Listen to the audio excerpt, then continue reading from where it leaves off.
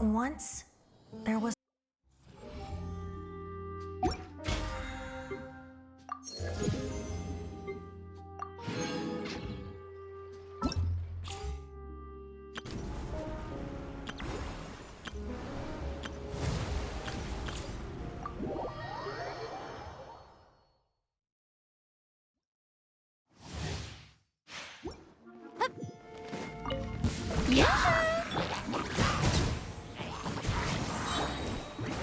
Teamwork is dreamwork! Let the world collide!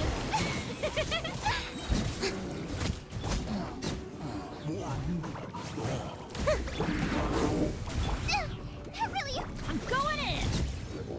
Let's light it up! Nice and spicy! Gotta dash! Come on out! Hey-ya!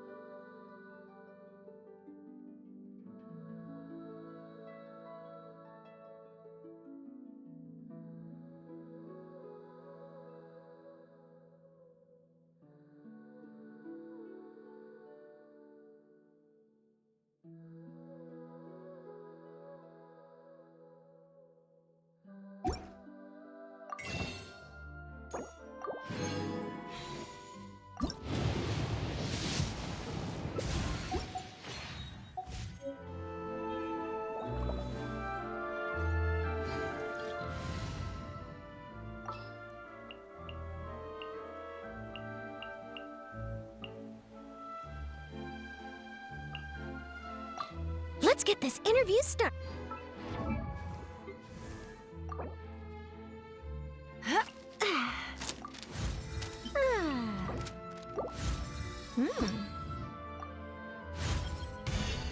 What is...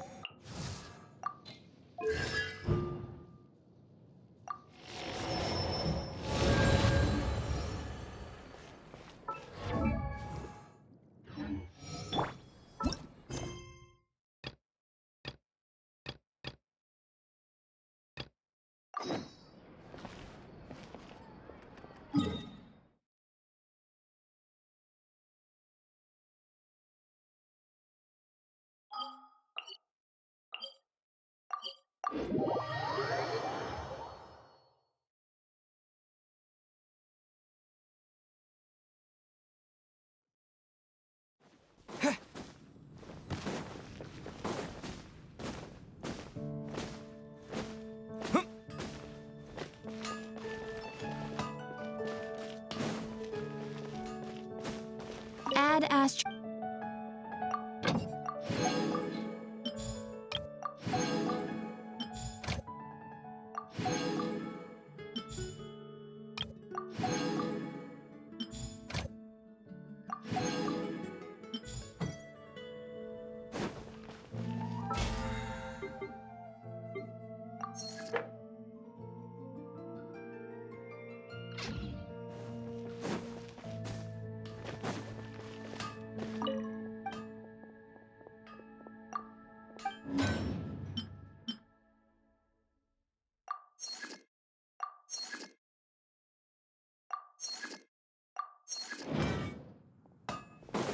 Hard work is all there.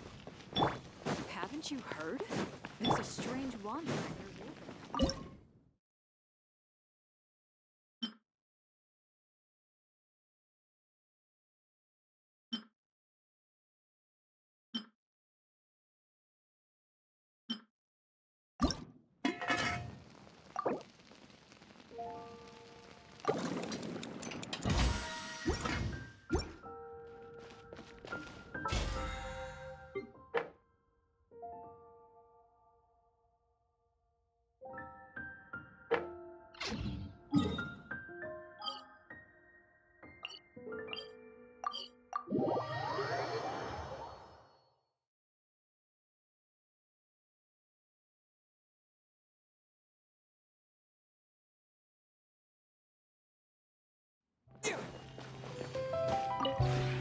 This realm is...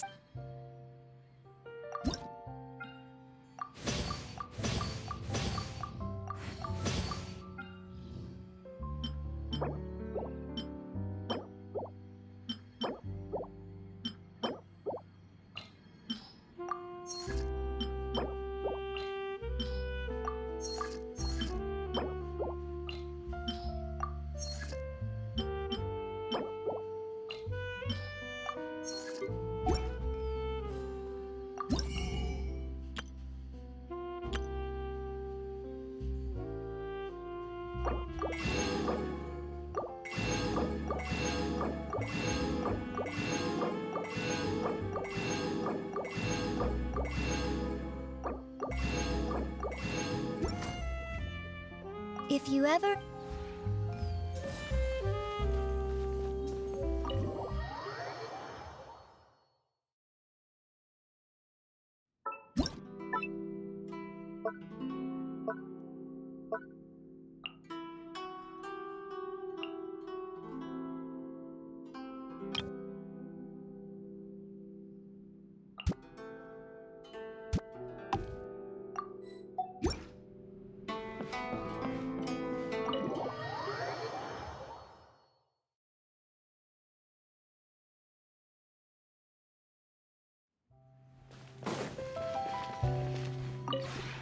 This realm...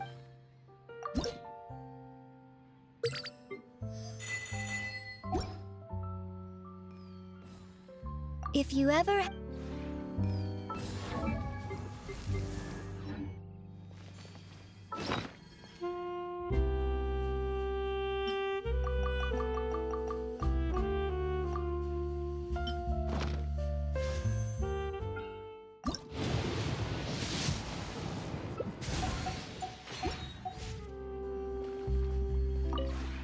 This realm...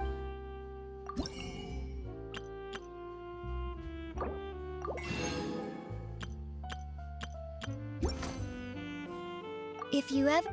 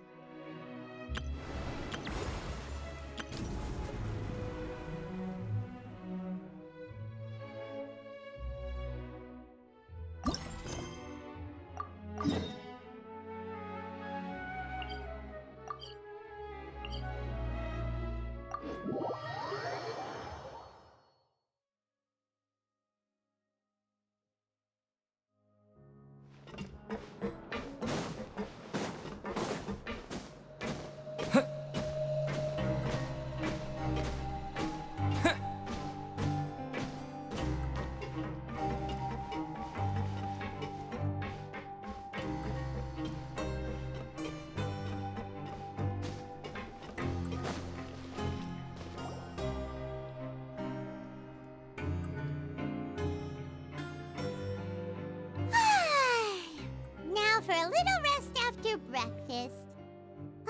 This is the life. Wait a sec. Isn't something important supposed to happen today? Oh, today's our big day! We're supposed to leave the Fortress of Mirapede! Come on, we've got to go complete the release procedures now!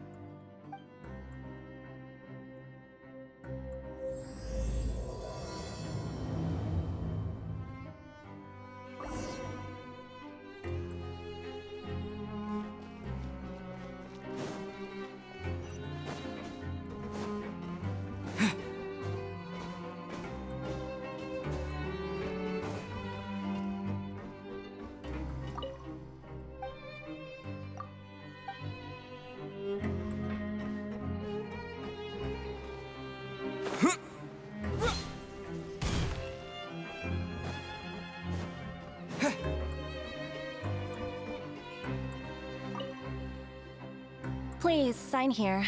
This document will be effective immediately upon signing, and you two may exit the Fortress of Mirapede via the regular channels. It's been so long since we've been to the surface. Let's hurry up and... What's happening?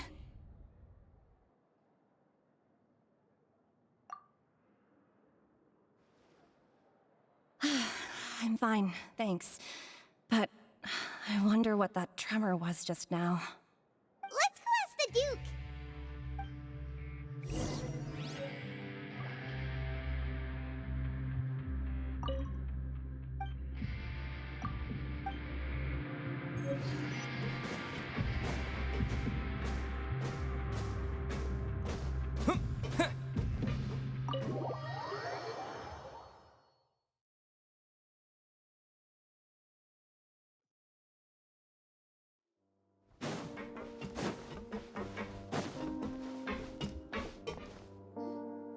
Your Grace?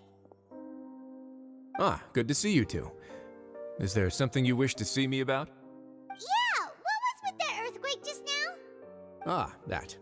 The tremor didn't originate from the seafloor. In fact, it seems it came from the surface. Over the years of serving as the warden here, I have developed a sense for distinguishing between what occurs on the surface and what occurs underwater. Besides, the seal that Monsieur Neuvillette set in place won't fail so easily. So the fortress is okay? If you recall our last incident, if there really were a problem, there would be crowds of inmates in a panic right now. Huh, you've got a point. Okay, seems we need to get back up to the surface and ask about what happened. By the way, do you know what day it is today? I believe today is this month's pipe cleaning day. Wait, seriously? Ah, yes. Have you completed your release papers? Yep. It's you two. Are you leaving now? That's right! Today is our last day in prison. But now that Paimon says that, it doesn't feel like we were confined here. It's actually been pretty nice. Oh yeah, Paimon feels fond of this place now. Then be sure to come back and visit. I'll miss you. If you've signed the release papers, then you're free to go. The guards will escort you out. You're not going to see us off? I knew you'd ask. All right, sure. Let's go. Wow, you actually agreed. No worries, you must be busy. Paimon was just joking. Ah, so you do have a polite side, I see. After being down here for so long, I imagine you must feel like you're lacking companionship. Shall I come along too? Yeah, don't worry, we'll come back to see you. Paimon really likes the cafeteria here. The chefs sure do know how to make good grub. I hope you won't be here as convicts the next time I see you. We'll do our best to stay out of trouble. Well, it seems our work in the Fortress of Meripede is finished. That's the end of another chapter in our journey. And since Nervlev was the one who asked us to come here, we should probably go report to him now. Next up, the Palais Mermonia. You're going to see Monsieur Nervulette? Please pass on our kind regards. I'm sure just your regards will do, no? I believe it would be the polite thing to do. You're right. I've heard the Palais has been terribly busy these days. Tell him that I hope he hasn't been overwhelmed by the recent string of troubles.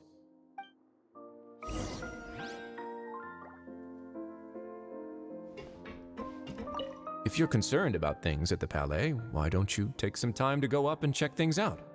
I believe you should still have some vacation time to spend.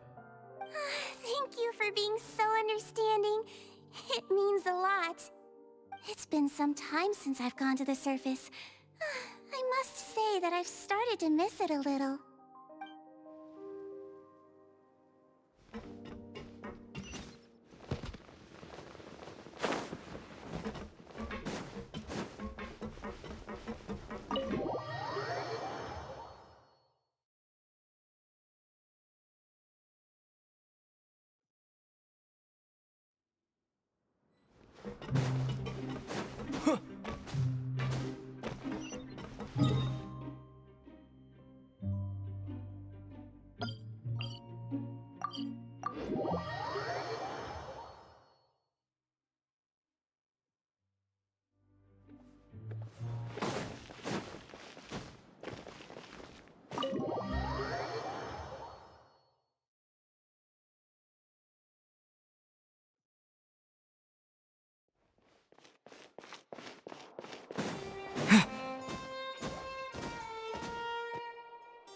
The Palais Mermonia sure is buzzing with activity today.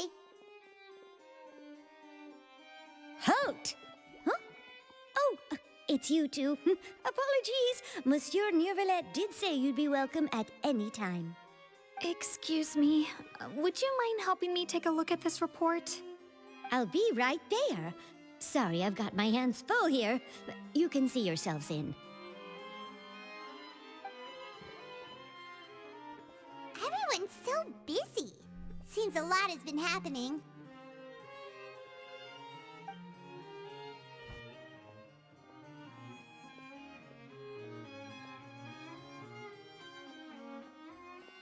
Nervulette! Hello. You've come at the right time, but you'll have to wait for just a moment, as there are some urgent matters I must tend to first. In the meantime, please, have a seat. If you'd like to have something to drink, let the Melusine outside know. That's all right. We just ate. Very well, then. Let's take a break over there while we wait for him to finish his work.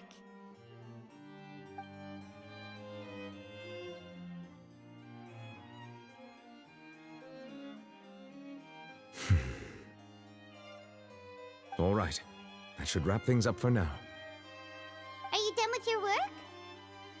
Yes, sorry to keep you waiting. Today should be the day you were released from the Fortress of Meripede, and it appears that you've managed to complete all the release paperwork. That's right, and we came here to see you right away.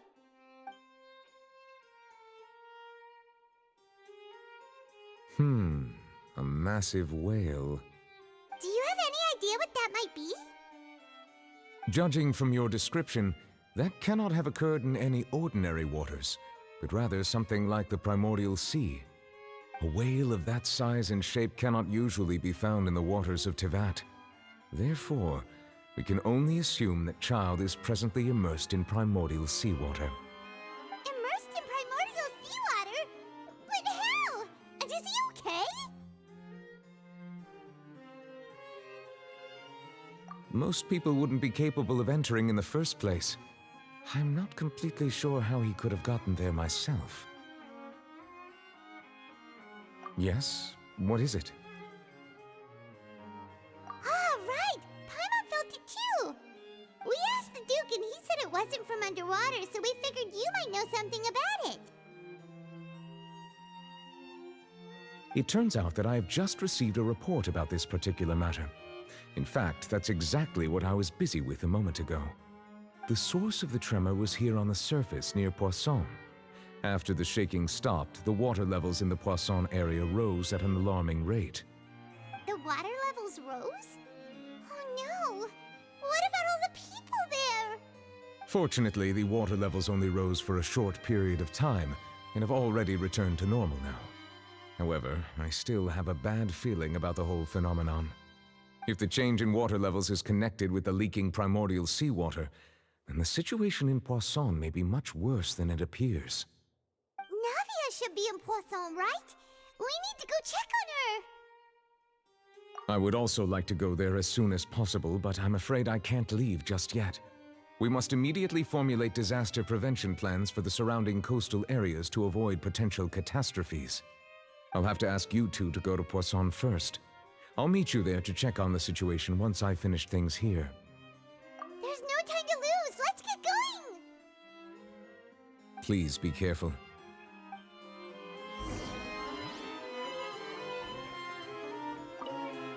The two of you have my thanks. If you need any help, just let me know.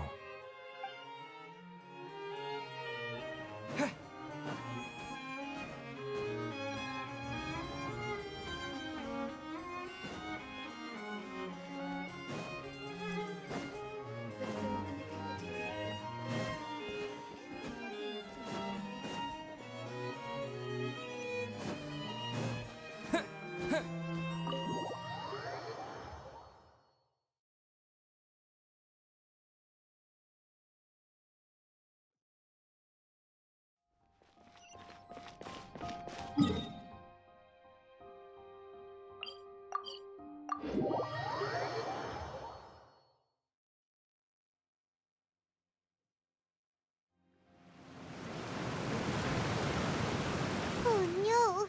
What happened here?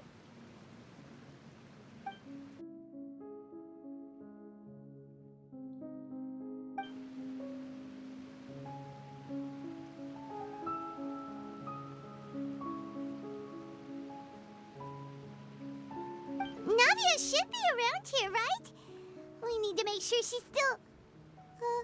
Paimon means we need to check on her.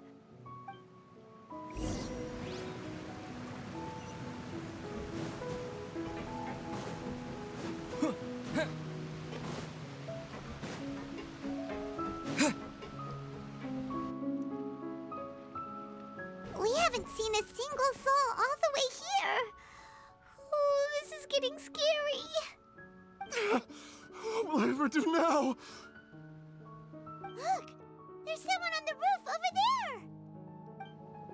Just stay put. We're coming up. Watch your balance. All right, just hurry.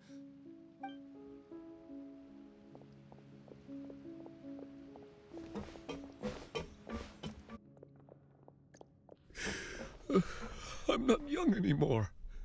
How will I survive on my own? My Desiree! Oh, he looks pretty sad. My leg! My leg! How could this have happened? It hurts! Just hang in there. Help is on the way. You can hold my hand if it makes you feel better.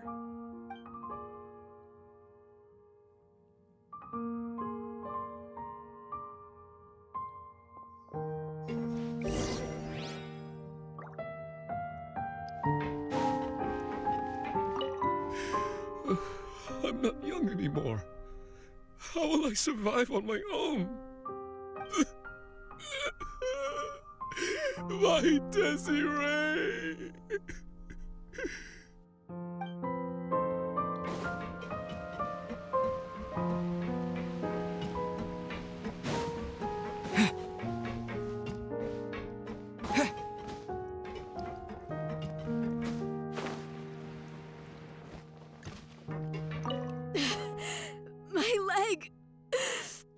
My leg!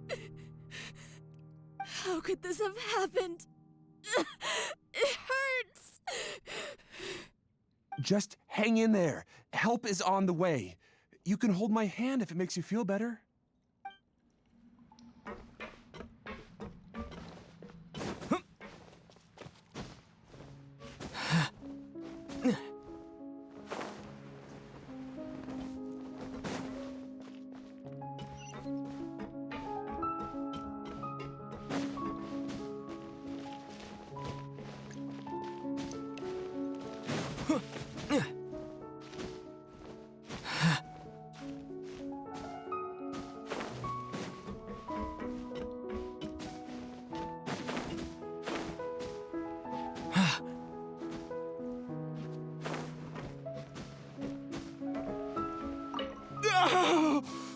Don't move me! Don't move me. I'm scared. Give me some space.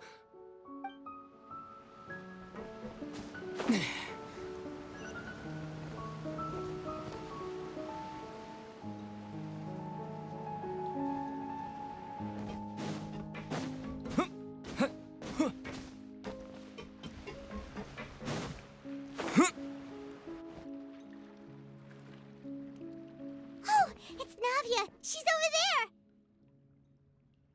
Hey, Navia, are you okay?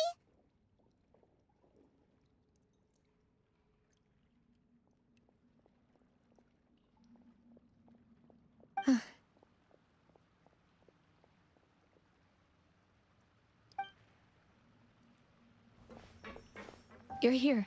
We heard there was a situation in Poisson, so we came as quickly as we could. Yes. As you can see, the water level suddenly rose. It caused quite the disturbance, in fact.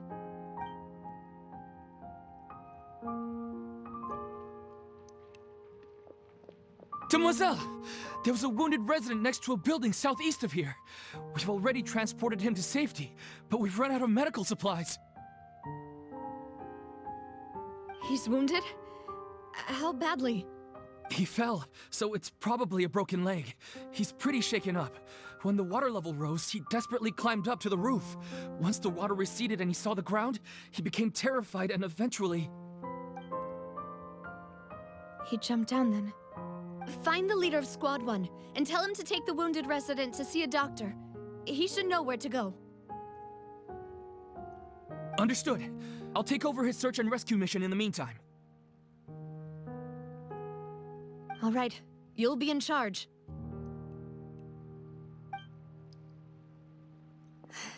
I'm sorry. Where were we? The situation in Poisson? Right.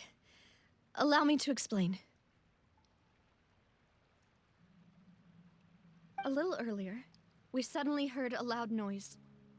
At first, everyone thought that something might have exploded in the waterways. But before we knew it, water started pouring out from everywhere. The rushing water seemed a little odd, almost like the unique color of primordial seawater.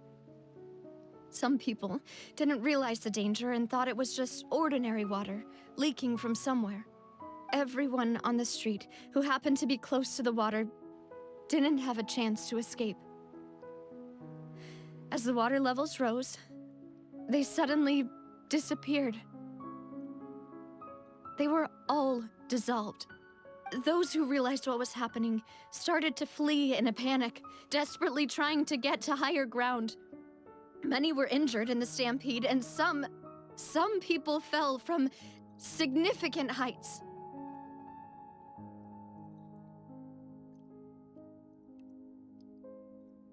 The Spina di Rosula initiated rescue operations as quickly as possible, but there have been a lot of casualties.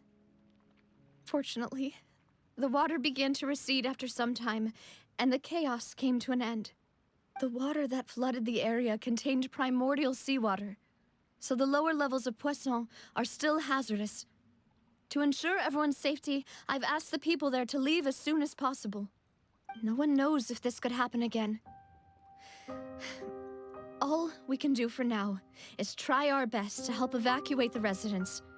We still haven't completed the head count, but we'll have some numbers soon. How awful. And all of this just came out of nowhere. It was quite frightening indeed. I only wish that everything that just happened was a bad dream. Is there any way we can help, Navia? Thank you for being so willing to help in a moment of crisis like this. You don't know how much it means to me. I really can't express how grateful I am.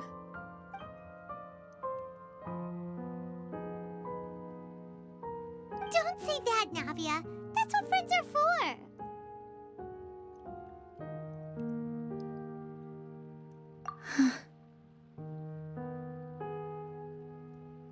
Demoiselle! We've got a situation here! I'll be right there. Sorry, I need to go for now. And off she goes. Seems it might be a while before she can take a break.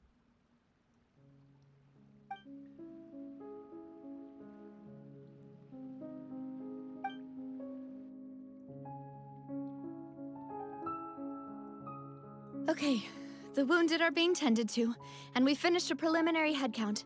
More support has just arrived, so I suppose I finally have a moment to focus on my own matters.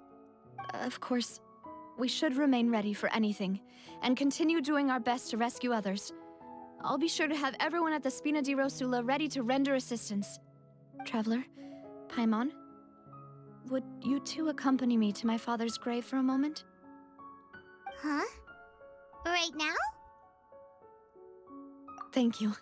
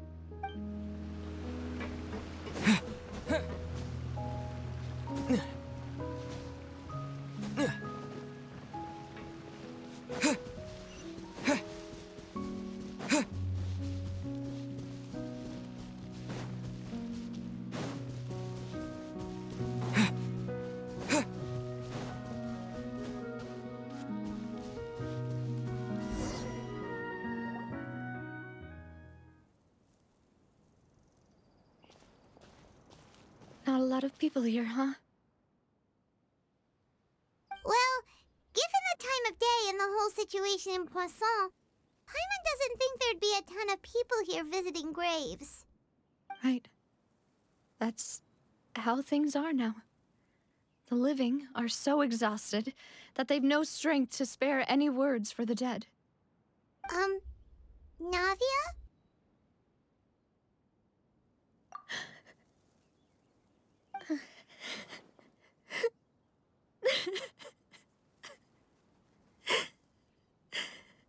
Navia, what's wrong? Sorry. I just... Malus and Silver... They won't ever come back here again. What should I do, Papa? Huh? What happened to them? Everyone agreed on the rescue plan, but still, I was the one who initiated it. They were helping evacuate the residents, but they couldn't leave in time. And they were caught in the seawater.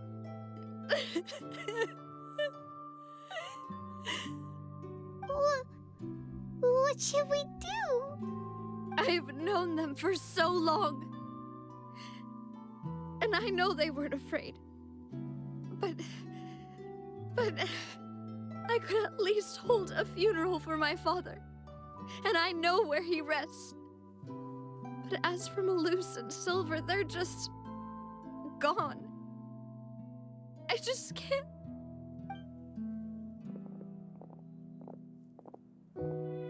Everything looks so clean after it rains. Even the gravestones. I didn't expect that you'd enjoy a glass of red wine in front of Master Callus's grave. I can understand.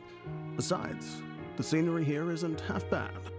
See, it's not just me. I always want to bring something when I visit Papa. Perhaps we might even have a picnic. He wouldn't be angry, would he? How could Master ever be upset with you, Demoiselle? Yet the cemetery is the home of those who have passed, is it not? Everyone ends up here sooner or later, no matter who you are. Buying yourself a plot in advance, are you? No need yet. But when I do, I hope you'll let me be buried beside Master Callus, Demoiselle. Hey, stop joking around. I'm quite serious. That way, it will save us both the trip to see each other whenever you visit your father's grave. That makes sense. In that case, could I be buried on his other side? After all, besides you, Demoiselle, the two of us could certainly be considered Master's closest companions, no? Personally, I believe we fill those shoes just fine. Why are you bringing this up all of a sudden? Seriously. All right. I'll remember your requests. But I'd really prefer not to talk about this stuff. And what do you mean by saving me a trip? I'd make the journey even if I had to visit you two somewhere else. I'd promised to let them rest in peace here. But here I am breaking that promise. I'm sorry for letting you see me in a mess like this. I don't usually cry, really. Paimon doesn't know how to help you feel better. But, well, she understands how you feel. I'd always thought I could make my wishes come true. But now that I think about it, that never solely relied on me. Many things can only be accomplished with someone else's help. Malus and Silver have helped me so much. But by contrast, I could do nothing for them. I'm so sorry. You can spend as much time as you need here, Navia. We'll stay with you. Thank you. Right now, you don't know how much that means. By the way, you can have a look at this. It's a list of victims from the incident that took place here. Obena, Khan, Burnett, Giverny, Francine, Karina, Daisy Ray, Joinville, Julianne, Esson, as well as Malus and Silver. So, everyone else is safe. But still... It's okay. I know what you're thinking. And you're right. We lost Malus and Silver. But we were able to save more than we anticipated. The overall outcome indicates that the cost was worth it. Right. Don't think that way, Navia. One person might be saved at the expense of another, sure, but that isn't something we should ever consider a trade. Malus and Silver were not the price for saving anyone. They're heroes. You're right. Thank you, Paimon. What you said just now was pretty amazing, actually. I'll remember your words. Oh, really? Seems you've become more eloquent in the time since we last met. The knave? What are you doing here? Is everything going well on your side? Yes, my people are carrying out the mission according to your request. All the residents of Poisson have been evacuated, and we're preparing to relocate them to higher ground. As for these supplies, we have everything taken care of. There is no need to worry. Thank you very much. Wait, do you two know each other? We just met recently. Right, Miss Navia? Usually, I would call this a coincidental encounter. But that doesn't quite fit this time. Besides, it never even crossed my mind that a Fatui Harbinger would come looking for me. Thanks to the Knave, Spina di Rosula received generous support from the Fatui, which allowed us to complete the rescue and evacuation work so quickly. Mutual aid is essential to fostering positive developments. We were already in the area, in any case, so it was nothing. That said, I must say that you're a lot sharper than you let on. I'm sure you understand what I mean. I apologize for all the ways in which I tested you previously. We've never worked with a Fatui before, and it's extremely important for us to know who we're working with. My subordinates have reported that Fatui soldiers have been observing water levels and taking head counts in various locations. I hear that they've also prepared a large amount of emergency supplies. I'm quite surprised. This is nothing to brag about, nor do I intend to. It is simply the way of powerful organizations to act forcefully, whether they are doing good or ill. You've witnessed that firsthand, in any case. As I've told this traveler before, I know of the prophecy, and I intend to prevent the impending disaster. Lending your organization a hand was a natural first step in accomplishing that. As such, do not be troubled by this token of our sincerity. Perhaps one day, you'll also be able to help me in the same way. Without your help, there would have been many more casualties. I won't forget your kindness. Furthermore, I sincerely regret what happened to Malus and Silver. I only wish that my people could have arrived a little earlier to prevent this from happening. Don't say that. You and your subordinates did everything you could.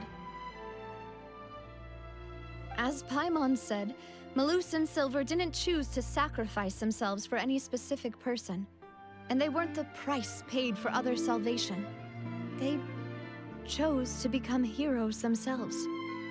I've never liked hearing people put it that way. It's like trying to relieve pain by saying some noble-sounding words. But right now, there's nothing more suitable. They really did become heroes. You're right. I'm sorry for your loss, Miss Navia.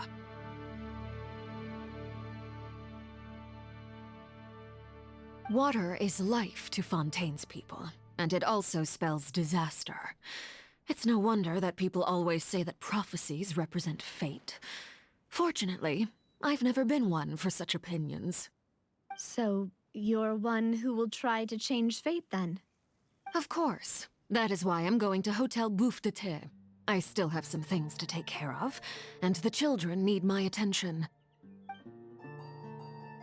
By the way, Traveler, Paimon, one more thing. Alright, then we'll just... Huh? This isn't right. Paimon thought you would ask us to walk with you for a moment so you could tell us something in private. That is a clever and useful conversation technique, which I do like to use when necessary. But there's no need today. It would not hurt to have Miss Navia listening in. Traveler, I'm sure you remember that I said we could work together when we had the chance. You and I both know that there may be issues with the primordial sea. Previously, it was the fortress of Maripede's sluice gate, and this time it was the water levels in Poisson. These are both signals. Indeed. Allow me to share the latest intel I've received from the House of the Hearth's intelligence network with you. During some recent investigations, a child claimed to have discovered some ruins near Poisson. The ruins date back to ancient times and seem to be worth investigating in many ways. Judging by the dating of the ruins, they may be related to the prophecy and the coming crisis. The situation is becoming more urgent, so any pertinent information will prove extremely precious. My people initially came to prepare for ruin exploration. Unexpectedly, this disaster struck, and at present, we're all busy prioritizing the rescue effort. So that's why the Fatui were already in Poisson. I wanted to take the children along, but unfortunately, Linny, Lynette, and Fremine have all been dispatched to higher ground to assist affected residents. Linny told me that outside of the house, the person they trust most is you. Which is why I want to give you this task.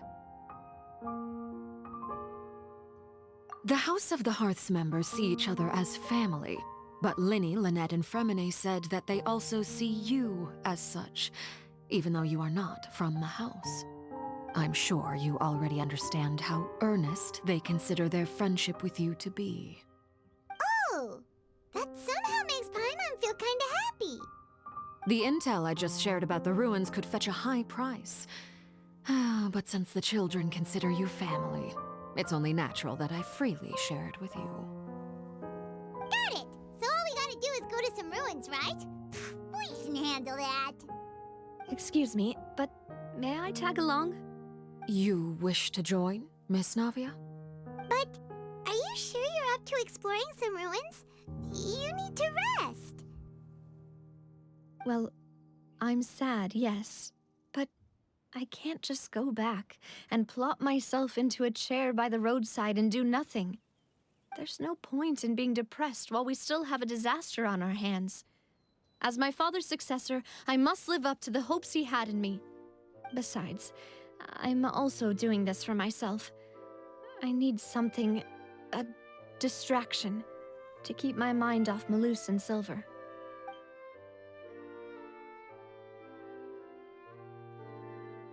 Since you put it that way, I have no objections. What do you say, traveler? All right. The ruins are to the south of Poisson. Here's the map. Okay, the three of us will handle it. Come on, let's pack up and get going.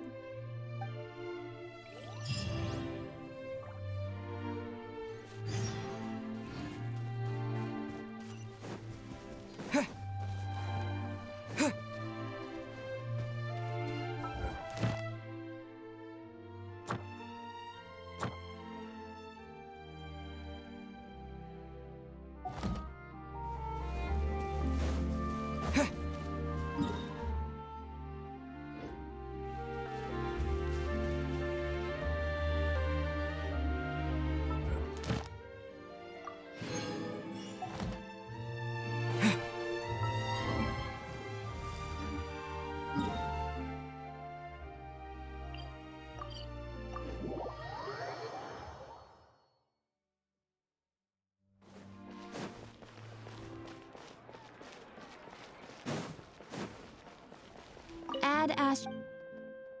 Thank you for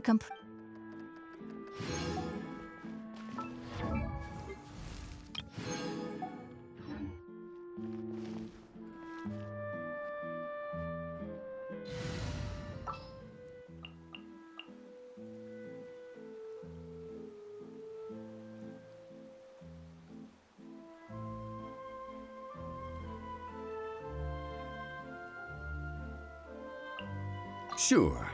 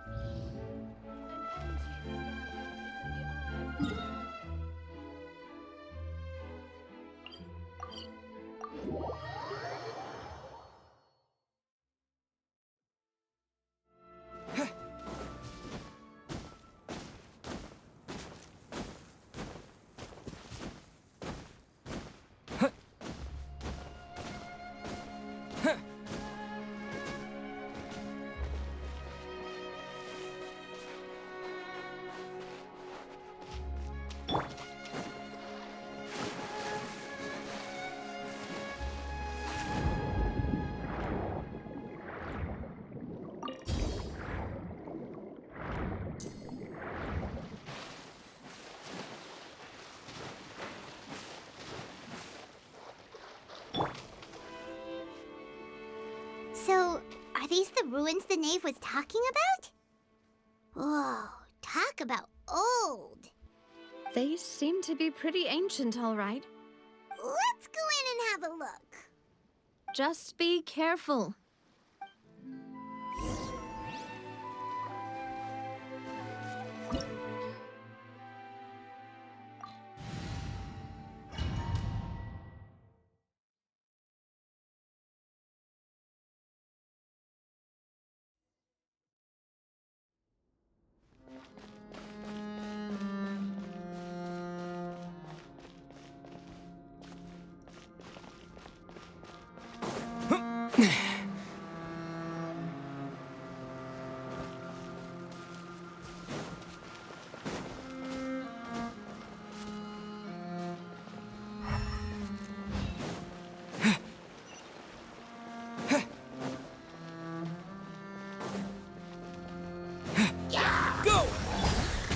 Solidify! Smile!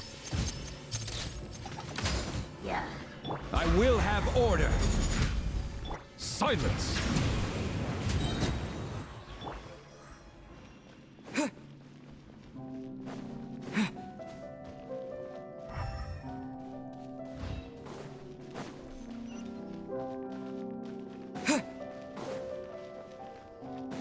Watch it! The floor here isn't safe!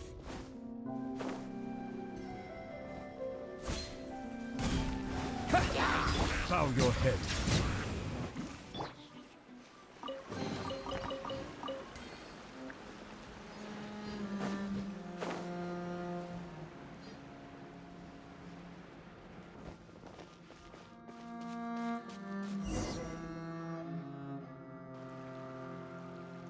This place has also been contaminated by primordial seawater. Yeah. And a lot of it, too. A Fontanian would most likely dissolve the moment they fell in. Right! You can't go down if there's primordial seawater. It's too dangerous, and it won't be any help for you to just stay here. Don't get Paimon wrong. We're not saying you're useless. It's just that...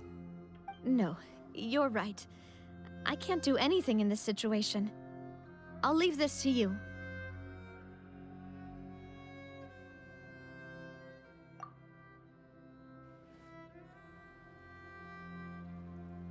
That complicates things. Maybe the only way left is forward. In that case, do you want to wait for us here?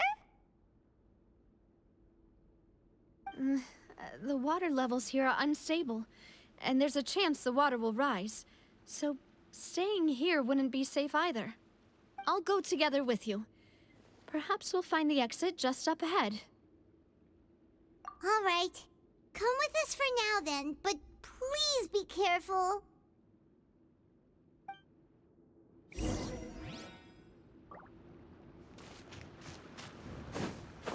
Oh no, it's a dead end! Let's try climbing over from the side.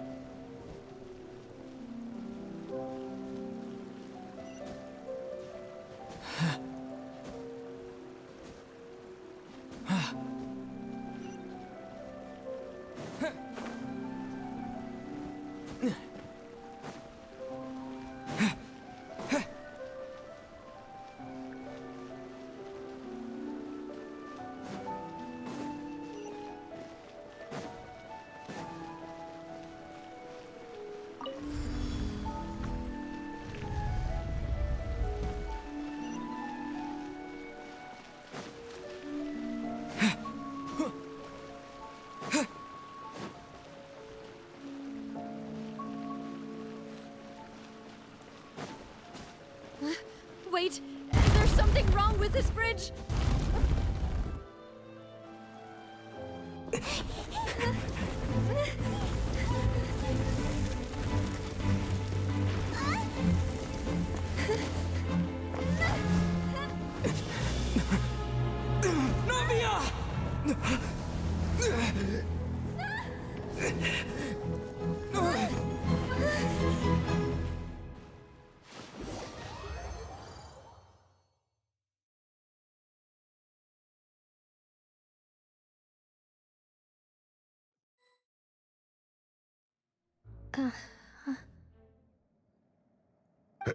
Demoiselle? Huh? Demoiselle, what are you doing here by yourself? Would you be standing here till dark if I hadn't come to get you? Maybe she just wants some time to herself, Maloose. Oh. Was I sleeping? Yes, it would appear so. I must be tired. That's quite possible. However, you were the one that suggested we go out for a walk. Oh, right. I nearly forgot. It must have slipped my mind when I dozed off. I haven't had a nap today yet. Have I? This is a familiar feeling, yet something's a little strange. Is something the matter, Demoiselle? Oh, no. No, I'm fine. I was just trying to recall why we came out for a walk. Do you remember Mr. Giverny? He'd requested our help before with foreign merchants who had a debt dispute with him, and we'd resolved the matter not long ago. We were headed to see how things were going with him at the moment. Ah, right. Yes. I remember now. Oh, Miss Navia. Ah, Mr. Maloose. And Mr. Silver, too. It's good to see all of you. How have you been? I've been great. Thanks to your help, those bothersome merchants finally realized that I wasn't the one they were looking for. Why, I wasn't even the guarantor for that person. They were knocking at my door day and night. Even my neighbor, Obina, was getting fed up with them. Sometimes force is required to calm someone down and get them to listen to what you have to say. That's right. Oh, by the way, Burnett, what was it that you wanted to give to Miss Navia again? Oh, yes. One moment, I have it right here. Miss Navia, these are some flower seeds that I prepared. Please take them. They're a very good variety, and they'll become very big and beautiful once they bloom. I don't know what we would have done without your help, so this is a little token of our appreciation. I hope you won't refuse. Ah, did you cultivate them yourself? Thank you so much. I'll certainly take them. Maloose, we do still have some empty flower pots at home, right? Why, we can have as many pots as you'd like, Demoiselle. Perfect. In that case, we'll swap out some of the decorative plants for some of Mrs. Burnett's flowers. Very well. Wait. Something seems to be off here. Excuse me, madam. If I'm not mistaken, your name is Burnett, correct? That's right. Is something wrong? No, it's nothing.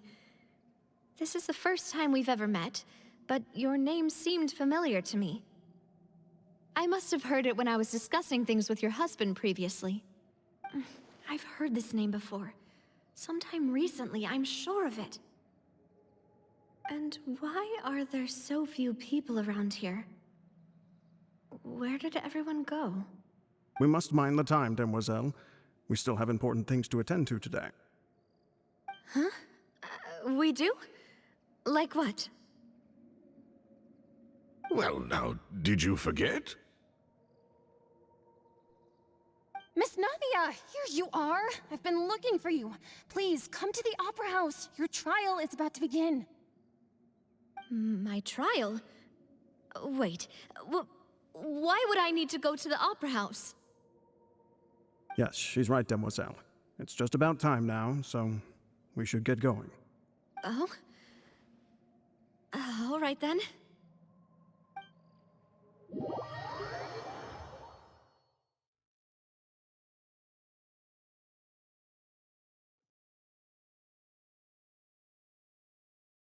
Look, it's Navia! She's here! And her two attendants are with her. Goodness. Everyone's finally here. There sure are a lot of people here to see the trial. And they all seem to be oddly excited about something. I even know some of these people. Karina, Desiree, Joyville, Jolien, Essen. Why are so many people here? And why do I have no recollection of this case? And as for the judge... huh? Where's Monsieur Neuvillette? Please sit in the defendant's seat. Don't worry, Silver and I shall accompany you. All right. But are you sure you can stand behind me? Typically, it wouldn't be allowed, but today is an exception.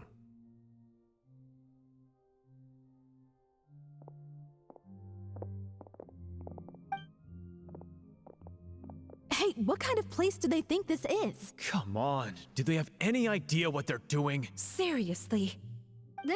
Enough with the whispering! Could someone please tell me where Monsieur Neuvillette is? And why I'm standing trial? My dear Miss Navia, have you not yet realized what you've done? In that case, allow me to explain. As all here know, you are Master Callus's successor, the head of the Spina di Rosula, someone held in high regard by every soul in Poisson. After you took over the Spina, you treated all of us just like the late Master Callus had.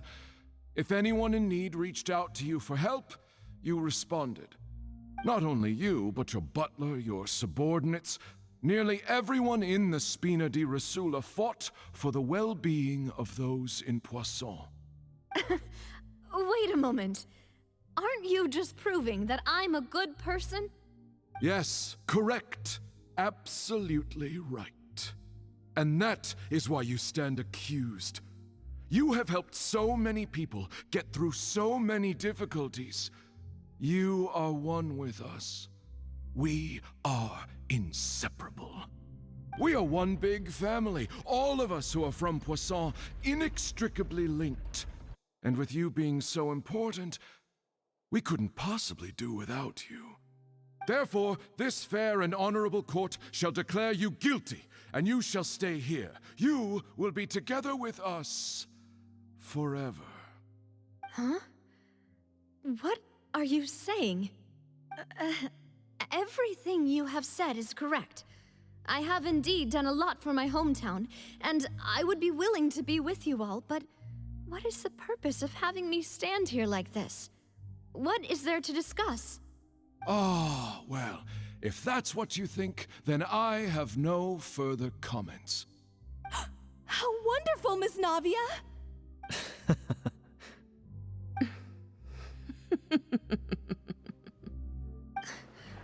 I know all these people.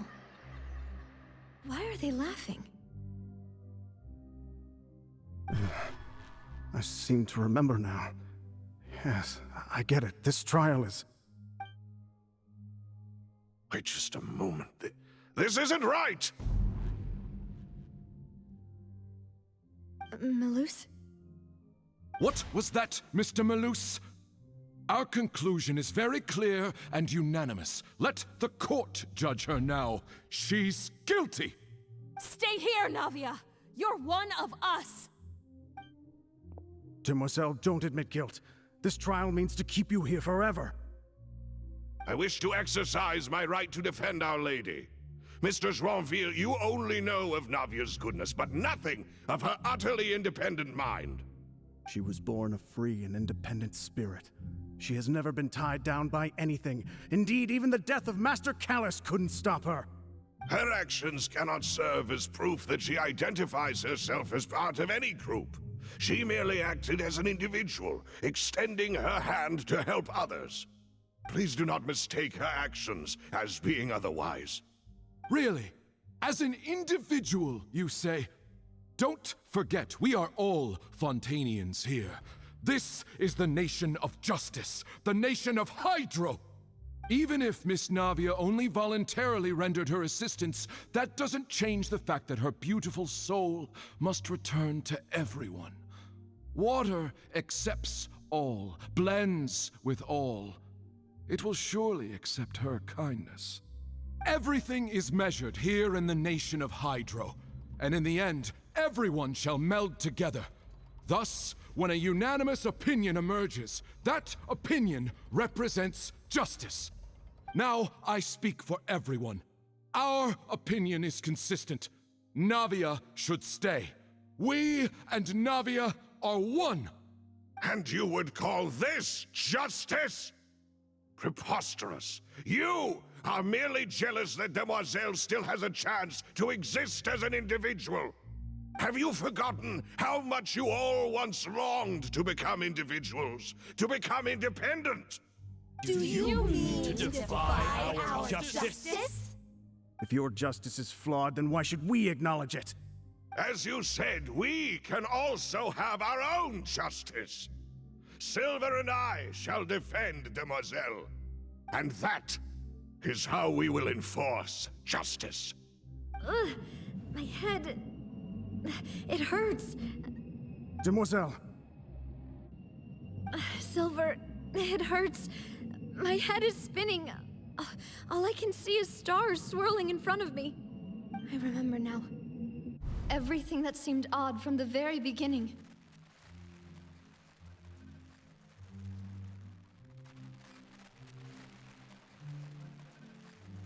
Karina, Desiree, Joyville, Jolien, Essen, and Mr. Giverny and Mrs. Burnett, who we met earlier. Even Malus and Silver. I don't want to admit it, but they're all dead. Don't be afraid, and don't admit guilt. We will protect you to the very end. Absurd! Who are you to say that she cannot be judged? We are the majority, and in the nation of trials, the majority is absolute justice.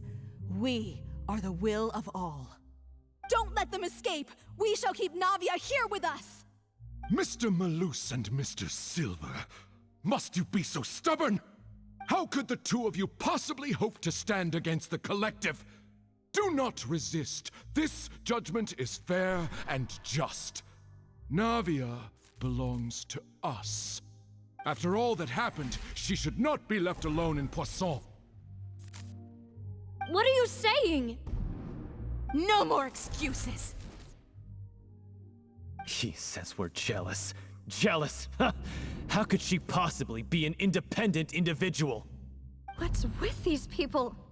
Who's jealous of her? She belongs to us! Miss Navia, she... Silence! That's...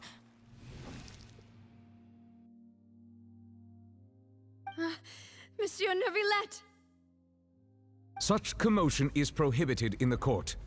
The accusations you just presented are nonsense and cannot constitute a proper trial. The court will adjourn for the rest of the day. In this, I shall hear no objections from any unauthorized party. Our thanks, Monsieur Neuvillette. Please leave with me, Miss Navia, while there is still time. But... Go on now, Demoiselle. This is your only chance to leave this place. What, can't bear to leave us behind or something? Malus. My apologies.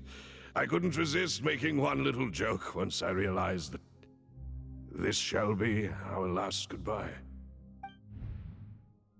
Malus. Silver. Quickly, you must come now.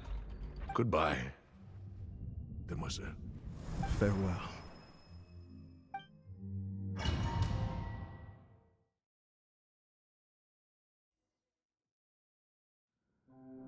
No, wait! Just a second! Navia? You're awake. Good. I must have been dreaming. Malus and Silver were still alive, and they were defending me at some insane trial. It looks like you're all right. Did all the sad feelings cause you to have a nightmare? Paimon could give you a hug. The ruins you were exploring suffered a cave-in. When I arrived, I found you falling toward the water. You were just about to be dissolved within, but I...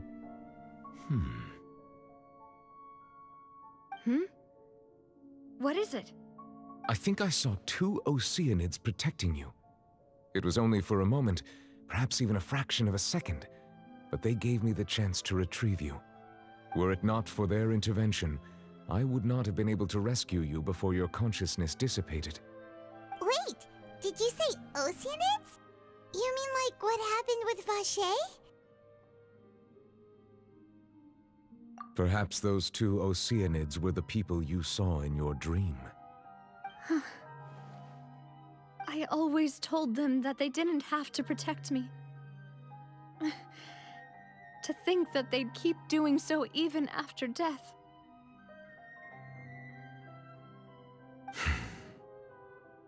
Please come with me.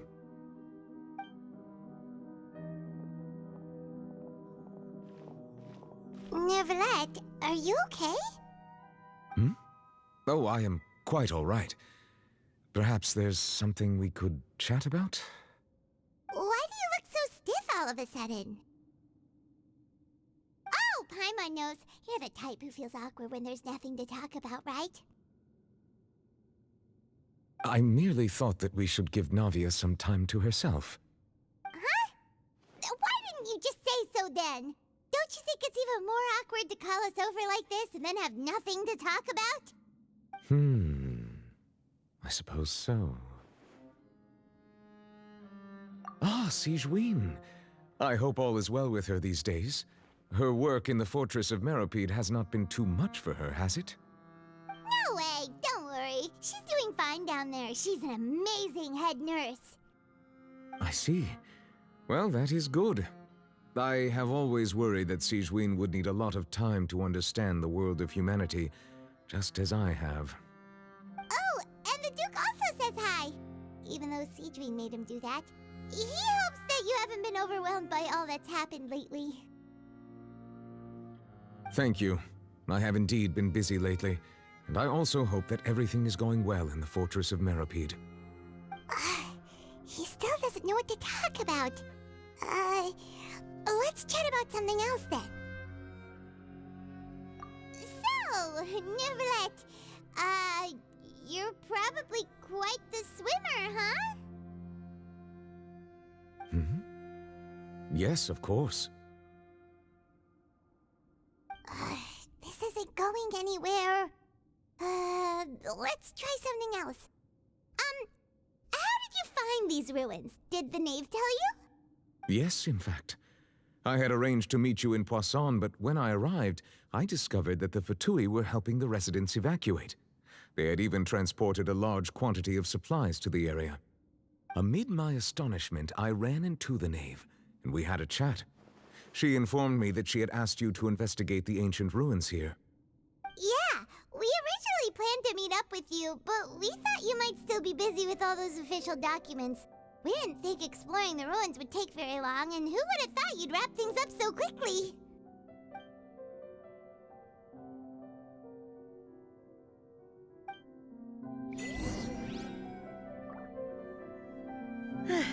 I'm sorry to have kept you all waiting like that.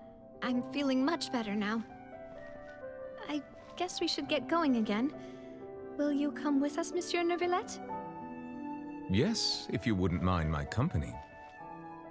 All right! Another one joins the party! Let's get going then!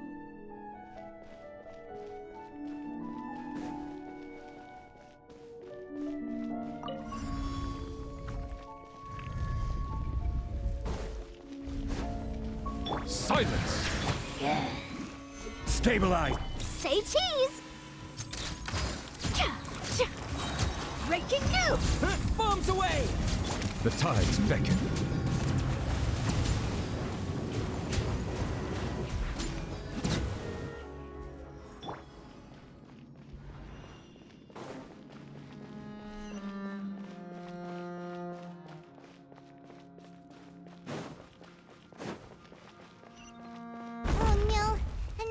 unstable path. Watch your step.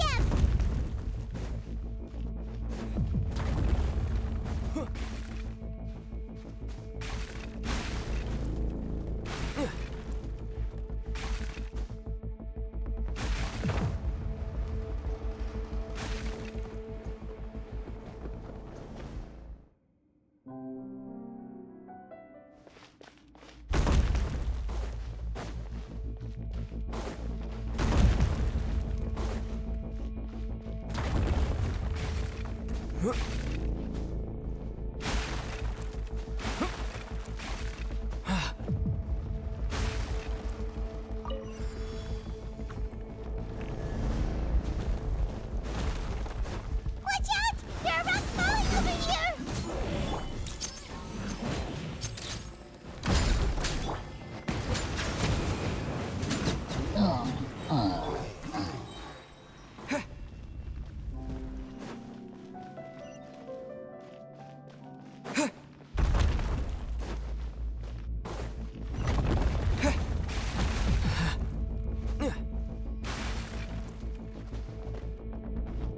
Seems we're almost at the top. Keep it up!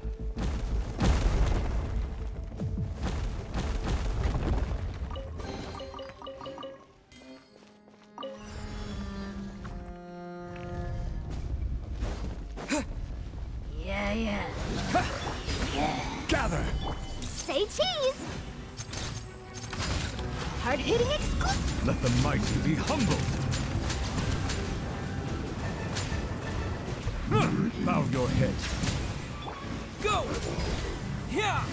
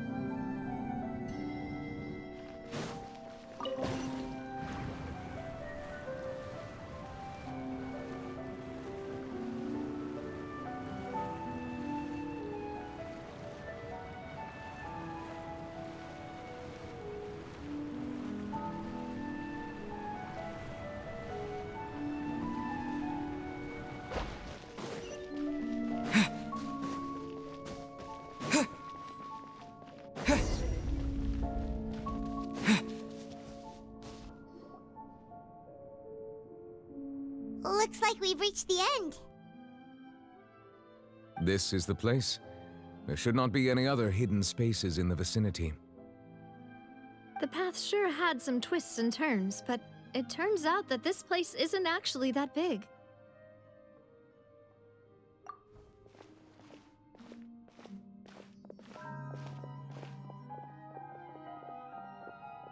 Stone slates. It seems like they were put here as an offering. Could we take them down and have a look? Perhaps we should just leave them be for now.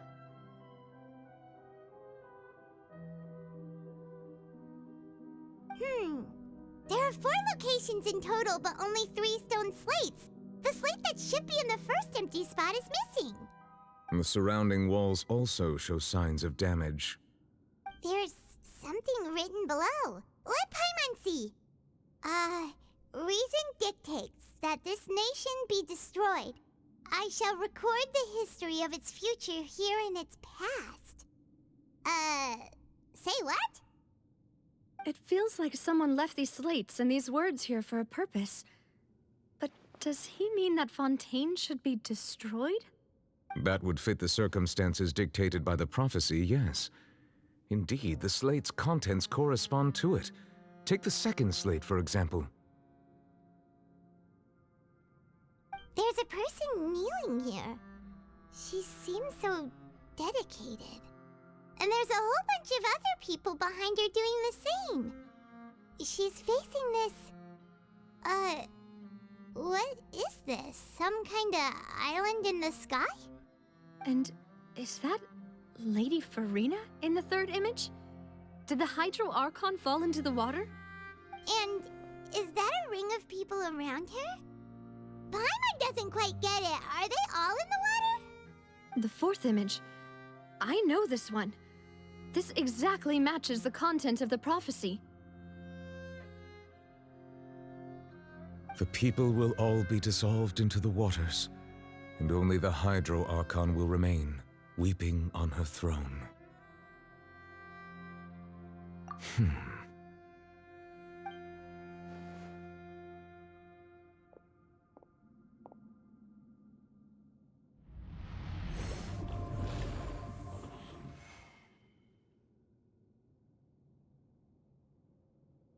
More information should be hidden in these slates, but I fear I cannot easily uncover it, most likely due to us missing the first slate. I am very sorry. Don't blame yourself, Monsieur Neuvillette. Deciphering ancient stone slates isn't one of your duties. Ooh, Paimon's getting the chills just looking at these slates. This says that it's the history of the future, right? That means the prophecy's sure to come true. I really hope it doesn't mean that. Still, Paimon feels like these images are kind of weird when you look at them together.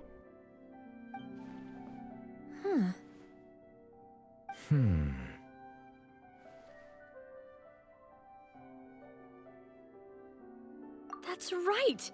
If the images are in chronological order, shouldn't the fourth, the waters drowning Fontaine, come before the third, where the Hydro Archon herself falls into the water?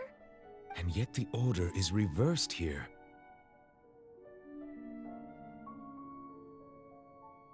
If we go by timing, Lady Farina only emerges in the third image.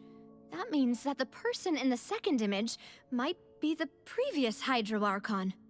Egeria, then. I had never met her, but her appearance here does match the records. The previous Archon kneeling before the floating island in the skies, as if confessing a sin. Did she herself commit that sin? And if not, why would she be in such a posture? Also, I'm still wondering why these ancient stone slates are here at all. Judging from their contents, could this place be the origin of the prophecy?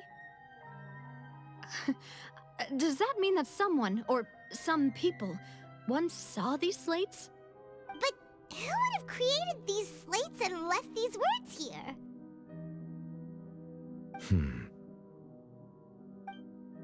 It seems that any further clues will have to come from Farina. In that case, there's no time to lose. There's nothing else to be gained here, so let's head back first. Yeah, we better get somewhere safe for now.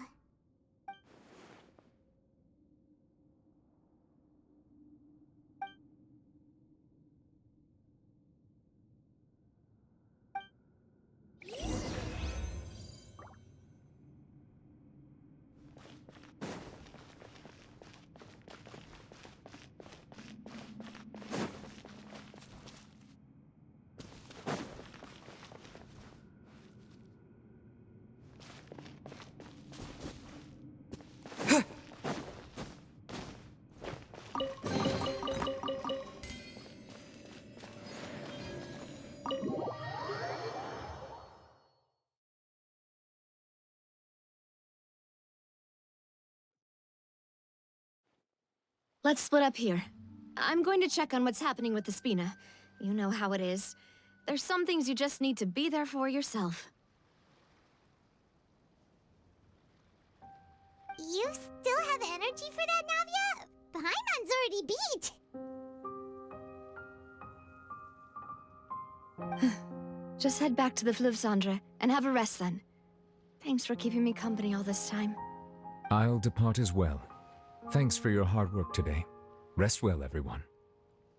Traveler, I will go talk to Farina tomorrow morning to ask about the stone slates. I'm sure that you're concerned about this matter as well. If you have time, drop by my office. I will share the results of our discussion with you. Are you really gonna talk to her about this directly? Will that be a problem? Paimon's getting a little scared now that it's come to this. She has long been harboring secrets and will not give them up easily. which makes it all the more my duty to ensure that she understands the present situation. All right, we'll leave it in your hands then. You're probably the best person to talk to her anyway. I will be carefully considering my words tonight. Traveler, Paimon, our safe house at the Fleuve Cendre is always open to you, as ever. So please don't think you're an imposition. All right. I'll be on my way then.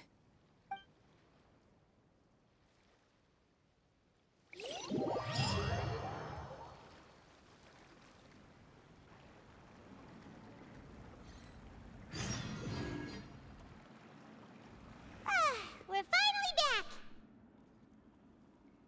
Welcome back. We've got a special menu prepared for you two tonight. Yay! And there's good food too! Navi, no, the boss is the best. Ooh, desserts! Nice, these are all Paimon's! Paimon's already starting to forget what happened today. Oh, that voice. Is that who I think it is? Huh? It's you two. What are you doing in Fontaine?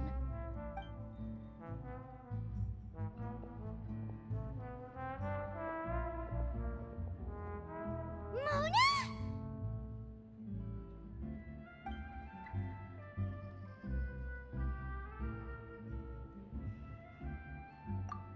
Seriously, nobody just uses a scry glass whenever they've got time to just see who they'll meet on the road. Still, we didn't expect to see you here. Wait, you're not a Fontanian, are you, Mona? Well, I have some business to attend to here, so I booked a hotel in the city. I was just out for a stroll when I bumped into you. Quite unexpectedly, if I might add. Why did you think I was from Fontaine, though? Is that because Magistus doesn't sound much like a Mondstadter surname? Yeah, let's go with that. Well, I used to have my own surname, which was, well, some other thing. Either way, the old hag told me when she took me as her disciple that the first step to being a great astrologist's pupil was to change that name. There was nothing for it, really. She really is amazing at astrology, so I changed my name to what it is now according to her wishes. To my surprise, however, Magistus is not the name of some ancient house or clan. It isn't? Nope. Although it is used by us in place of surnames, it generally just means great. Wow! Imagine including a boast in your name. Wait, are you gonna have to put that into your genealogy as well? I reckon so.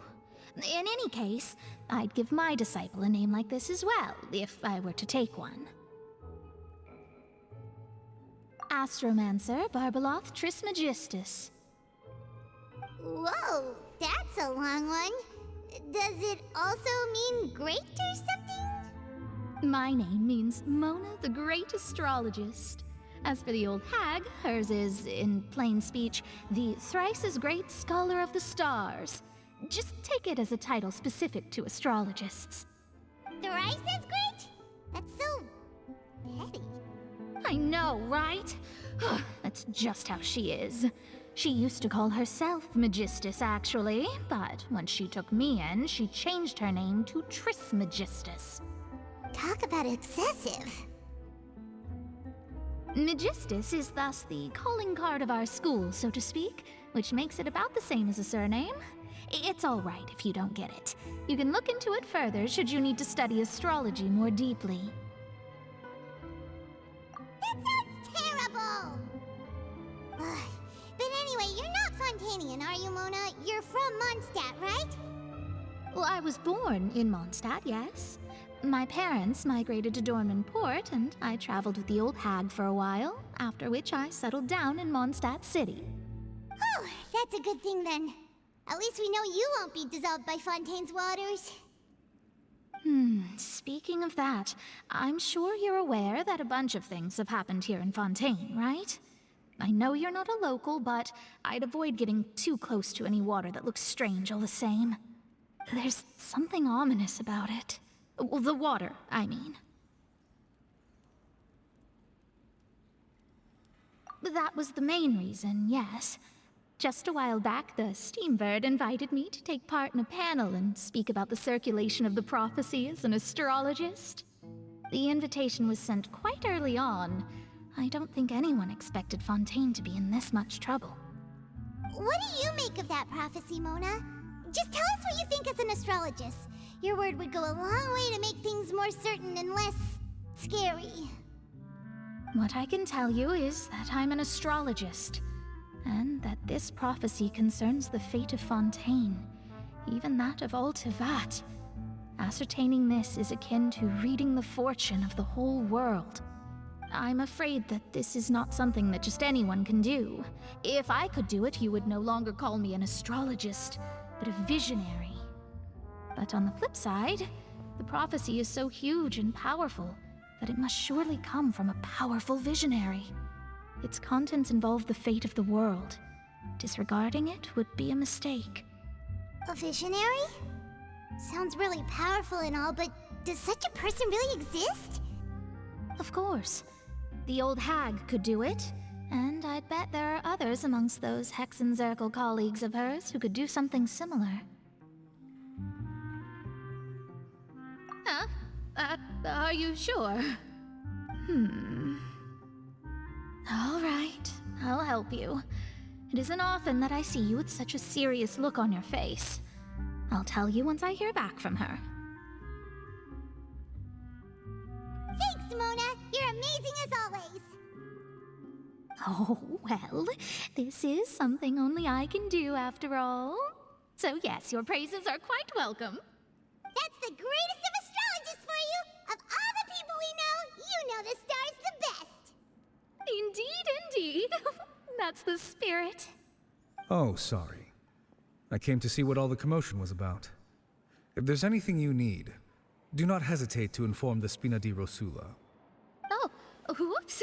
Guess we were getting a little too carried away there. Well, I'll go tend to my own business now.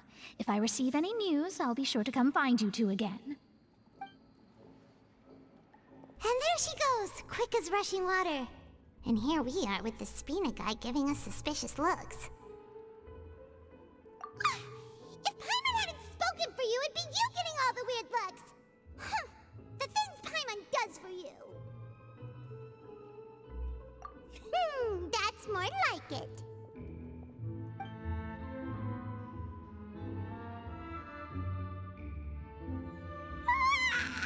Good morning. To be honest, Paimon's still feeling kind of sleepy. But it's time to get up, Traveler. We agreed to go see Neuvillette, so let's pack it up and get going.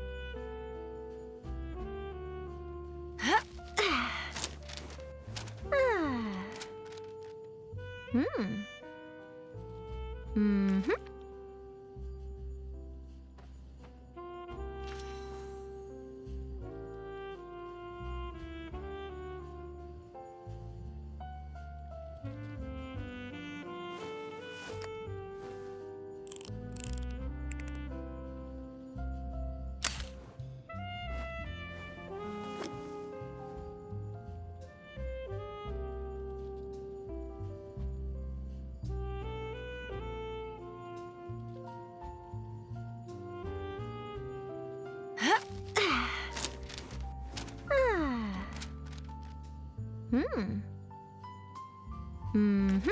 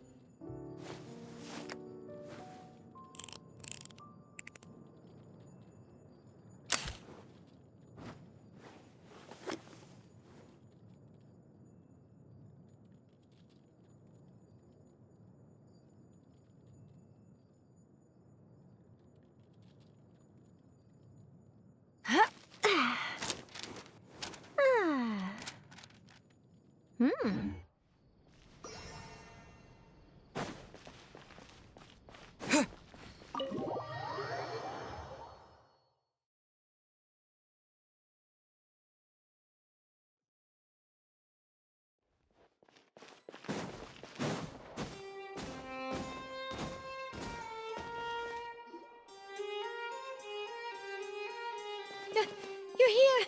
Finally! Is something wrong? Monsieur Neurvalette and Lady Farina, they seem to have gotten into a dispute. Please go see for yourself.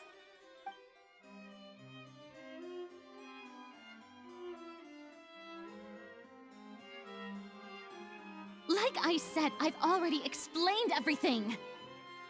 And yet the problem has not been properly solved. There is little space for excuses between us. It is not my intention to offend you, but please, tell me where you stand. You are the Hydro Archon Focalor, are you not? Look at this. This is a list of the victims from the recent Poisson incident.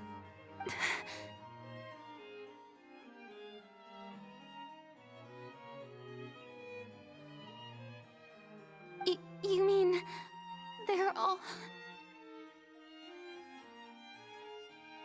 We did not arrive in time to avert this disaster, and I will not have it happen again. I will say this once more. You must tell me everything you know. Yesterday, I found 3 stone slates in some ancient ruins near Poisson. Do you know anything about those? Seriously? You're questioning me like this is a court case now. I don't know anything about that. But you found them in some ancient ruins, you say? That's correct, which is why I came to ask you some questions. There should have been 4 slates, but one of them was missing. The other 3 feature different images that seem to correlate to the prophecy. The prophecy? The second of these slates depicts the previous Hydro Archon Egeria kneeling before a floating island in the sky, as if confessing something. Do you know nothing of this either? I don't. I've never seen such slates. I'll ask you again. Do you really have no information regarding the previous Archon? My deciphering of the slates indicates that the Hydro Archon Egeria once had to confess to, or apologize for, a certain sin. If anyone would know about it, it should be you. All gods don't have the same secrets, you know. She was herself and I'm me. Is it really so strange that I know nothing? I understand your concerns, but I'm sorry. I just don't have anything to tell you. Forgive me for saying this now, Lady Farina, but I have long known of your various secret investigations into certain matters. There are several indications that you have been investigating the prophecy on the sly. This is not strange in itself, considering that you are the Hydro Archon. But it is strange that you should also claim to not know any of Egeria's secrets, as well as do nothing following your inquiries. You have never been as superficial as you have presented yourself to be, nor are you a fool. And yet, your behavior is very inconsistent.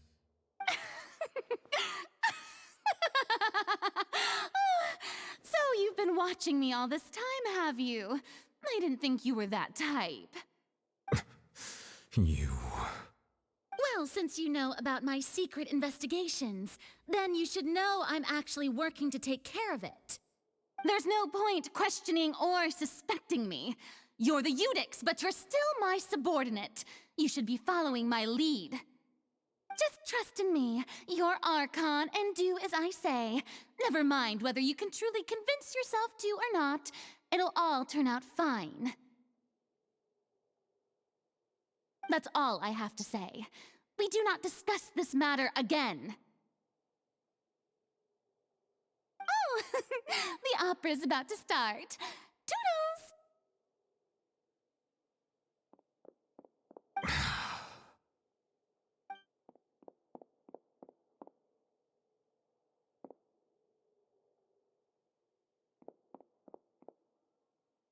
Did Farina not notice us standing by the door? Wonder what's up with her. She was smiling. Huh. She didn't seem in the mood to care if we were listening in or not.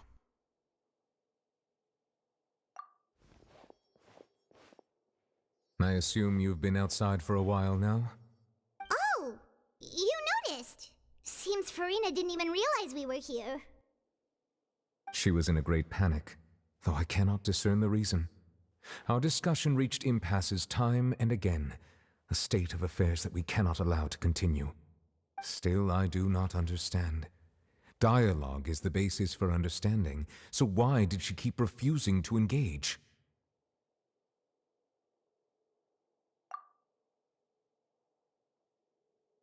Everyone in her inner circle has noticed that she is hiding some secret. The issue is her attitude. I fear that she will not reveal anything unless absolutely forced to. We may have to create a situation in which she will have no choice but to speak. Oh? Like what? Normally, people will only reveal the truth when standing trial.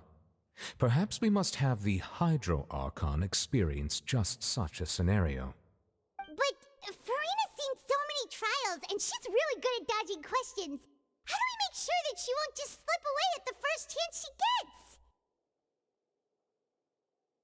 We will need to consider this thoroughly, join forces with various parties, and then do what we can. If at all possible, I would prefer to recuse myself from this affair, but we must prevent the prophecy from coming to pass. This may be cruel to her, but all Fontaine is in crisis. The information a god possesses is too precious, and so we must take a chance on this. But who will lend us their aid to do such a thing?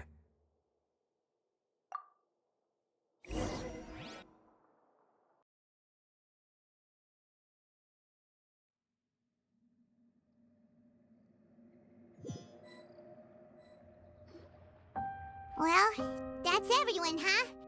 Speaking of which, it was pretty smart of you to think of hiding here. Poisson was just involved in a disaster, so it's presently devoid of people. That naturally makes it the best choice. And here you are drinking tea like it's the most natural thing in the world, huh? That's what families should do. Sit and enjoy a leisurely time together. It's nice to enjoy tea here, you know? Care for a cup? Lend me your ears, everyone. Or perhaps one of you might like to start us off. How about you, friend? Me? No, I don't think I can. Then, how about you, good sir? I fear that I will cause the mood on this boat to become as somber as it is in court. Well then, I guess we're lucky we've got a local like me to organize things. Wonderful, the spotlight at last. I guess I'll be facilitating things from here. That was a little long-winded, don't you think? Oh, you might be right. Anyway, to cut to the chase, our friend here, the Traveler, has brought us together to discuss something.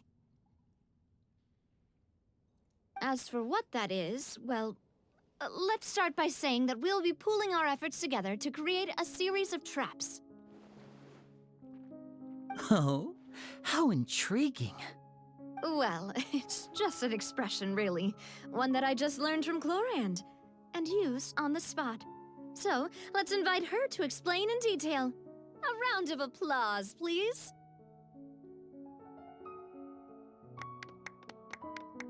Huh? Didn't you say that you would be facilitating this? Oh, come now. Your work doesn't involve much public speaking, right? This is a good chance to practice. You might even pick up some fancy oratory tricks to impress your boss with in the future. I see. And what does my boss say? He is glad that you consider him your boss. Do go on.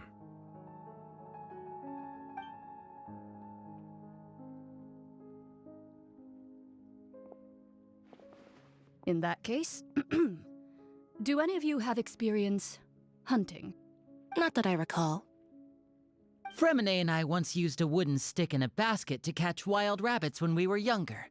As for Lynette, oh, right. You were sick that day, weren't you? I've also gone diving to catch some fish before. Does that count? I'm afraid not. You may or may not have heard, but Fontaine once played host to a group known as the Marechaussee Hunters. Though that was their name, they did not hunt animals, but rather various monsters left behind by the ancient dynasty of King Remus. Today, Fontaine's monster population has already thinned greatly, so the hunters have blended back into society, taking up arms in other lines of work. They even left a unique methodology of hunting in their wake. A trap comprises of the following components: bait, a trigger, and a containment device. Sometimes a lethal implement will also be necessary to deal with the prey. So, if we were to build a trap together, right now, what would you choose to build it with? For me, I would prefer something basket-shaped. Pigeons and rabbits will see the bait and naturally enter the snare. Our line of work requires a deft hand, and we're some of the best in the industry, so you can count on our techniques. You used some of those techniques while moving the people of Poisson, didn't you? My subordinates mentioned that you even performed some magic for the bawling children. Yes, and I even managed to gather some intelligence in the meantime. I'm quite the multitasker if I do say so myself. I'm afraid I can't claim that as my strong suit. I prefer more stable methods, like placing bait in the water and waiting for the fish to come within reach. That's the kind of method I would count on. Calm and steady. Exactly the kind of person who would catch loads of fish. And I can be their assistant. With discretion, I'm sure. I'd probably use some sort of mechanical animal. Papa once bought me some small clockwork squirrels, mice, and such. When placed in the forest, they can attract others of their kind. I remember that you liked those too, didn't you? I did. And that would be a good way to go about it. If they're realistic enough, animals of the same kind will follow them all the way to the trap. What about you, Monsieur Neuvillette? I fear I do not have any related experience. That makes sense. You usually solve problems directly, without the use of any such tricks. But I do have one more question for you, monsieur. If we were to create a trap now, how would you design it? I would like for it to be effective, but bring no harm to the prey. A more gentle trap would be ideal. Kind, as always. However, our intention doesn't necessarily change the containment device and the type of implement we need. If we wanted to kill the prey in one strike, we would need a powerful implement. However, that also goes for prey that must be captured and safely contained. Wait, why's that? Only a hunter who's a true expert at subduing their prey can snare it without harming it. The line that divides life and death is often exceedingly thin. So are we going hunting together? Huh. We hadn't thought of seeing ourselves as hunters. It kinda works, but maybe it's still not the best metaphor. If our means of capturing and dealing with our prey is to put them on trial, then the hunting metaphor is actually quite accurate. But we shall require much more courage than any hunter to judge a god, a being whose seat is an exalted throne. Oh, so that's what's going on. Sounds very interesting.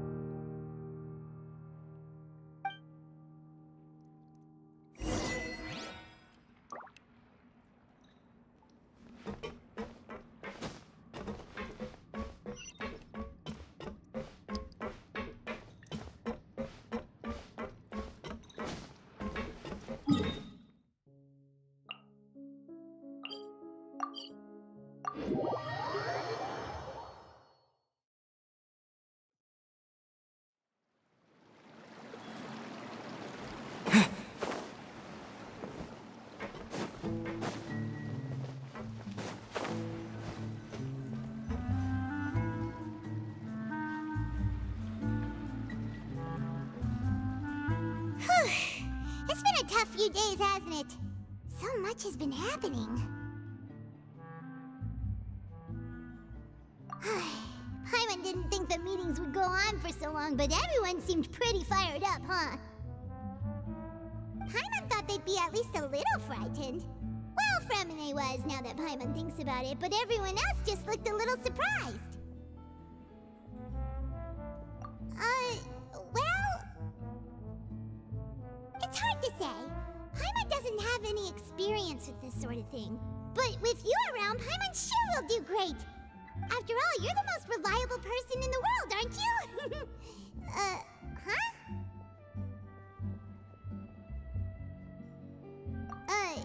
Did you just pour some tea? Paimon didn't notice you doing that at all.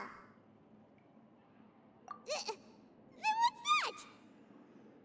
Paimon's never seen that cup before. Don't be frightened. I'm just joining you two for tea. I merely refrained from saying anything till now. Who's that voice? But there's no one here. Aw, have you forgotten me already? Wait, you are familiar. You're the voice we heard from the sky in Sumeru. The voice from the sky, I fear that description is wrong. Though, not completely wrong. You're feeling lost now, just as you were feeling previously. I sensed that confusion and thus came to you. Guiding people is an irresistible hobby of mine, after all. Consider me a passerby, just accepting a commission from my friend's disciple on a whim.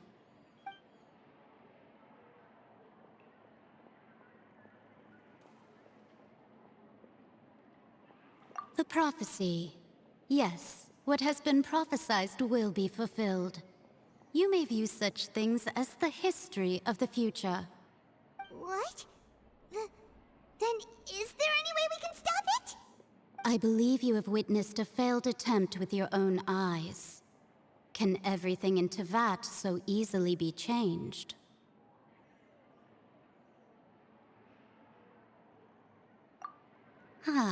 So you've caught on. Just as prophecies are usually only the future as seen from the perspectives of the gods, could things be happening in hidden corners where the gods' gaze does not fall? Are the things that you shall see different from the fate that the gods perceive?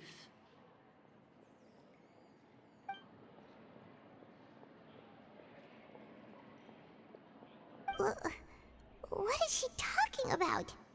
It all sounds really impressive and important and stuff, but it also sounds kind of scary.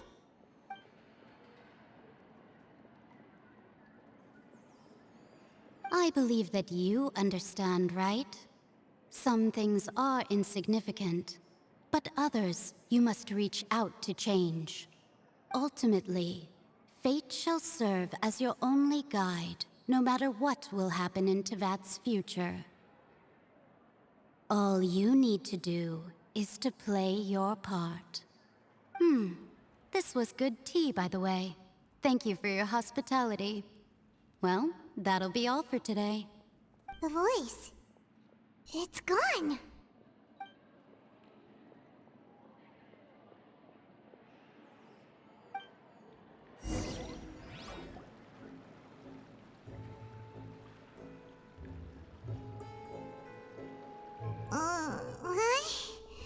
Paimon hears someone talking. All right, coming. Hey, it's you who's getting lazy, okay? Well, I see I've walked in on some lively banter. Mona! Fine, just fine. I went to take part in that Steambird panel. It turned out to be more interesting than I expected. Not all Fontainians are pessimistic about this. One journalist mentioned that sitting around and waiting for the end to come would be wrong, and that they should make their own rescue preparations. I agreed, so we had a brief chat with her. Did she have pink hair by any chance? Why, Yes, it was Charlotte. You remember her, right? That daredevil journalist? I'm in full support of her view. Prophecies are very important, but how can people allow their lives to be commandeered by just a few words? That's right! Paimon's glad to hear something sensible for once. Ah, yes. About what we had discussed before. I did try, but I'm afraid I couldn't reach the old hag. I'll try again tonight, but I wouldn't get your hopes up. Huh?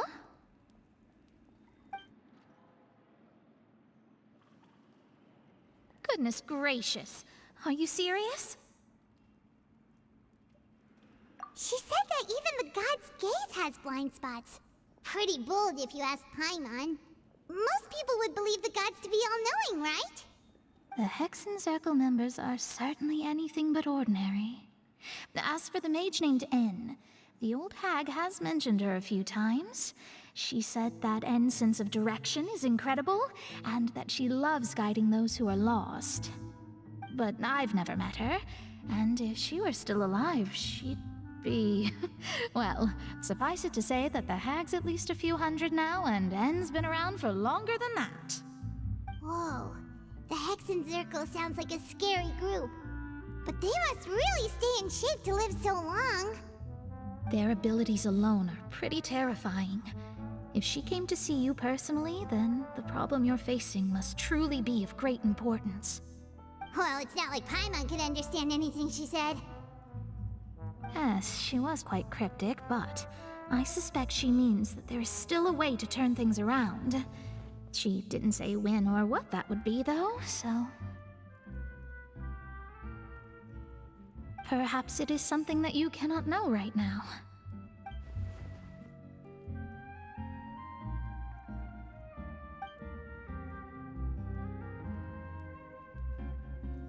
Traveler, Paimon, are you two all right? Oh, we're fine. We're just a little down right now. It kind of feels like the end is coming, you know? I see. I feel that same sense of desperation, too. I guess you could consider me someone who has often witnessed fate. So far as I have seen, it cannot be swayed. But even so, I still hope for, and believe in, miracles. Astrology is eternal and rational, but fate may not be. It is cruel, but it can also be beautiful. Perhaps that's what En was trying to tell you. Not to lose heart, and to believe that what you are seeing playing out before you is not yet set in stone. I did originally think of steering clear of all this, but I couldn't. Even if this is all futile, I still wish to help everyone. If we don't struggle to the last, then how can we face the end when it comes? Huh. You do have a point. There I go, talking about astrological principles again. Sorry about that. The moment I start talking about work-related stuff... I need to get going. It was worth trying to comfort you, even if only a little. I believe that you'll help those who are struggling in the same way I did. I suppose that might be why we always seem to meet by coincidence. Paimon feels kind of moved by what Mona said, but also kind of sad too. Hey, Traveler, Paimon suddenly feels like going outside for a walk. Let's go. Let's walk around the city, shall we? There's a few spots we always like to walk by.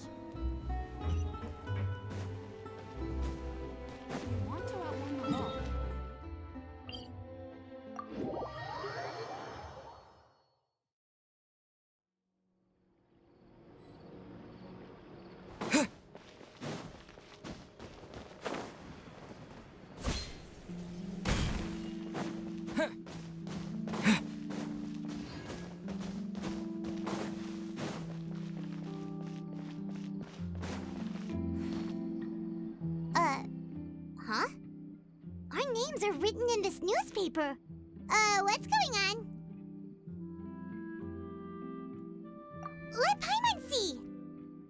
The underwater stronghold, the Fortress of Meripede, has continued in its noble autonomy, but that does not mean that others cannot interact with it. My recent attempts to enter the fortress bore little fruit. Huh. Guess Charlotte still hasn't given up on that. Thus, did an Outlander friend become the focus of this report? A blonde adventurer with their white fairy, legends trailing in their wake. It is said that this mysterious traveler once visited the underwater fortress.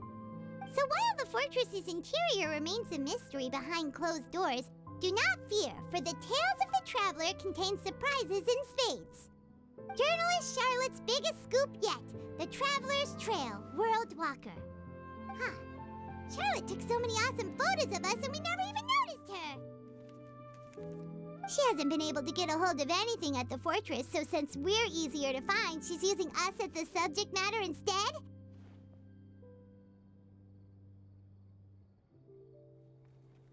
Ugh, seriously? Well, fine. Those headlines and photos do look cool, so Paimon will forgive her this time.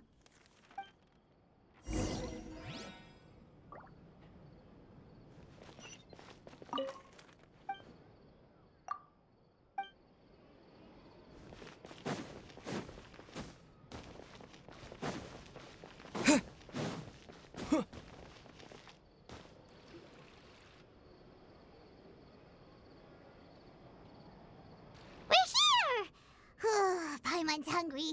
Should we go in and get something to eat?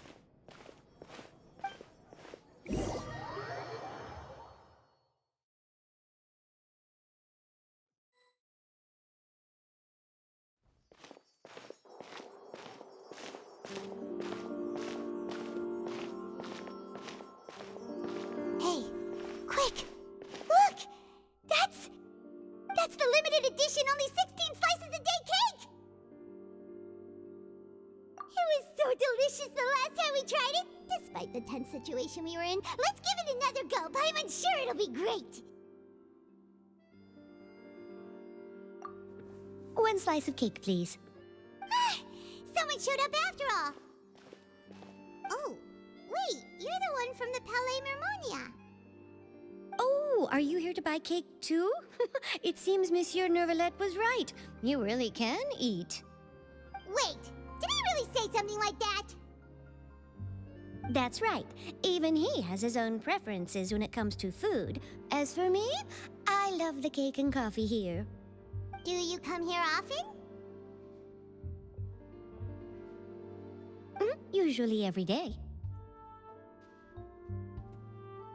Every day? It's part of my daily schedule, apart from work. I shall have my cake and coffee. Then what if someone told you one day that this place would be closing soon, and you wouldn't get to eat cake here anymore? What would you think? But why would it close? Well, Paimon doesn't know either, but maybe the waters will rise tomorrow. You know, like in the prophecy. Oh, the prophecy. To be honest, I haven't paid much attention to that. No, still, even if there'd be no more cake tomorrow, that wouldn't keep me from having some today. No, it's the same for eating in general. You might not be able to eat tomorrow, but if you can do so today, then you should carry on. That's what people call living, you know. Huh. Don't be sad. Excuse me, could I have 2 more slices of cake to go? These 2 slices are for you. Sijuin said that this kind of expression you're making is what humans call being sad. Oh, you know Sijuin? I sure do. She was born before me, and she sometimes comes to the surface to teach us things about humans. She said that humans are creatures that are saddened easily, yes, and you can only lift their spirits by feeding them delicious food. So please try the cakes here. I've got something else to do, so I'll be going now. You two try to stay in a good mood after eating, all right? Bye.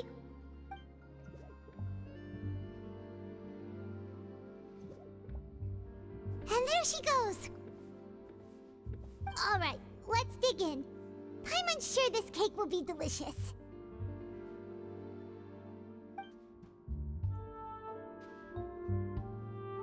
It's more delicious than last time! And the flavor gets even better with a sip of tea. It sure would be nice if we could come again tomorrow. Sure would be nice if we could always eat delicious food here.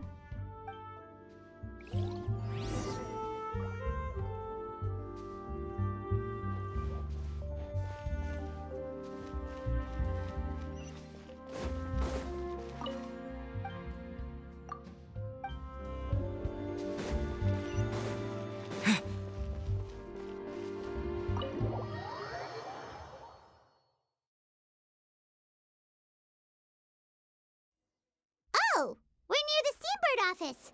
Let's go look for Charlotte and have a chat.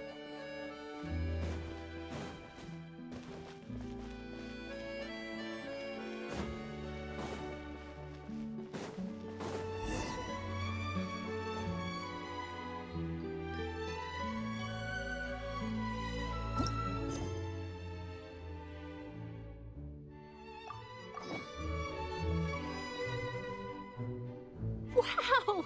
If it isn't the Traveler and Paimon! Oh, have you seen the article I wrote about you? Ha! You've got some nerve! You just used us to make some quick mora! Oh, you needn't worry about that. I heard that you were in Poisson some time back, so I sent you a letter to discuss just that. It appears you didn't receive it, though. It's all right, though. I've set aside the amount intended for you. I've even set the table with some food. Really? Oh, you're the best! You're almost a little too easy to win over, Paimon. If I were a journalist with ulterior motives, you'd be in trouble now, you know. Oh, Paimon knows you're not like that. Still, what brings you here all of a sudden? Were you looking for me? When Mona mentioned you, we thought of coming to see you at work. I see! It seems you've already bumped into Mona here in Fontaine. So she mentioned me? What did she say? She said that you're a real daredevil of a journalist. Nice. In which case, can this daredevil journalist dare to request an exclusive interview with the legendary Traveler and Paimon? Huh? So your article in the paper today doesn't count? Oh, of course it doesn't. That was more like live photography. What I'd like to do is dive deeper and ask you to talk about the things you've seen and experienced. Yeah, are we even qualified enough? Why not? If I say you're worth an interview, then you're worth it. But not right now, of course. I'll need a few days to prepare. Oh, in that case, we'll just chat when you have the time then? Oh, so that's a yes? Ooh, splendid! I'll tell the editor-in-chief immediately. I'll have to apply for lighting, a venue, some props, and... Whew, so much to get done now. Talk to you later. Wait, Charlotte, Paimon's still got a question for you. And what's that? If, just for example, Fontaine were to be flooded tomorrow, what would you do today? Huh, that's the prophecy you're talking about, isn't it? I mean, I do hear about it often, but I've never once thought that the day could be tomorrow. If you're seriously asking, then I might try and think of a way to leave Fontaine. Oh, but I'm still a journalist first and foremost. That means I have a duty to be reporting from the scene. And secondly, I wouldn't forsake my homeland that easily. From what I've seen, most people don't know what they'd do should the worst come to pass. In truth, it might be better just to behave like normal rather than worry over such an end. So in all likelihood, I'd probably still be prepping at the office for that interview of ours. I know what you're thinking. That sounds a bit sad, but I've always believed that it's best to do what you enjoy. Just think about it. If this nation really were to be suddenly destroyed tomorrow, but I still successfully finish an exclusive interview with a truly unique person, then the story I would wind up writing would truly be timeless. And then do you know what I'd do? Well, I'd write that story, send it for printing, and use messenger pigeons to get copies out to the various nations as soon as possible. I'm not a dreamer, nor am I a workaholic, but I do love my job, and I'd be proud of leaving such an article behind. I guess you could say that I was born to be a journalist. But anyway, that's my answer. And on that note, I'll get back to my preparations. That's so nice. All of a sudden, Paimon actually kinda envies her. Anyway, let's go and take a look at the sea, shall we?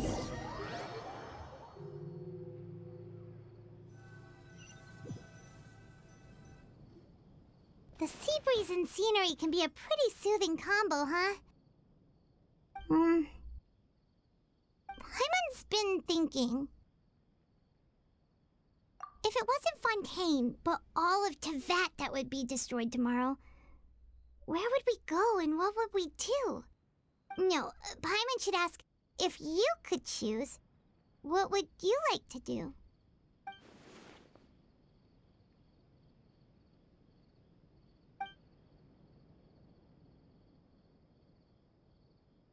We've always been moving to the next destination, so we haven't spent much time thinking about these kinds of things. We didn't have to either, with us always being on the road and whatnot. You mean, still traveling? Huh. Wait, isn't that what we've always been doing?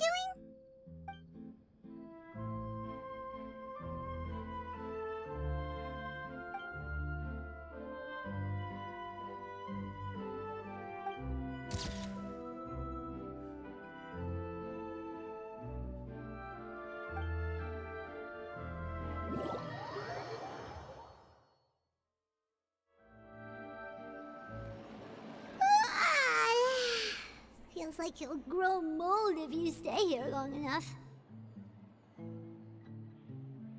But it's still better than the Fortress of Mirapede, that's for sure. It's not only damp there, but salty too. Ah, so the two of you are still here. Wonderful. Oh, you're from the Palais Mermonia, aren't you? Yes, I'm Isadora. Monsieur Nervillat sent me to look for you two before. I heard that afterward you went to the Fortress of Meropide. Not at all. I'm well aware that you're friends of his. Actually, I'm here to pass along a message from him. Yes, inside the Opera House. The Maréchaussée Phantom has declared the incident a small-scale riot. A riot? Well, that said, I don't personally think it was that serious. Lady Farina was watching a performance at the Opera House, and while she was resting during an intermission, some other audience members suddenly started harassing her, loudly accusing her of doing nothing about the prophecy crisis. And before she could respond, others started to join in. The crowd continued to grow, and protests against the Hydro Archon started to break out. So people have started to put the blame on Farina. Guess they finally found an outlet for the pressure they've been under due to the prophecy. I agree. People will naturally rely on gods, as is customary. But the moment people feel threatened, gods are also the first to be blamed. So what happened after that? Is Farina okay? Seeing that the situation was spiraling out of control and that further argument was pointless, she claimed that she'd gotten tired of this and left in a hurry. The Maréchaussée Phantom had their hands full maintaining order and did not catch where Lady Farina had gone. Only when things had stabilized did we realize that she had gone missing. So, you mean she's still missing? That's right. The Maréchaussée has dispatched many people to search for her, but we don't have any leads yet. That said, I don't think there's much to worry about. She is a god after all. Even if she were to fall into the hands of rioters, what could ordinary people do to her?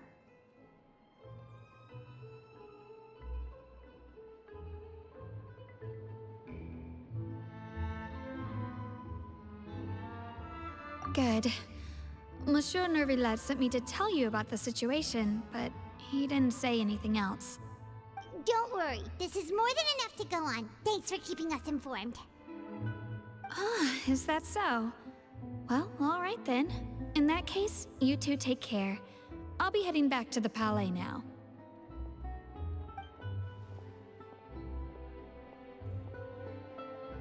Sounds like we should hurry over to Poisson then.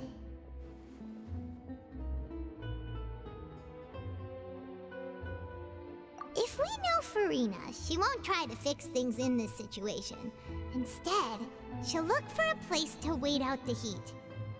And as we also know, she may be loud and dramatic, but she doesn't have a heart of stone. When Nervalet was talking to her in the Palais Mermonia, and she heard about Poisson, she couldn't hide her sadness and remorse. It would be hard for her to ignore being accused by the public today. Paimon thinks Farina's probably taken the opportunity to slip away to Poisson and try to relieve the sense of guilt that she's feeling. Huh. Well, what do you think? Paimon knows the answer, of course, but Paimon can do the analysis to back it up, too. Cool, huh? In that case, there's not a moment to lose. Poisson, here we come!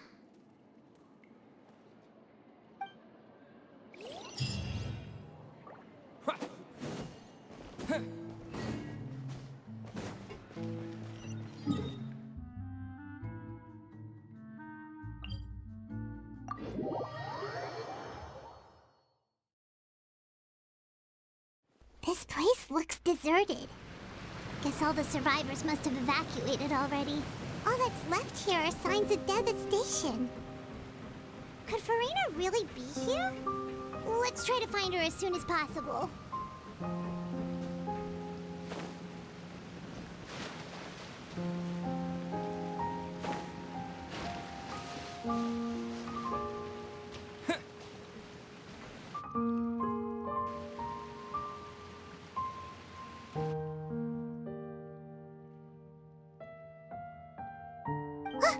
That's Farina, right over there. She really is here all on her own.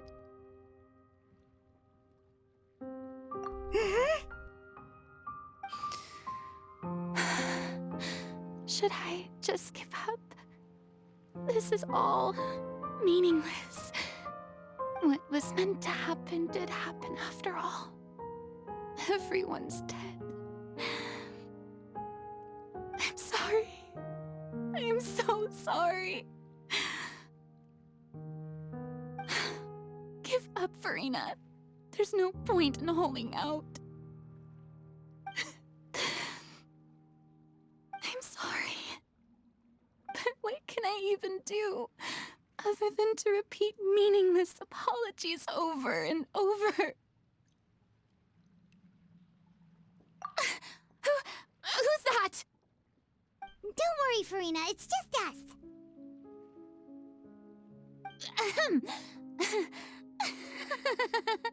So it is you, blonde traveler from another land. Why, I almost thought you were someone from that mob of my ignorant subjects, come to kneel and beg for my forgiveness. Farina, you were crying just now, weren't you? The tear stains on your face are obvious. What do you mean, tear stains? Oh, I remember. The show at the Opera House earlier this morning was so moving. I'm still trying to process it. Who did that uncivilized rabble think they were, disturbing my enjoyment of the arts? They even dare to tout their Archon. I must teach them a lesson. I can just imagine their twisted and frustrated faces once they realize that I'm nowhere to be found. Oh, and I'm sure Nouvellette and those people from the Maréchaussée Phantom are freaking out right next to them, too.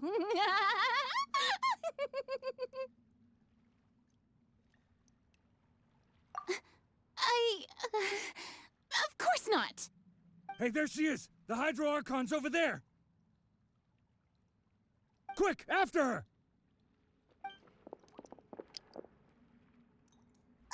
Farina, those people seem to be after you. They are? They're just some rabid fans who want to cut the line because they haven't been able to meet me in person, aren't they? That's against the rules. I can't let them get their way. Farina just ran off! Quick, we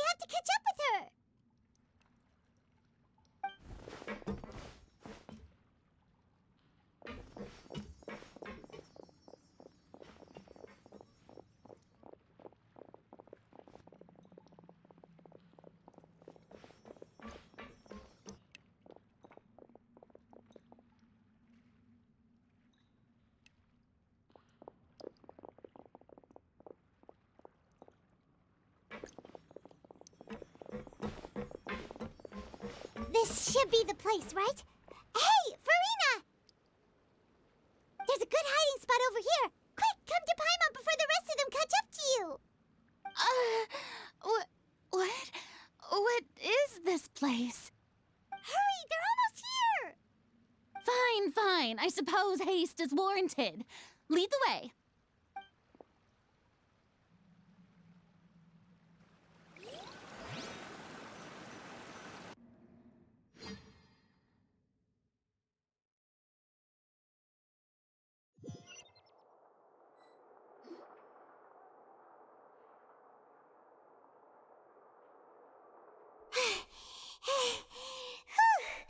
Paimon's exhausted.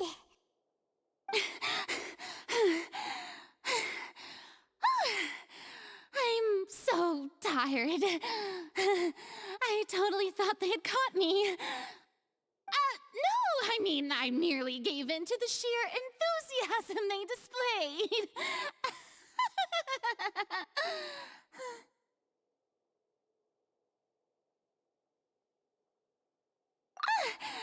You're right. Yep, that's a good girl.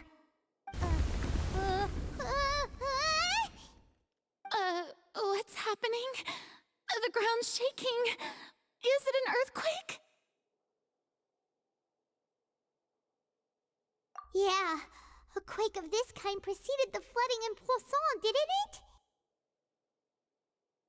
it? It can't be. It's happening again. Well, there's no need to worry too much about that. Novelette's made some emergency plans, so the evacuation should go a lot smoother this time. Yeah, I hope you're right. But the people of Poisson, they've already...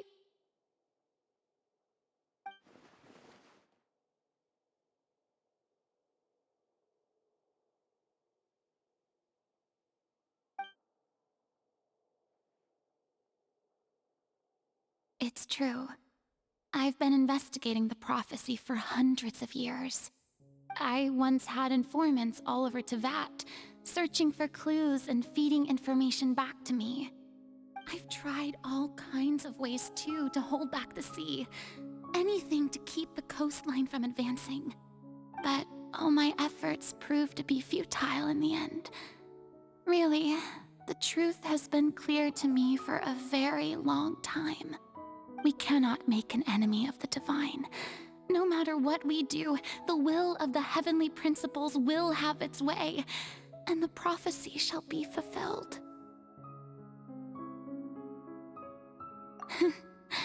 Give up.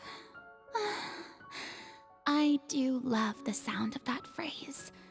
It would mean finally coming to terms with fate, but also for me to finally be free. Indeed, I've thought about giving up so many times, especially after we almost lost Poisson. Fate is really unreasonable, isn't it? It has no heart and obeys no rules. The prophecy has only just started to come true, and so many people have already lost their lives. But just now, it all became clear to me. I still don't have the right to come to terms with fate on behalf of everyone else. As long as the final moment hasn't come, it's still not too late. Don't worry. I will keep hope alive for everyone until the very end. Well, that's enough for now. I got the impulse to play the stricken maiden, but honestly, considering my rank and station, that wasn't a good fit at all. Don't take any of what I just said seriously. How could I possibly let Fontaine fall to the whims of trivial prophecy? Come on! Paimon could have sworn you were actually being honest just now.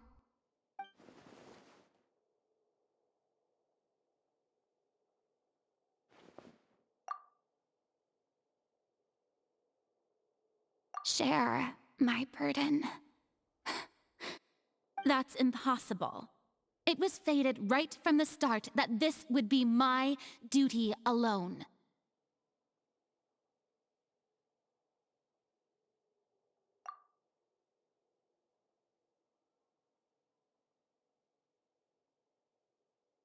A witness. Yes, I've heard that you came to Tevat from beyond the stars, yes. In other words, you never belonged here. And if Tevat is, in its entirety, a show on a stage, then you're just a spectator, aren't you?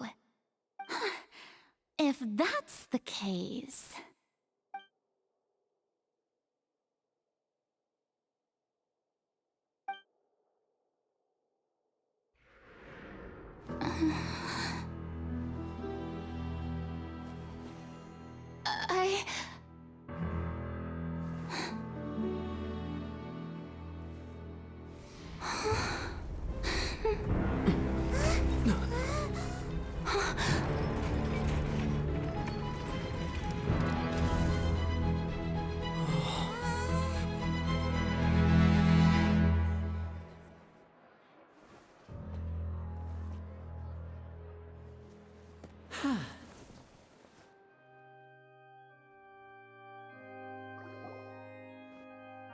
Ladies and gentlemen, this concludes my opening performance.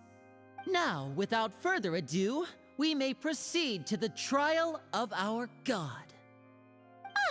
So this is what it is. Yes, you deserve praise for the effort you took to raise the dramatic stakes. Do not forget, however, that I am Fosalor, the god of justice, the embodiment of justice itself. Does it not strike you as even the least bit absurd to bring the very concept of justice to trial? May I interpret these words as your refusal to stand trial? In that case, you will have the opportunity to defend your honor through a duel. You would draw your blade against a god?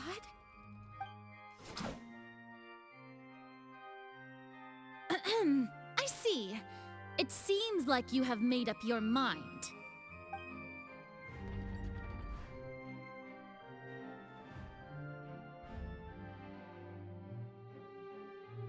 Paimon can't believe it. She just surrendered. What the heck is going on? Did I just see an Archon surrender to a human? Wow, how utterly humiliating. Lady Farina, what is the meaning of this? It would seem that there has been a misunderstanding. To be clear, the raising of both hands is not always an indication of surrender. Looking for excuses again, huh? I raised my hands just now to indicate my acceptance of the trial. No duel shall be necessary. I will admit that I've been running away for a long time. I'm sorry, everyone. I was unable to protect the people of Poisson. It is my duty to stand trial for my crimes. You are not the only ones to be disappointed in me. I, too, am exceedingly disappointed in myself. But now, it is time for the Hydro Archon to show you her courage and resolve. I, Farina, will use this trial to show the world the true meaning of justice! This time, I will protect you.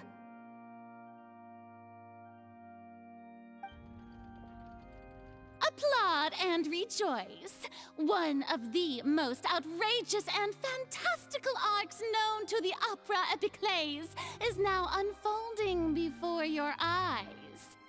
Mark my words, this shall be one of the most exhilarating and brilliant shows ever to grace the stage of Fontaine! The trial of the Hydro Archon, Fosalor, will now begin! Woohoo! Oh, now we're making history! Why does it feel like Farina just took over the whole thing? Like, come on! Didn't she just get forced to stand trial for her crimes? Also, even though she's still acting super dramatic, she is taking this seriously this time, right? All right, then. Who will be my opponent in this trial? The court asks the prosecutor to please take the stand. Is that so? Very well. Then please speak, witness of Tivat, my accuser and fated opponent.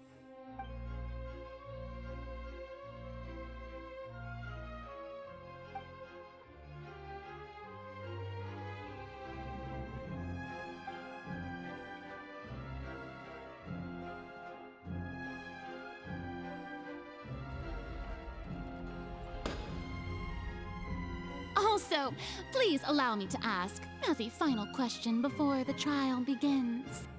Just how much work did you do to force me onto this stage? Well, we did do a lot of prep after the meeting that day.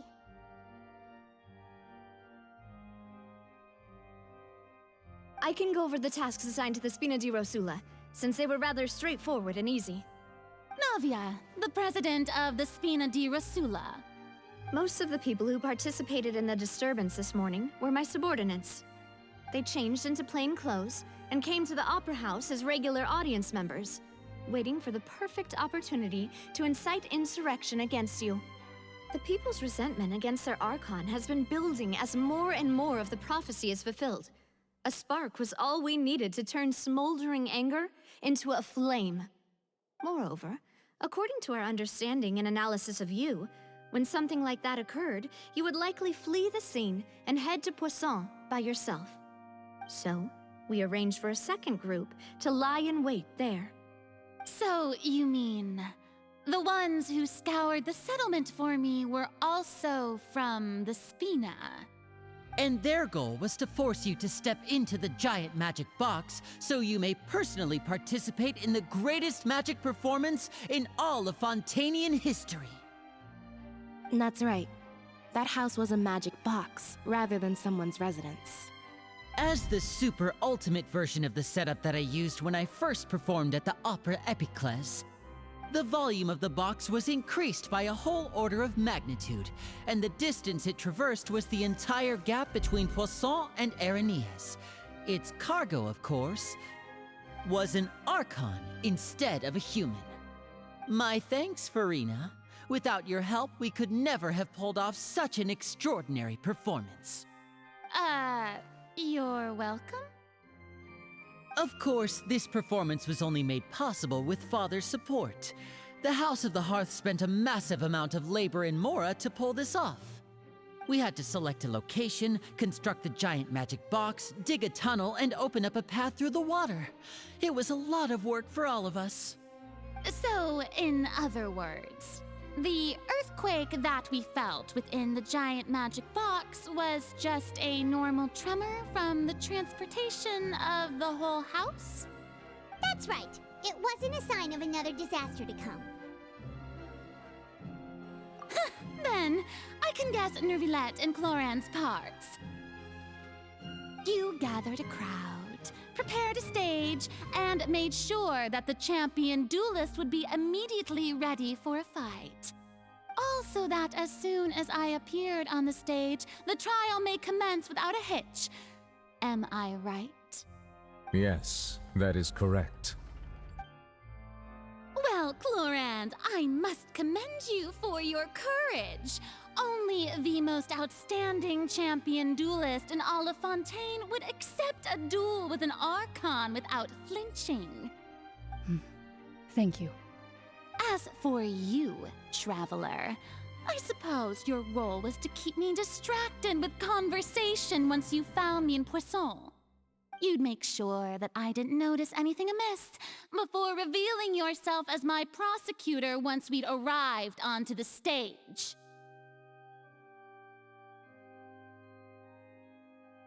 Oh?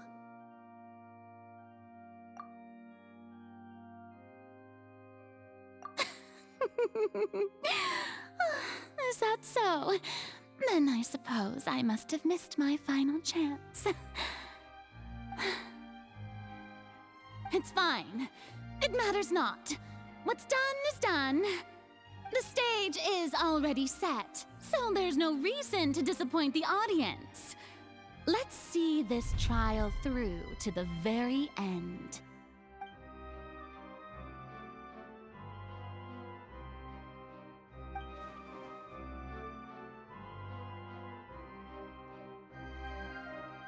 Sir Prosecutor, please allow me to pass this along. This is a document that Miss Charlotte applied for and received permission to share with you during the trial. According to her, it should speed up the proceedings. Huh? Charlotte wanted to give us something? Oh, so she's here too! Hey, Charlotte! Oh, let Paimon see. Isn't this the exclusive interview that she did with us before? So she's already finished it, huh? Wait, then that means this document is a perfect timeline of everything that's happened ever since we stepped foot in Fontaine! So in other words, we can refer to this anthology of evidence every time we want to use something from our journey as evidence for an argument!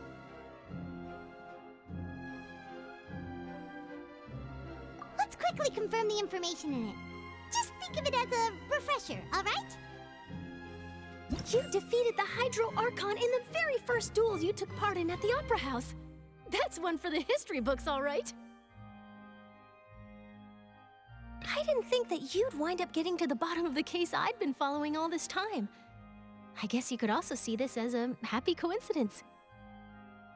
This is the first time Monsieur Nervillette had a difference of opinion with the Oratrice. Even the Hydro Archon can't figure it out. A Fatui Harbinger. She's an extraordinary person. Her instinct must mean something. The fortress of Meripede was almost destroyed in a single day. That I didn't witness that scene personally will always be a source of professional regret, I think.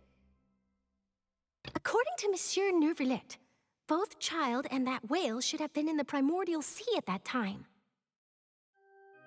I nearly lost my awesome friend Navia. To be honest, that still gives me shivers.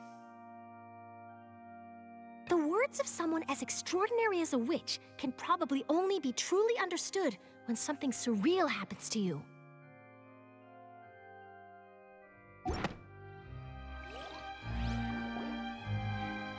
The prosecution and the defense are both in position.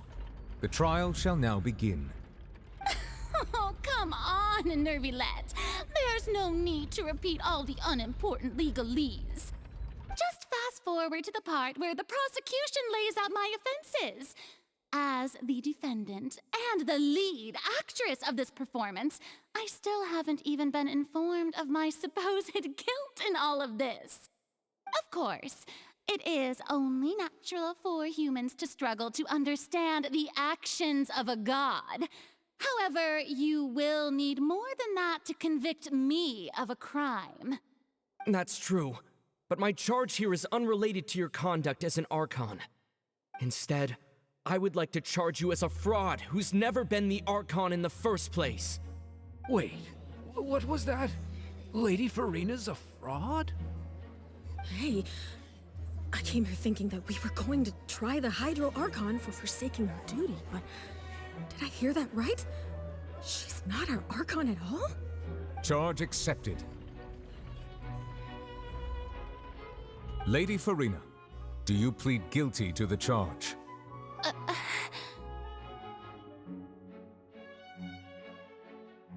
Lady Farina. I plead not guilty. How can I be guilty? There is no way that I, Focalor, otherwise known as Farina de Fontaine, a member of the Seven and the Regina of all waters, kindreds, peoples, and laws of Fontaine, could be anything other than your true Archon. Yeah, even though Lady Farina can be rather eccentric, isn't it going too far to doubt her very identity? Yeah, I've never questioned her identity either.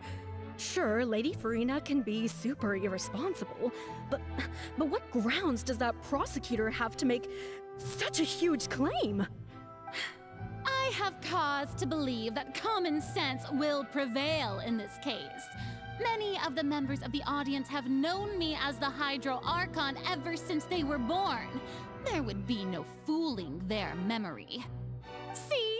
Even the Oratrice has decided to show me its favor. Are you sure you want to commit to a charge that will never be upheld? If you wish to drop the case, I can promise you as the god of justice that you will not have to face trial for making a false accusation. We will treat everything that's happened as a dramatic spectacle and move on with our lives. What do you say to that? An argument with near impossible odds, huh? We have to not only refute Farina's claims, but also overturn the long-held beliefs of the people. Well, I tried to give you the chance to surrender. If you must persist, then let me ask. If you believe I'm not the Archon, then what manner of being do you think I am? And if I was not the Archon, then how did I manage to live for over 500 years?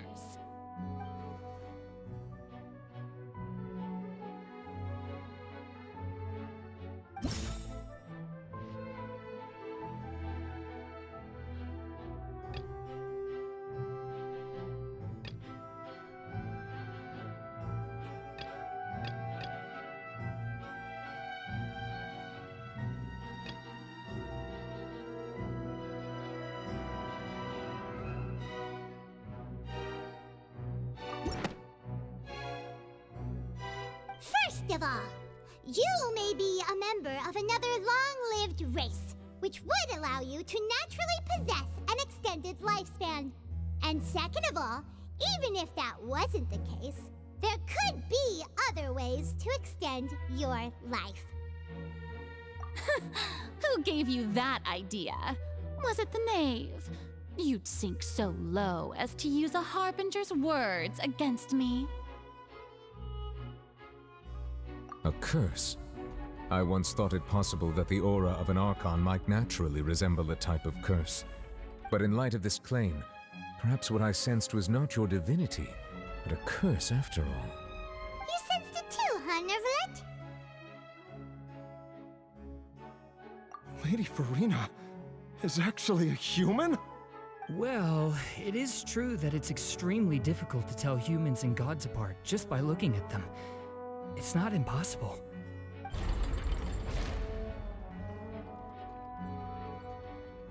Well, don't start celebrating too early now. Even if I have been carrying a curse like you said, how does that prove that I am merely a human being?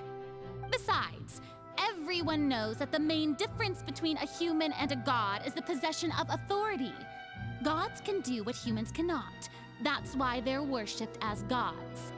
For centuries, manifestations of my authority have served the nation of Fontaine. One need only to turn their eyes towards the Oratrice Mécanique d'Analyse Cardinal in this very opera house, or consider the endemnitium that is used in every aspect of life.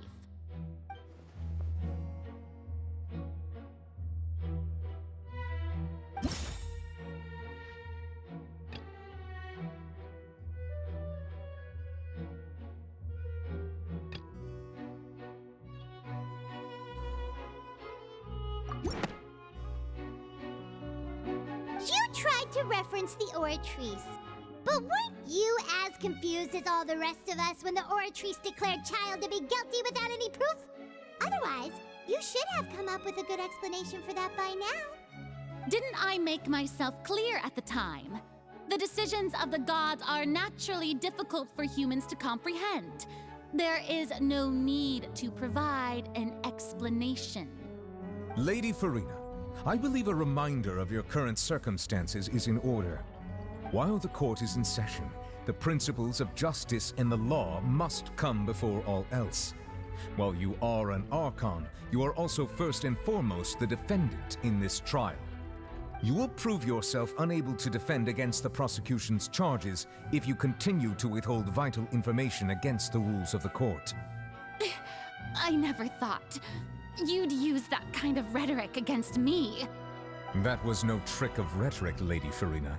I've merely reiterated the rules of the court. Rules that all should respect and follow. So, you neither knew why child was declared guilty, nor did you understand the structure and operations of the Oratrice. Instead of having been created by you, the manifestations of authority you mentioned have been made by the real Hydro Archon, haven't they? The real Hydro Archon? Well, now you're really losing me. It is true that I did not know why the Oratrice gave out a guilty verdict that day. But the Oratrice handed out that verdict unilaterally, and it has been operating independently ever since it was first created.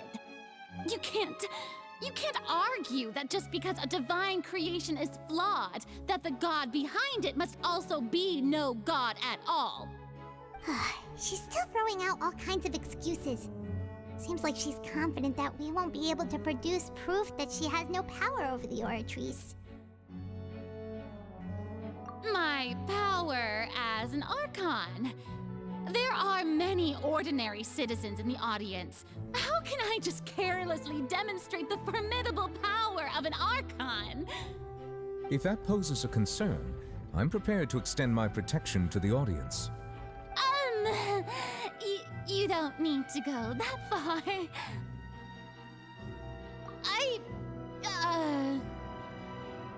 Aren't you the Hydro Archon? Or is it that you can't even wield the power of Hydro, much less the authority of a god? Indemnitium! Yes! It's all because of Indemnitium! All Archons derive their power from the faith of the people, and I've converted the people's faith in justice into Indemnitium. Thus did I give up all of my divine power to provide everyone with energy for their daily lives. Have you ever seen a more magnanimous god? Isn't that a huge stretch? Yeah, no matter how generous an Archon can be, how could they give up all their power? Can a god with no power even still be called a god?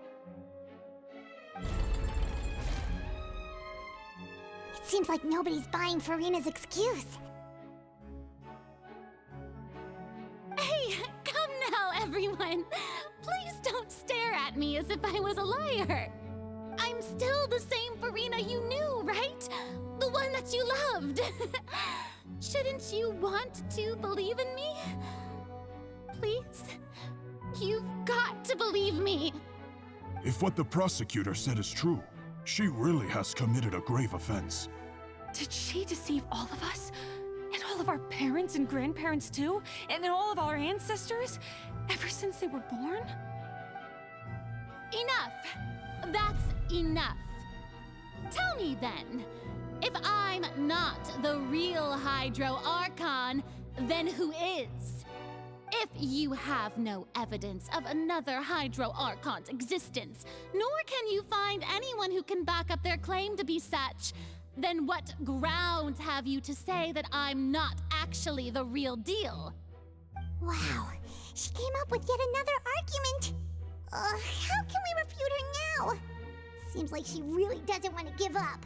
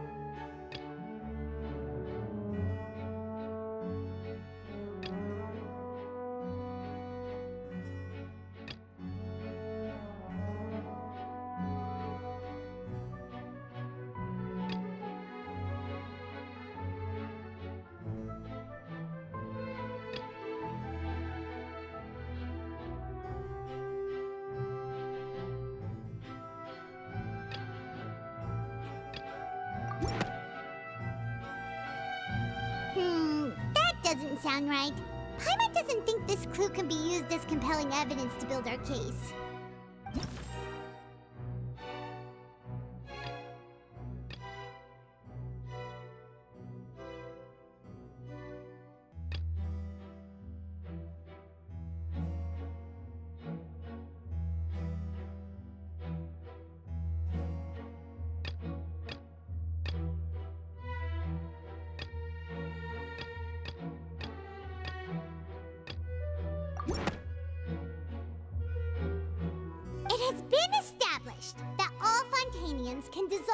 seawater from the primordial sea. And that means... Since you insist on claiming to be a god and not a human, then there's a method that you can use right here and now to eliminate all suspicions of you being the latter. Miss Navia, please apply to serve as a temporary attorney for the prosecution before addressing the court. Though you act in partnership with the prosecutor, you must still adhere to proper procedure. Super sorry, Monsieur Chief Justice. I swear this really will be the last time that I'll speak out of turn. Now, I've brought some seawater from Poisson. As everyone knows, a massive flood struck the area not long ago, taking many lives, including those of some of my closest friends. So, Miss Farina, would you dare to touch some of this seawater? If we are to believe that you are indeed the real Hydro Archon, touching this seawater would have no effect on you. All it should do is strengthen your case. But if you don't dare to touch it, then we would have basically proved the reverse. Oh, and I must remind you that after the disaster at Poisson, nobody wants to see any more people dissolve. I do hope you'll act prudently and choose the simpler path of admitting guilt. Navia from the Spina di Rasula. The Spina has governed Poisson for many years. I guess her suggestion is valid. If Lady Farina is indeed just a human, she's probably Fontanian like all the rest of us. Would she really dare to try?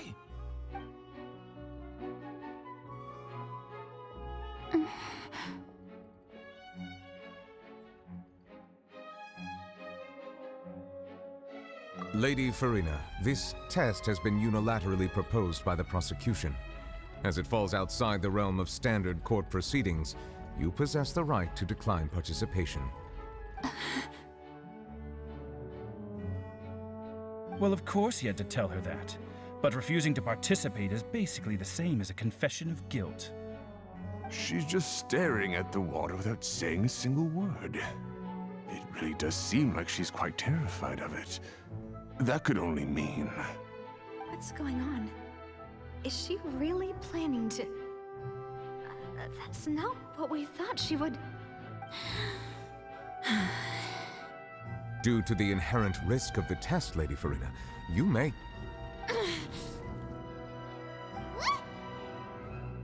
Hey!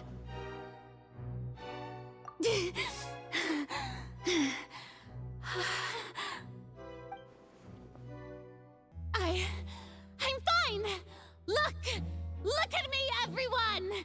My hand is still here! I haven't been dissolved! Will you believe me now? I really am your Archon! I'm nothing like a normal human who would fall apart as soon as they touch this water! Really? Was this not the most obvious thing in the world? Miss Siegewien? If you're present, Miss Siegewien, please come forward and attend to the defendant. Siegewien? Don't be nervous. It'll just take a few seconds. Let me see. That should be enough. Please announce the results of your evaluation to the court, Miss Siegewien. As everyone doubtlessly saw, Miss Farina was displaying symptoms of hyperventilation and flushed skin. These indicate that she was experiencing the adverse effects of exposure to primordial seawater. The extent to which she was affected is the same as other humans when exposed to primordial seawater of a similar concentration. Thank you, Miss Siegewien. Lady Farina, you may return to the defendant's stand. Oh, wait. What did she just say? I didn't get dissolved. Shouldn't that be enough to prove my innocence? Well, considering your tendency to run from your problems, we did originally prepare a direct sample of the seawater around Poisson. However, after extensive discussion, we exchanged it for a sample that is not concentrated enough to dissolve an actual human. After all, on the off chance that something entirely unexpected might occur, we don't want anyone else to lose their life to the sea. Yeah, so out of regard for Farina's life, you secured a low-concentration sample and asked the head nurse to serve as an expert witness. It's a great thing that the direct sample wasn't actually used. Farina could have... I can't believe you.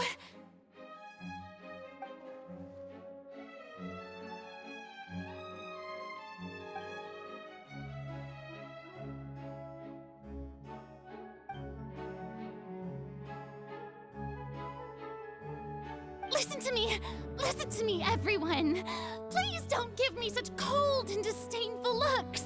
What happened just now didn't prove a single thing. Think about it. How can you conclusively prove that an Archon can't also be affected by the primordial seawater? Also, if I was really just a human, why would I dare to just put my hand in that kind of water?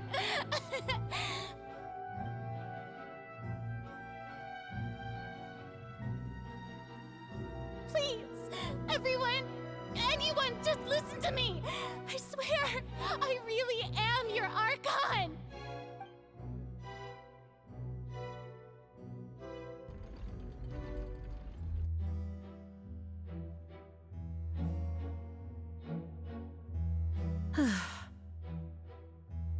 I don't think anything she says at this point will sway anyone.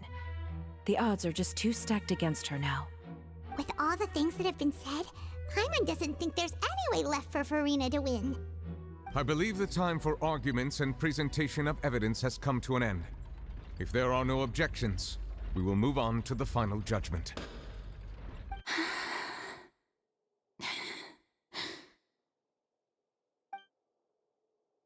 I don't think anything she says at this point will sway anyone. She's too stacked against her now.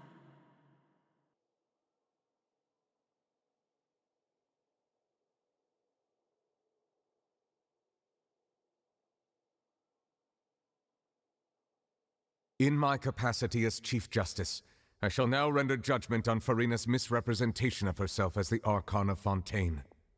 As a human who knowingly deceived her fellow citizens, Furina is guilty.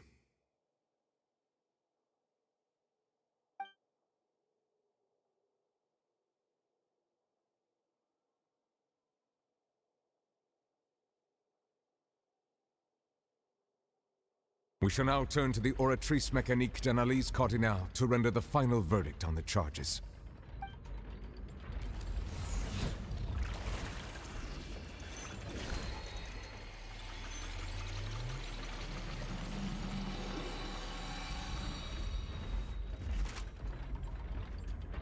According to the judgment of the Oratrice Mécanique d'Analyse Cardinale, Furina is... Well, what's wrong? What's the Oratrice's verdict? No, the Oratrice also displays a guilty verdict. Isn't that correct then? However, the exact wording of the verdict is thus: the Hydro Archon, guilty, to be punished via the death sentence. The death sentence? That's actually one of the available sentences? I've always thought that it was just a myth. The one and only time the death sentence has been handed out at the court, and it's been given to the very person we've worshipped as the god of justice? What an unexpected twist. Furina's been sentenced to death by the Oratrice? We just wanted to use the trial to show her the seriousness of things so she'd tell us the truth. How did things escalate this quickly? This outcome is indeed quite strange. According to Fontaine's current definitions of justice, as well as its recommendations for criminal sentences, is this sentence really appropriate for the crimes that have been committed? Yeah! Even Fauché wasn't sentenced to death by the Oratrice. You know, the real evil mastermind behind the serial disappearances case. Indeed. Not only is Furina's sentence overly excessive, the very point of our trial today was also to prove that Furina has never been the Hydro Archon in the first place. But now, the Oratrice seems to have deliberately invoked the title of the Hydro Archon. What does this mean?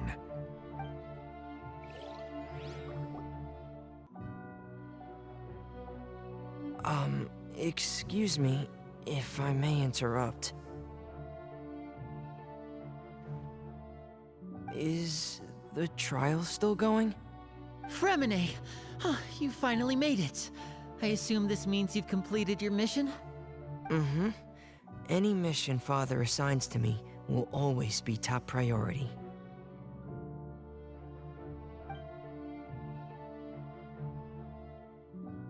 Is that the first prophecy slate? Huh. So the knave privately arranged for Fremine to try and find the missing slate. I looked everywhere and finally found it at the bottom of the sea. It took me a long time to get around some dangerous stretches of water. But has the trial already concluded? Then doesn't that mean I've come too late? Oh no. Father will be disappointed in me. Thank you for your hard work, Mr. Fremine. Please allow me to review the record left on the slate. Traveler, I believe that you have already seen the other existing slates, and would like you to come here and confirm their contents.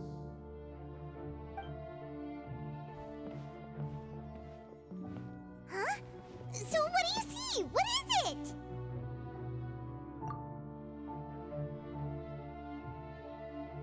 I believe I've now made sense of the Hydro Archon's crime. It has to do with Fontaine's lost history. Huh? Isn't the Hydro Archon just guilty of deceiving her people? Oh, wait, no, that's Farina, and we've already proven that she's not the Hydro Archon. So when you say Hydro Archon, do you mean the real Hydro Archon we've been kinda talking about? In truth, everything that you've encountered in Fontaine up until this point can be traced back to the contents of these stone slates. However, I'm uncertain as to how much sense they currently make to you. Okay, let's try to recall the contents of the other 3 stone slates. Paimon will do her best to help you remember.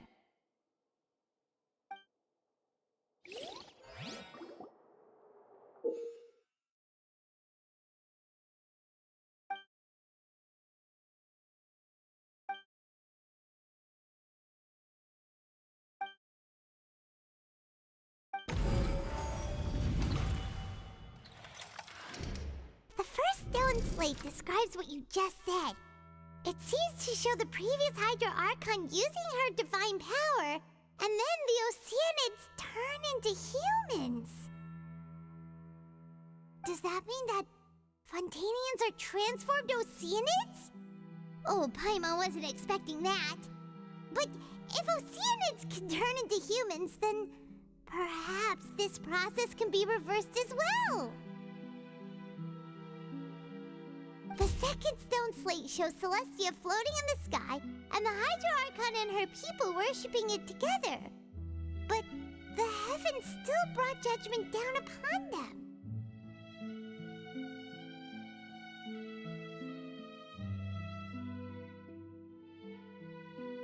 This must be the point when the Hydro Archon and the Fontanians were branded with their original sin.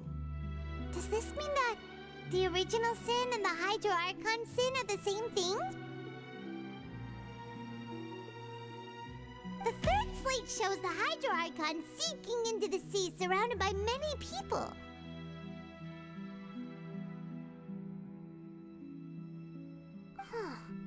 That reminds Paimon, didn't we also watch that happen to someone else?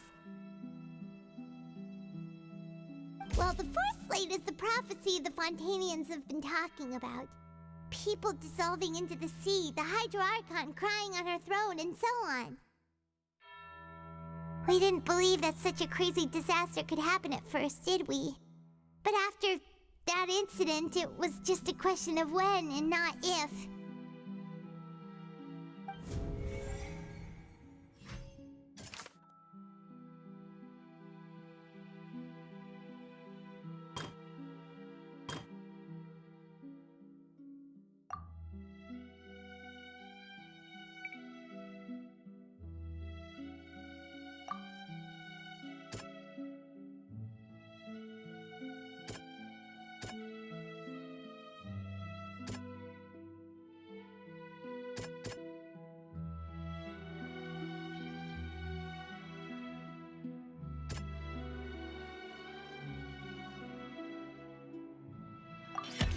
We know from the case of the serial disappearances of young women that Fontanians can be dissolved in primordial seawater, and the first stone slate tells us that long ago, the Hydro Archon used her power to turn Oceanids into humans. This might be the reason that Fontanians can dissolve.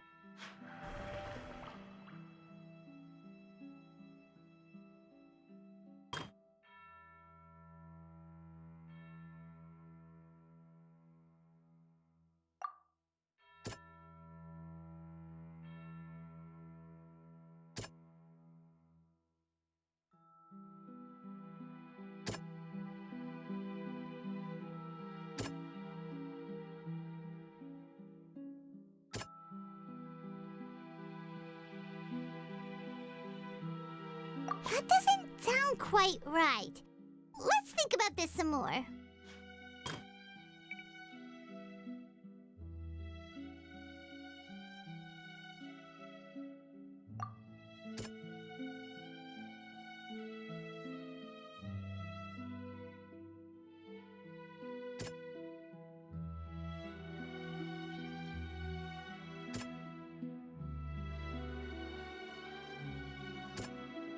That doesn't sound quite right. Let's think about this some more.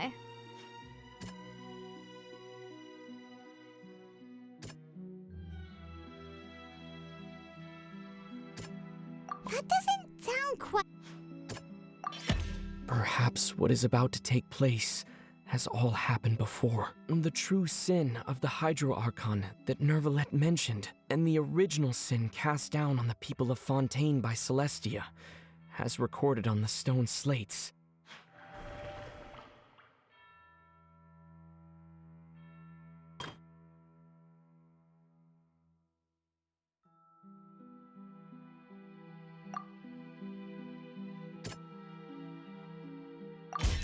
It's not as simple as falling into the sea. When Navia fell into the sea, her consciousness was subjected to judgment. The stone slates show the people gathered around the Hydro Archon in the sea. Could that be alluding to the same thing?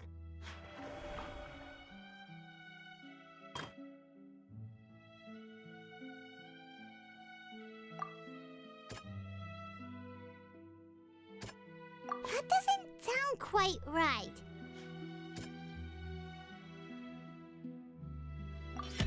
The prophecy from the stone slates found its way into society, but not many people believed it at first. The fortress of Meropide was nearly flooded with primordial seawater, which we know can cause Fontanians to dissolve.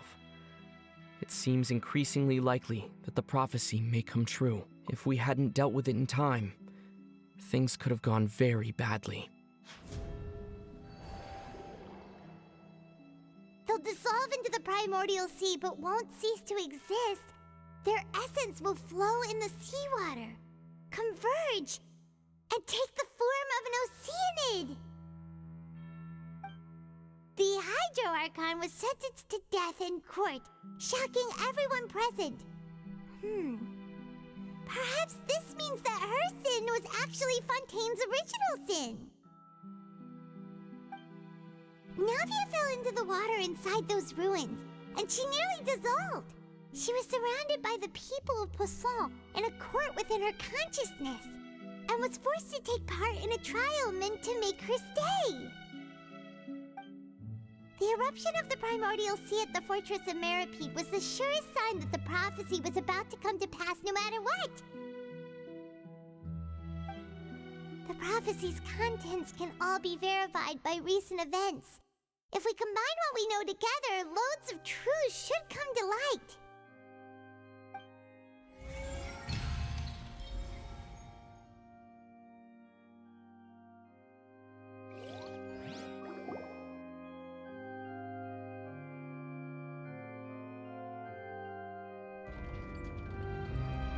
Huh? Oh, Paimon gets it now! So that's how you can make sense of it. But then it feels like we're going to have to share some truly shocking revelations. Let's hear them. Incredible. Linny, did you hear that? We're not real humans. Oceanids were originally created by the late previous Hydro Archon, with Oceanids as their basis.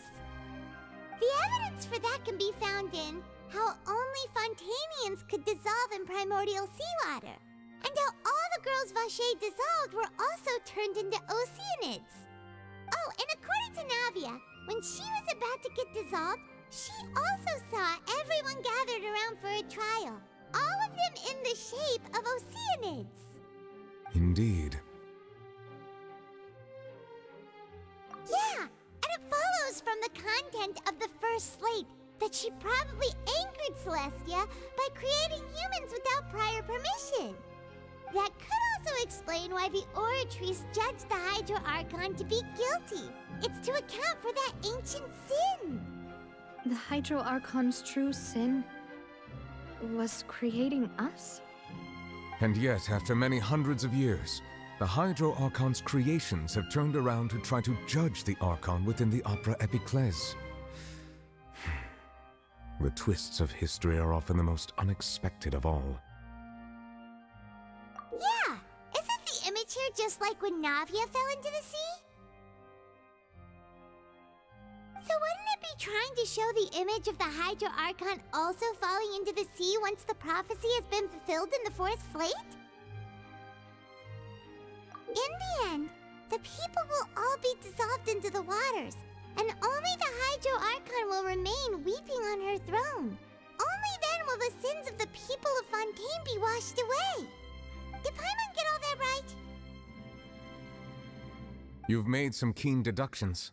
I must say, given how much you still don't know, it is impressive that you've already managed to connect so many pieces of the truth.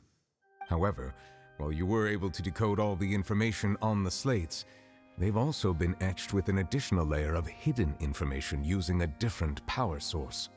When we were at the ruins, I tried to decipher the hidden information recorded in the slates. But since we only had 3 slates at the time, I was unable to come to a full conclusion. Now that the slate collection is complete, I shall make another attempt to decipher the narrative recorded within. If everything goes well, we should finally be informed of the unadulterated truth.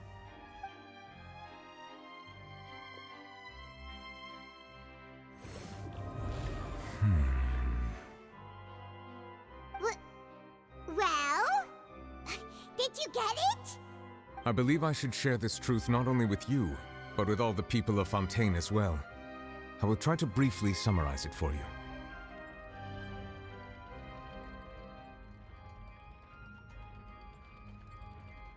Your hypotheses regarding the origin of Fontainians and the sin of the Hydro Archon were both correct. In the Fontaine of old, the previous Hydro Archon sensed the yearning of her Oceanid familiars for life on land.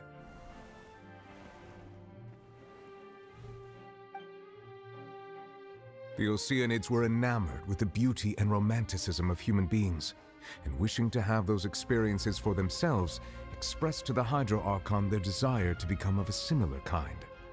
However, even though water as an element is intricately linked with the power of life, the Hydro Archon, as one of the 7, did not possess the authority to create a new form of human life.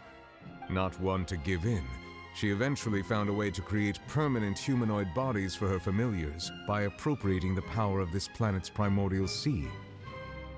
She poured primordial seawater into the Oceanids' blood vessels, creating humanoid mimics in the process. But if Fontainians were to ever come into direct contact with water from the primordial sea, the power within their bodies would escape these artificial restraints and return to the sea. As a result, their forms would collapse, and they would be reverted to their original forms as Oceanids. Of course, the Hydro Archon never received permission from the heavenly principles to create a new human race. And thus, the Hydro Archon and all of her creations came to shoulder the original sin of appropriating the power of the primordial sea. That is the true history of how the people of Fontaine first came into being. So we were all Oceanids before we turned into human beings? That's way too much information for me. I think I'm just going to pretend that I never heard a single thing. Wait, but if that's the truth, we can't let the Hydro Archon be sentenced to death. After all, her only sin was creating us. This really might be too much information for your regular Fontanian, but it does answer a lot of our questions. Alas, your hypothesis regarding the third and fourth stone slates was inaccurate. The slates' respective positions are, in fact, correct. A key point of the visual on the third slate is how all the individuals depicted in the water are humans rather than Oceanids. They have not been dissolved, which implies that the water depicted in this slate is not water from the primordial sea. The nation of Fontaine is the nation of Hydro, as well as the nation of Trials and Justice. Instead of being the literal element, the water in the scene symbolizes judgment and justice. You may also recall Navia's experience. When she fell into the sea, her consciousness was surrounded by that of many others who intended to hold a trial to determine her fate. Therefore, the meaning of the third slate is that the people of Fontaine shall try the Hydro Archon at the court of justice. Yes, it refers to our present situation. I think I'm following now. So, what you're saying is, even though we decided to put on this trial to avoid fulfilling the prophecy, in truth, everything we've done has happened exactly as the prophecy foretold. So now, it seems, we're the ones making sure it comes true. What should we do? Huh. No matter what, the prophecy will be fulfilled. Is this what it feels like to be a prisoner of fate?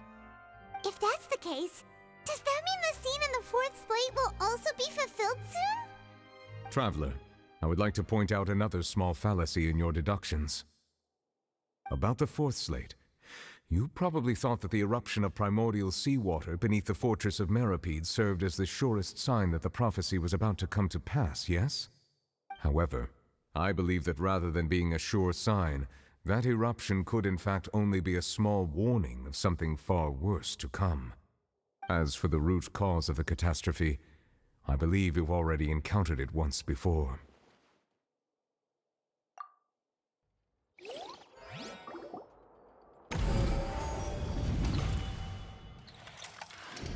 This eruption was just a small warning of the things to come. We must find the root cause of the disaster.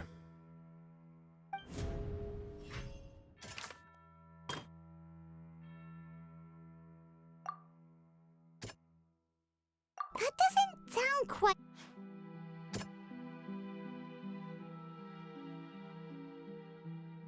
That doesn't... It was both dream and reality. If we're talking about a true culprit, that could only be that thing inside the primordial sea, right? The truth, the original sin, the trial, and the root cause of the disaster.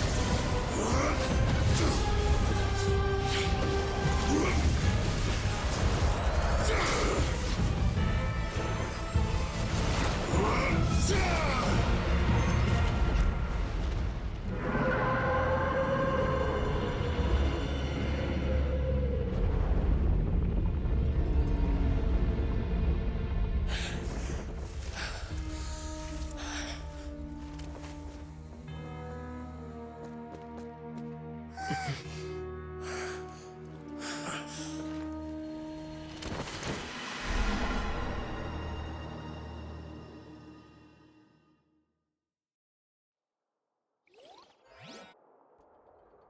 was way too close! How did that thing just burst into the Opera House? Wait, was that the huge whale you saw in your dream? So we've met it at last. I understand very well why it has chosen to make an appearance here. That whale does not belong to Tevat. It is a monster that has traversed the stars, weeping all the while. It has been greedily consuming the energy from the planet's primordial sea, using it to grow. That is the main cause for the rising sea levels. And once it has finished consuming all of the energy contained within the sea, its next step will be... You said that when the Hydro Archon first created Fontanians out of Oceanids, she filled their blood vessels with primordial seawater. Precisely. That whale finds the blood of Fontanians nigh impossible to resist. Therefore, when it left the primordial sea, it decided to make its next stop a packed opera house full of food. Food in the form of Fontanians. We just barely managed to push it back, right? In that case, won't it come back to target the people again once it's managed to recover its strength? That is correct. Indeed, it is more accurate to say that we should thank that Harbinger for buying us some time. Without him, the whale would have likely come onto land far sooner. From the way he looked, he must have been fighting the creature for quite a long time. That battle maniac. We've always known that he had a special connection with that whale, but we definitely didn't expect it to help us out like this. Anyway, now that we know that this whale is the actual cause of the disaster recorded in the prophecy, all we need to do to stop the prophecy would be to find a way to beat it up, right? It is too late. It had already absorbed too much of the primordial sea's energy before we could notice it. At this point, it has become practically integrated with the sea itself. Even if the entirety of Tevat were to be destroyed, it could still survive and swim off towards some other world. That's not something I will accept. We've already done everything we can, and we even found the true culprit. We've come so far. You can't just tell me that the last hurdle is some impossible foe. That's just not fair. Indeed, that's not how a grand performance should end. I'll fight it to the end, no matter what. So the prophecy will be fulfilled no matter what, huh?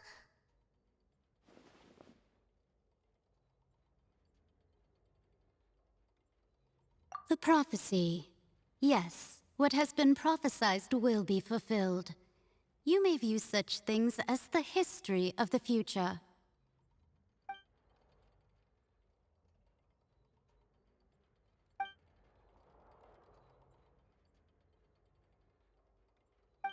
Just as prophecies are usually only the future as seen from the perspectives of the gods, could things be happening in hidden corners where the gods' gaze does not fall?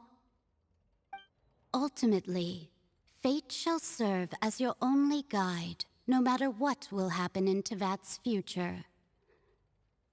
All you need to do is to play your part.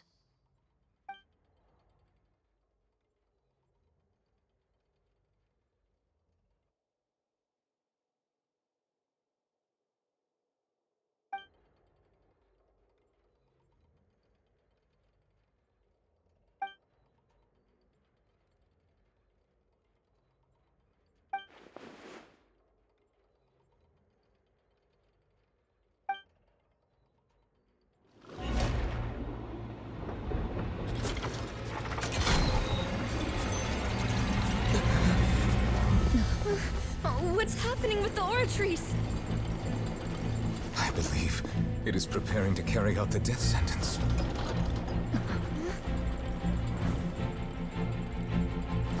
Furina!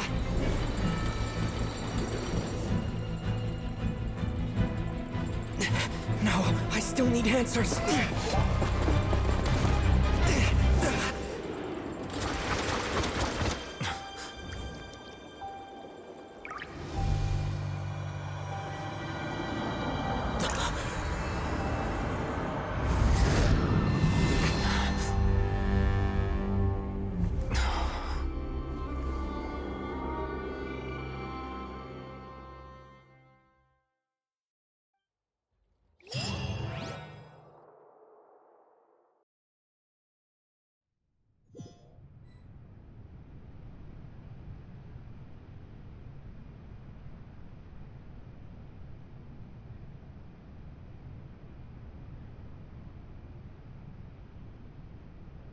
You.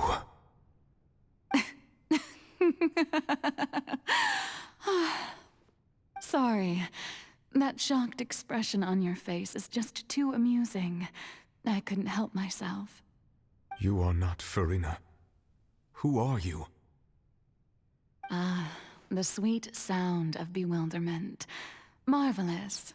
A sure sign that my attempt to deceive everyone was a resounding success.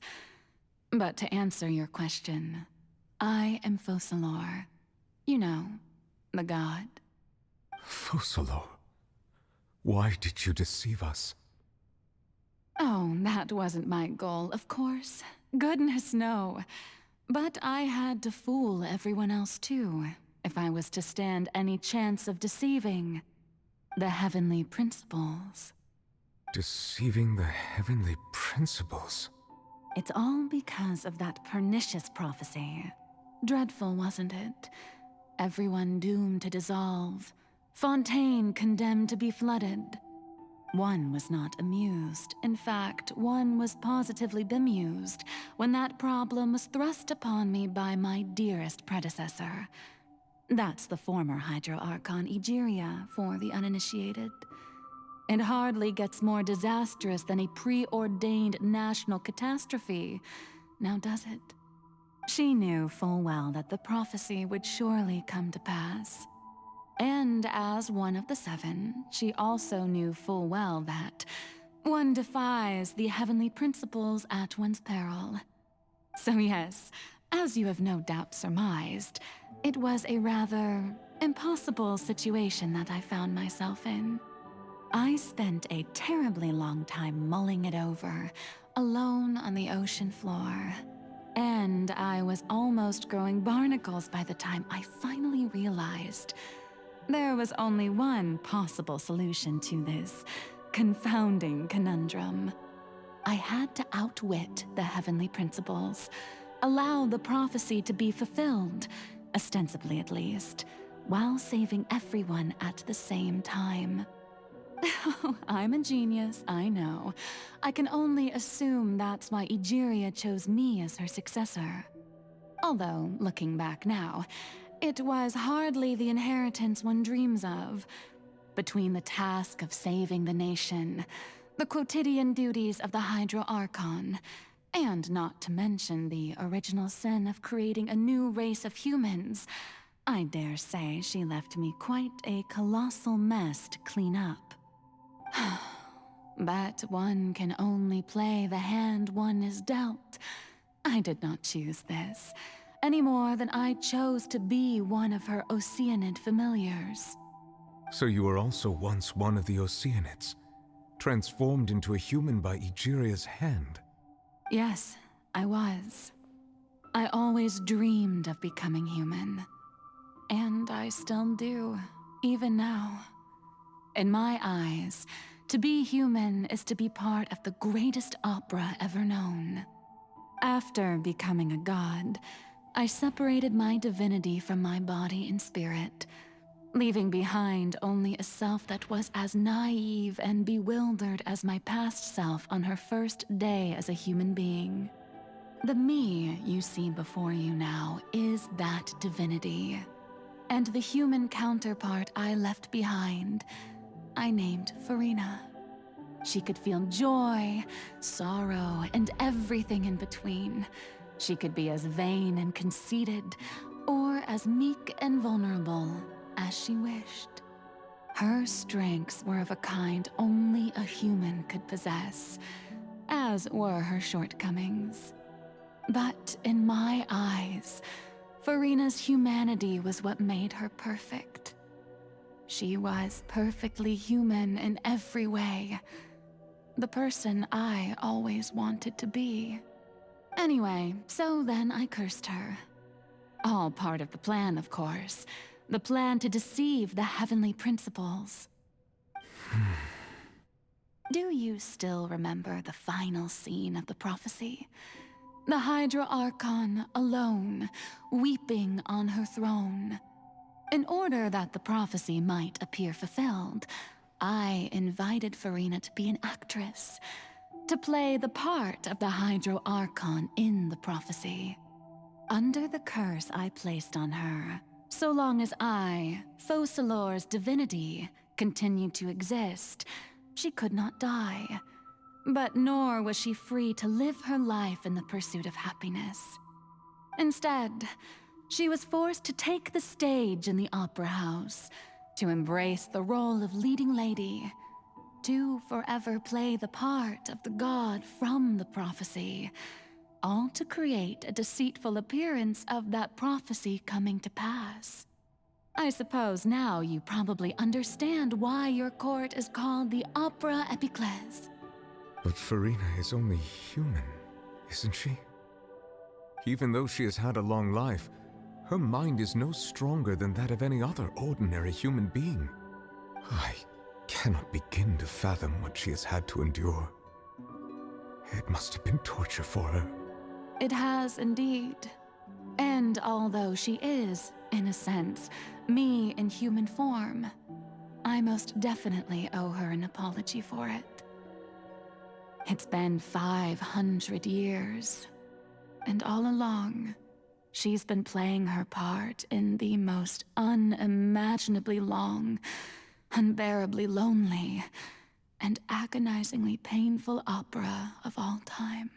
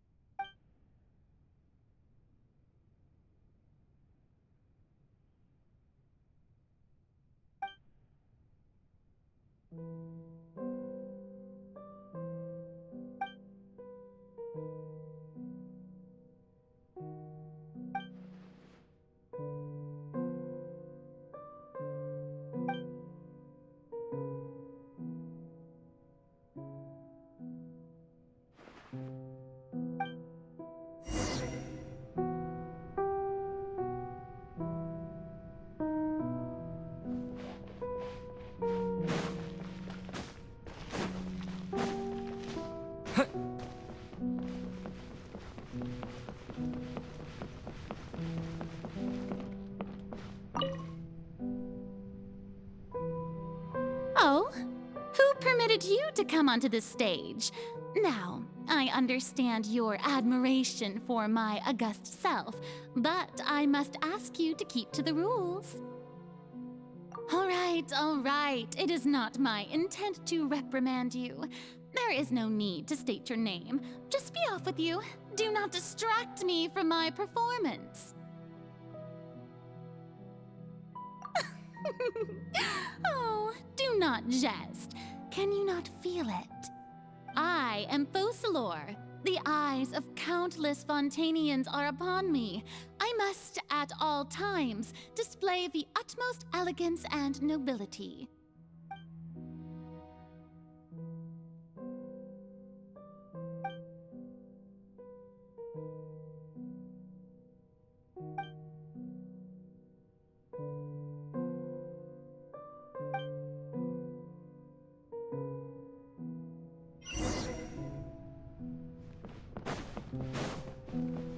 Dear audience, the performance is experiencing a technical difficulty, but worry not. The guards shall resolve it soon enough.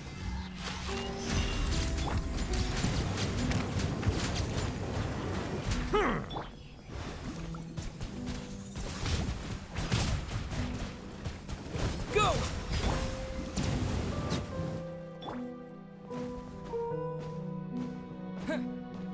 Hey, what gives? The audience is still watching me, you know. Guards? Wait, where are the guards? Guards!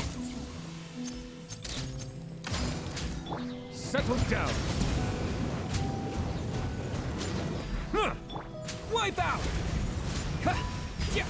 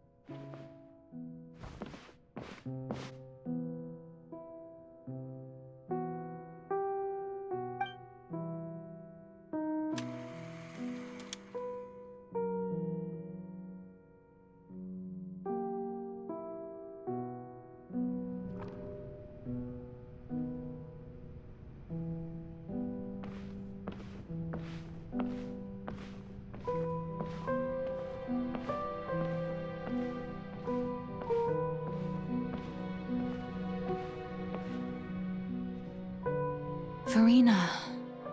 Farina. Huh? Who's that? Who's calling me? Where are you? Be not nervous. Be not afraid. I am before you. Wait a moment. You're near me? How can this be?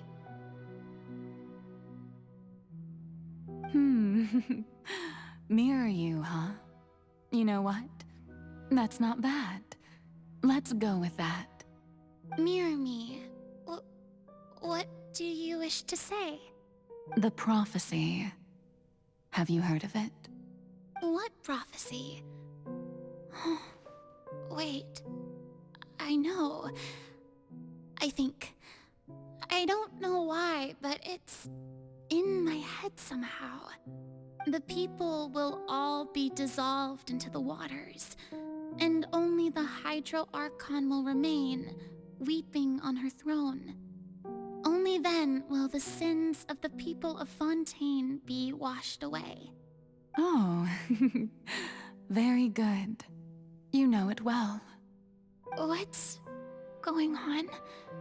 I can't seem to remember anything clearly. The only thing I know for sure is this prophecy. Will it really come to pass? Yes, it will.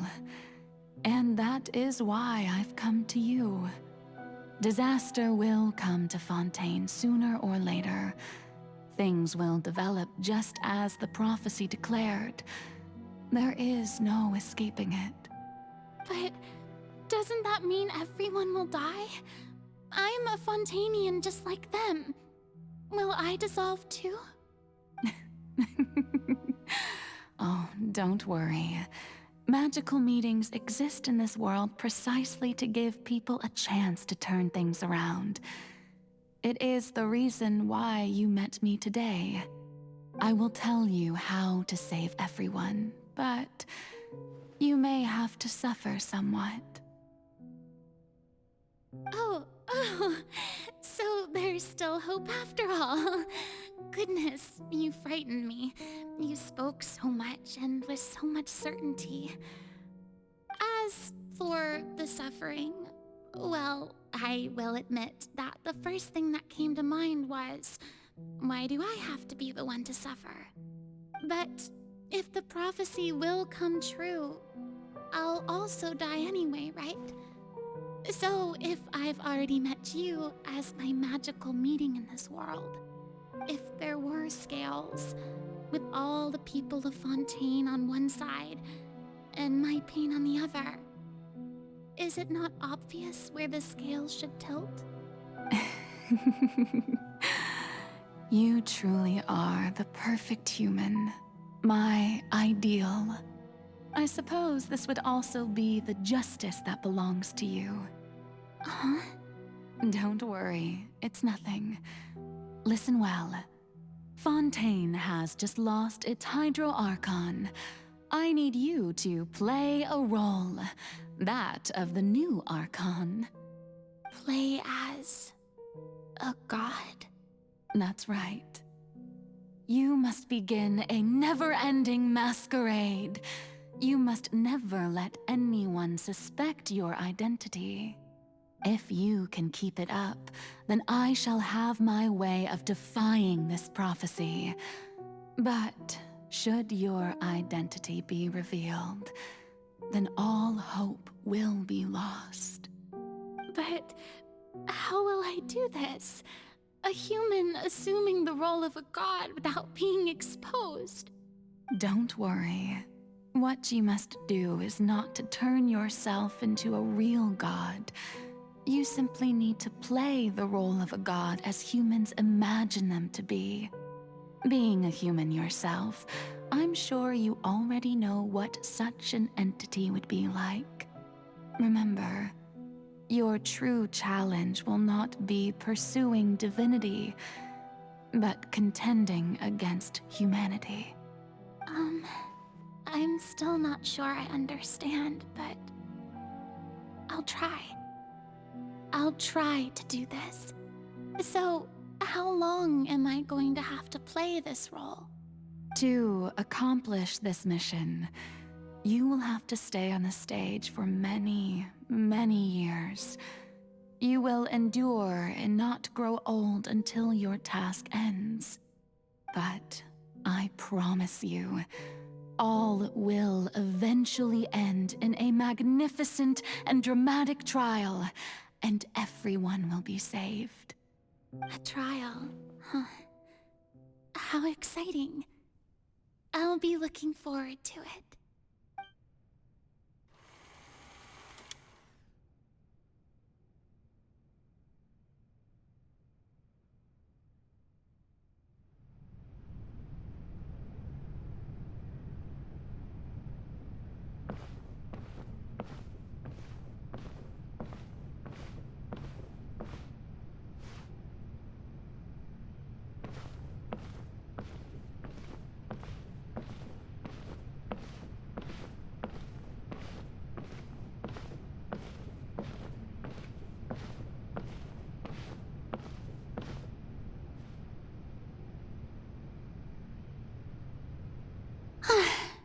The Maison Cardinalise has announced my accession, but this is my first time facing the people.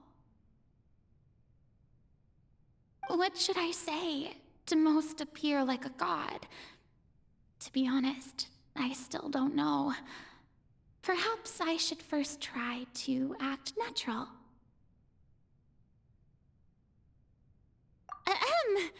Ladies and gentlemen, good evening, and welcome to the Opera Epiclese.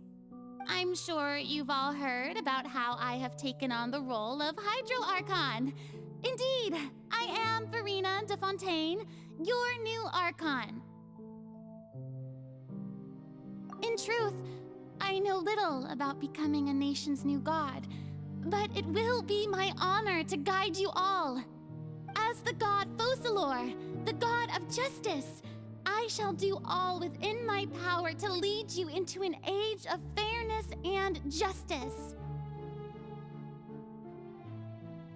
Once again, thank you all for coming. If you should have any questions or suggestions, please send them to the Maison Cardinalise. The future of Fontaine will require us to work together, after all. This should do it. I thought I might stammer, but thankfully, I was able to convey my thoughts just fine. Okay, and next. That's the new Hydro Archon. Is this some kind of joke by the Maison? I would have thought that a being that surpasses humanity would be a bit more assertive. Hey, did you hear that? She even told us to send her suggestions there at the end. Shouldn't gods be all-powerful? She's being so modest. What's the difference between her and an ordinary person, then? If you ask me, perhaps the succession didn't actually happen. She might just be a maison-back puppet. Wait, what's going on? Why is everyone suspecting me of being a fake? Oh, this is bad. If I get exposed here, there'll be no saving the people from the prophecy. Right. Mirmi said that I just need to play the role of a god as humans imagine them to be. Calm down, Furina. Think.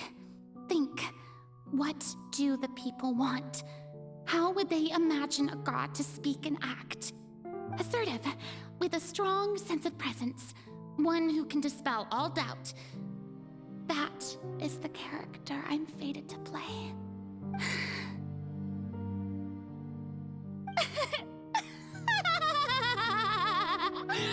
Oh, very good, my people. Only ones such as you are deserving of my rule.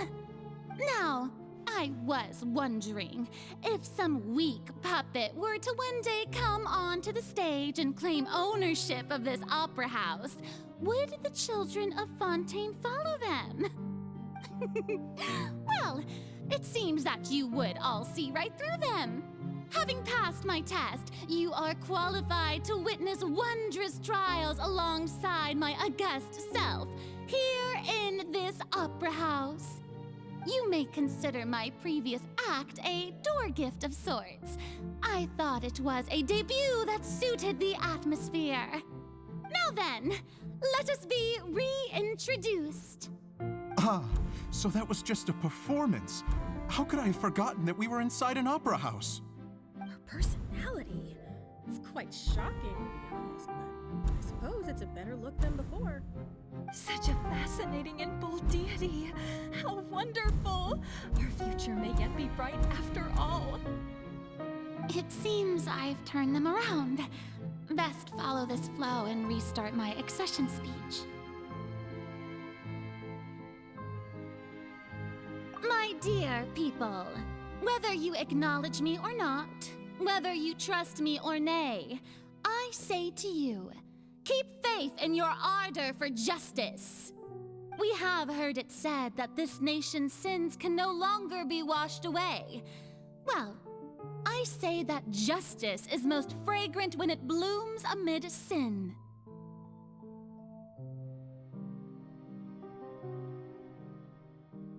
No, this won't work. They'll suspect me again. I must play the role that they want me to play. The scales of justice should not weigh heavy in the hands of its god. On one side, it must carry fairness and justice. And on the other, praise and applause. May law be the prayer on our lips. May judgment be our worship. Let us light the fires and drink to the future of Fontaine!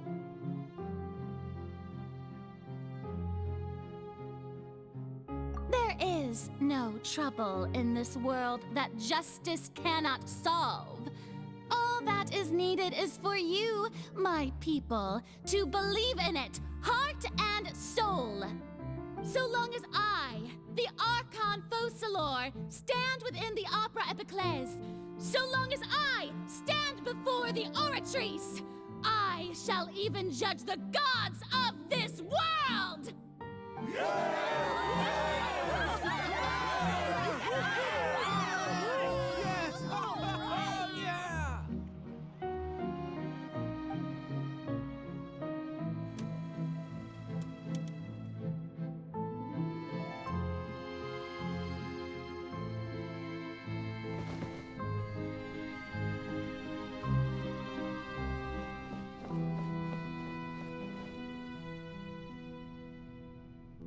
Lady Furina, here are today's case reports, as well as a summary of the follow-up for your perusal.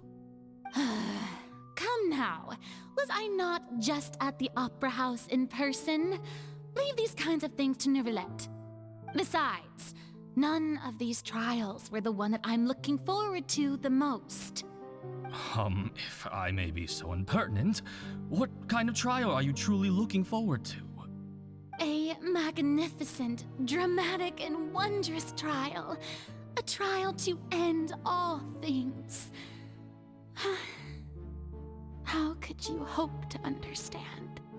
That's true. I fear I lack the ability to grasp your divine thought, Lady Archon. No need for fright, and do not take what I said before too seriously. Go now, do your duties. The trial I await. It will come one day.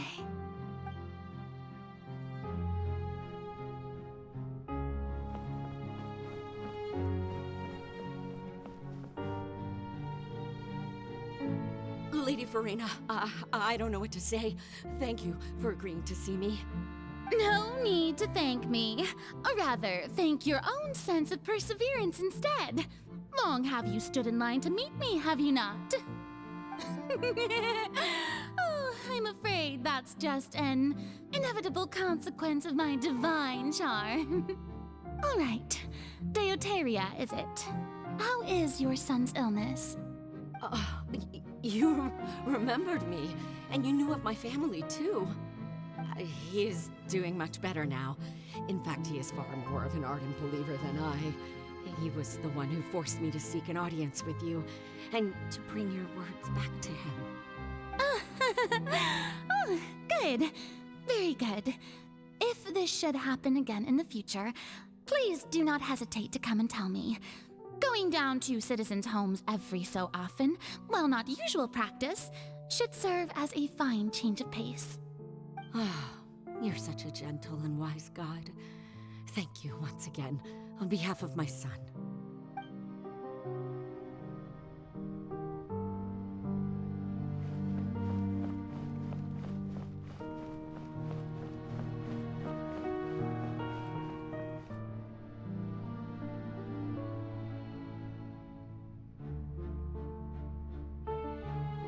Lady Farina, here are the latest hydrological reports. As for the specific parameters you asked to take note of, I'm afraid things still don't look good. I see. It's as I thought then. As your god, I did already expect this, but I wanted to see how far your human wisdom would allow you to analyze it. All manner of signs indicate that the prophecy will still come to pass. Forget it. That's not something you need to worry about right now. Well, as I understand it, the Fontaine Research Institute is also trying to find a way to counter the rising water levels. Really? Have they found anything? I'm afraid that they haven't found any effective solution thus far. Oh, is that so? Well, no wonder. This issue has reached the realm of the gods after all. Still, their spirit is praiseworthy.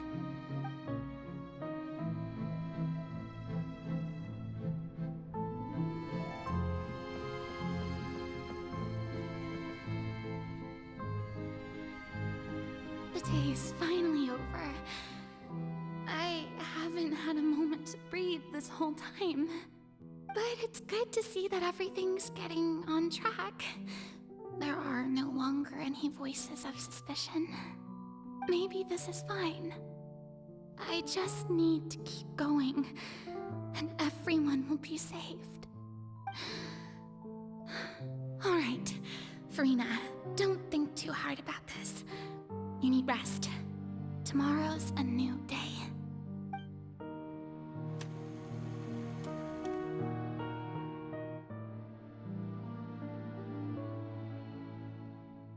Lady Farina, here are the new trial reports for the latest cases, as well as a summary of the follow-up.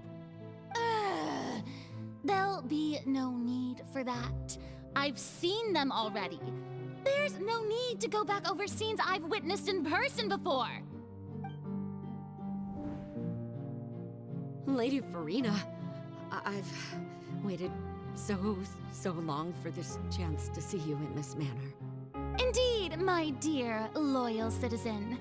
This joyous moment is an honor for us both. Lady Farina, We're detecting significant hydrological anomalies near Poisson. Understood. Keep monitoring. Keep me informed should anything come up at the Institute.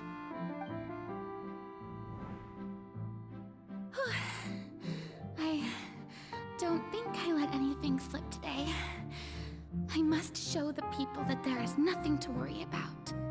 I just don't know when these days will end. I feel utterly exhausted. Best to rest early today, too.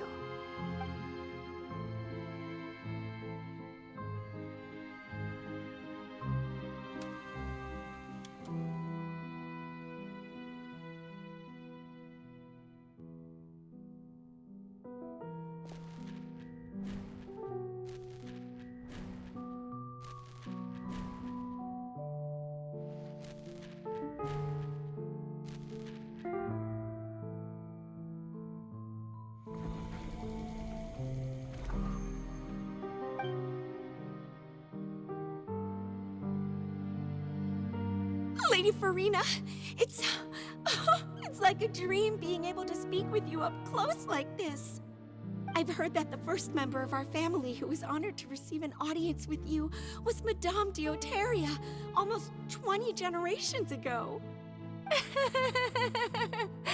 And what a fine family yours is indeed.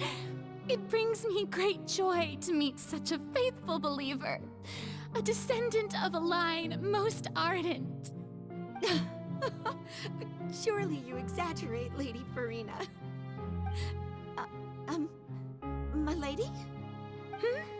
What is it, good citizen? Oh, are you crying? Uh-huh. Really now? I didn't even notice. This must be the overflow of hydro from my person. Well, can't quite help being the god whose dominion is the waters, can I? No wonder. No wonder. A manifestation of your power, then. Oh, Archon, I am honored to have witnessed it. Honored indeed.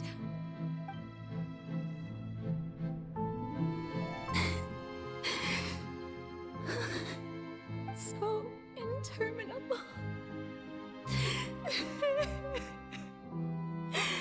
So lonely. Just how much longer? Hundreds of years must have passed by now. Perhaps the show must go on for hundreds more. I never imagined that it would hurt so much. Have I reached my limit? No. Perhaps I reached it long ago. Today I didn't even notice my own tears. I want to tell someone, anyone, about this. But would that not destroy all I've done so far? I've conducted so many investigations across the centuries, but there's not even a sliver of hope that we might break the prophecy. All I can do is keep heart. I must maintain this act. It is the only way to save Fontaine. Please, mirror me. You have to succeed.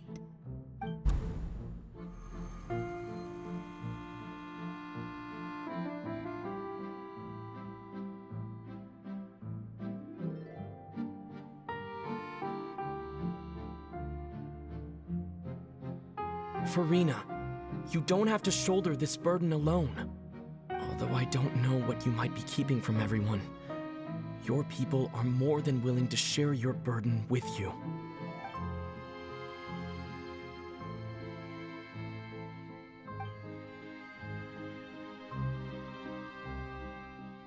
Share my burden. That's impossible. It was fated right from the start that this would be my duty alone. But even if your burden doesn't need to be shared, you can still choose to confide in someone. Just share it with me. I'm what you'd call a witness. A witness? Yes, I've heard that you came to Tevat from beyond the stars, yes. In other words, you never belonged here. And if Tevat is, in its entirety, a show on a stage, then you're just a spectator, aren't you? If that's the case... He's right. I could confide in him, couldn't I? But if things don't play out as expected, the people of Fontaine will be the ones to pay the price. No, Farina. You shouldn't be selfish. But what if it's really all right? Farina, you've worked so hard for so long. Surely it would be okay to put yourself first for once. Just this once. Is it such an outrageous thing to do anyway? To find someone in whom you can confide your frustrations and sorrows? Surely it could not hurt. If you let this opportunity slip through your fingers, it might never come by again. Think about it long and hard.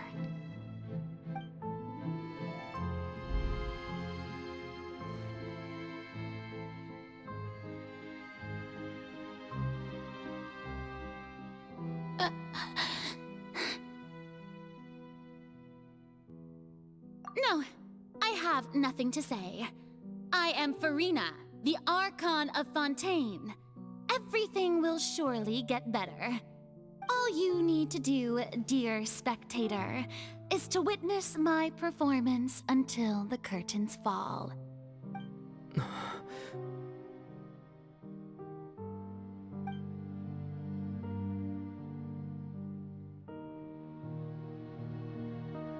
Fine.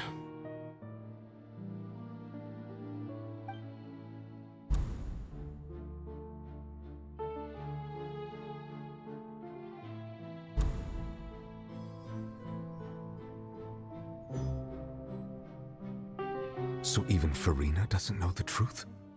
You've never once let her in on the full plan? Yes, it had to be done.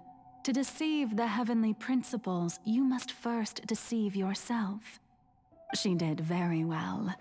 If she had let her resolve falter even once in these 5 centuries, Fontaine would have been doomed to the most tragic fate.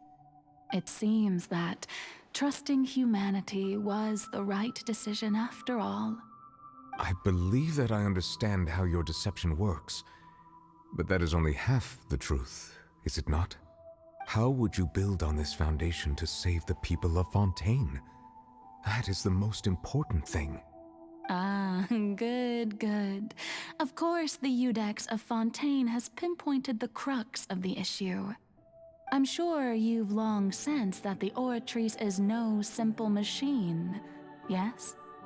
I've always suspected that it had its own consciousness, and Lenny did mention that he heard a human voice within the core chamber. It now seems that that person was you, hidden within the machine all along. Am I right?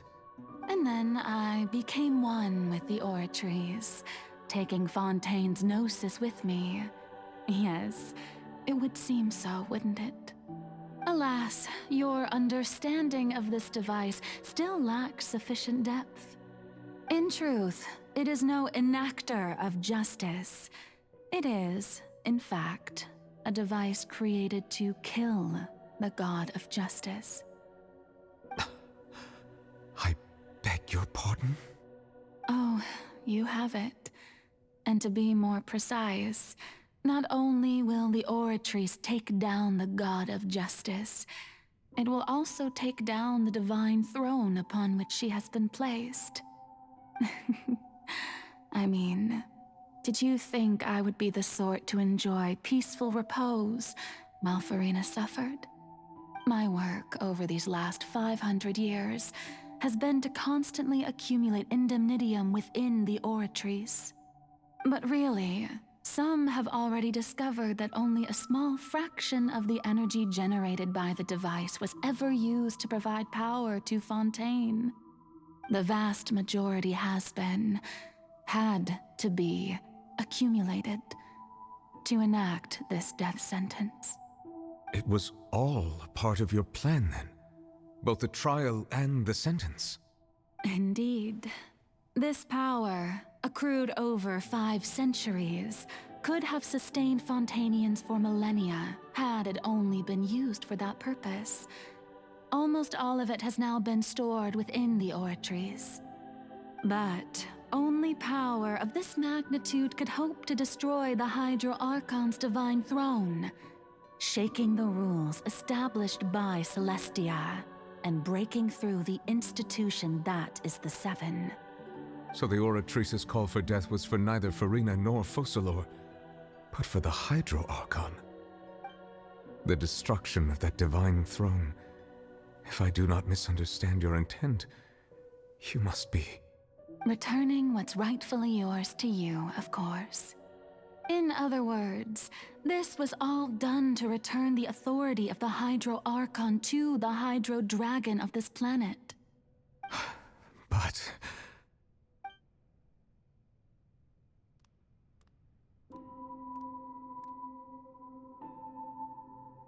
Oh, what? Getting sad again, are we? The authority of the ancient dragons shall soon be yours once more, O Hydro Dragon Sovereign. And this is the face you make. all you've done throughout the years is just so you can sacrifice yourself at the very end. I've never quite seen it that way, you know. Even now, I'm quite pleased at how well my deception worked.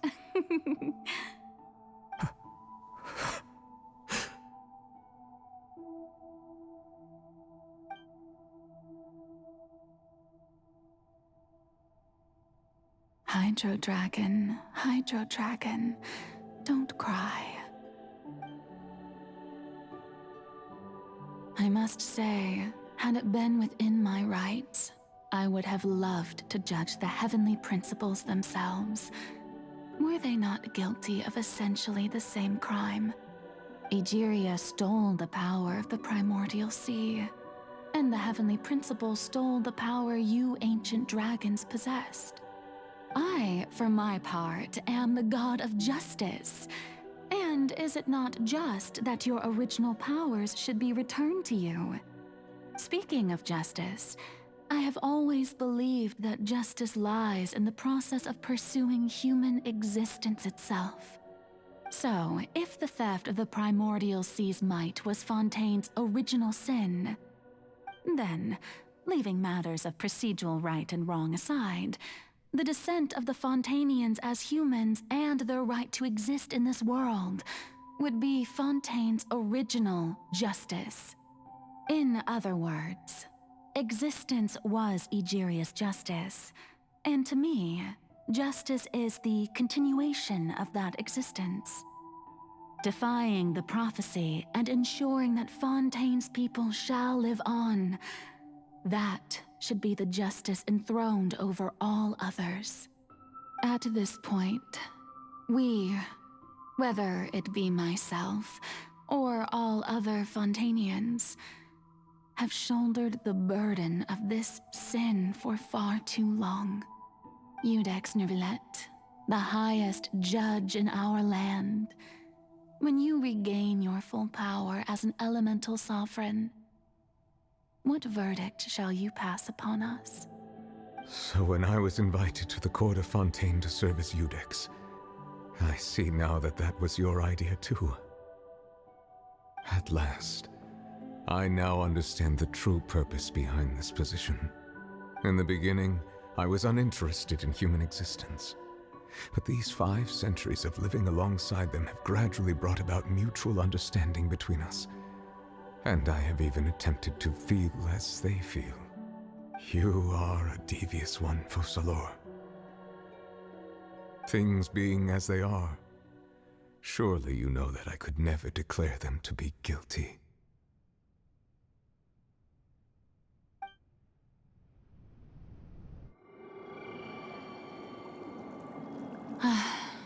The hour of my execution is almost here. For the sinner, the curtain call has come. I know I may not sound it, but faced with death, I find myself a little afraid. Perhaps this is one thing both gods and humans have in common.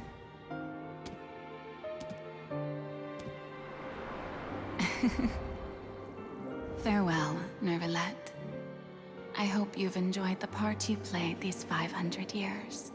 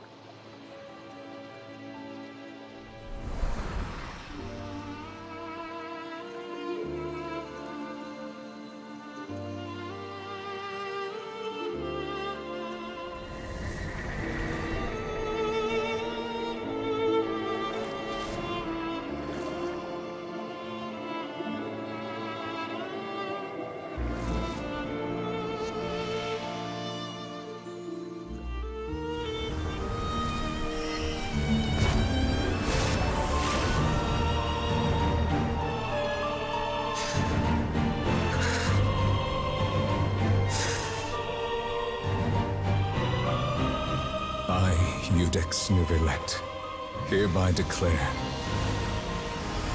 people of Fontaine, your sins are forgiven.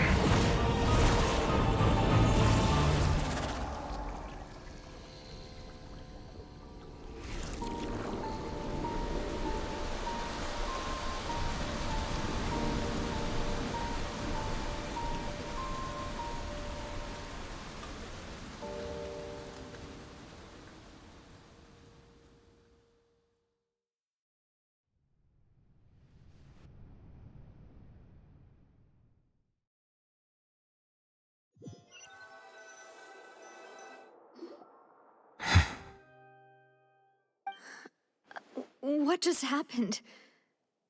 Has the death sentence been carried out? Was that bright light some sort of misdirection? I have a feeling that something huge just happened. But since we're all still alive and haven't been dissolved, I assume whatever happened was good for us. It's time to end this. We must mete out punishment to that beast. Didn't you say just a moment ago that it can't be defeated? I have gained the strength sufficient to deal with it. Through certain means, I now have the ability to separate the power of the Primordial Sea from that creature. We should seize the opportunity to pursue our quarry.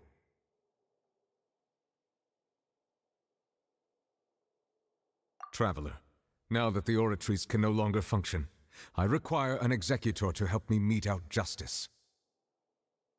The root of the calamities befalling Fontaine, the beast that enacts the prophecy, its name is the all-devouring narwhal. Come with me, traveler. The hour of execution has come.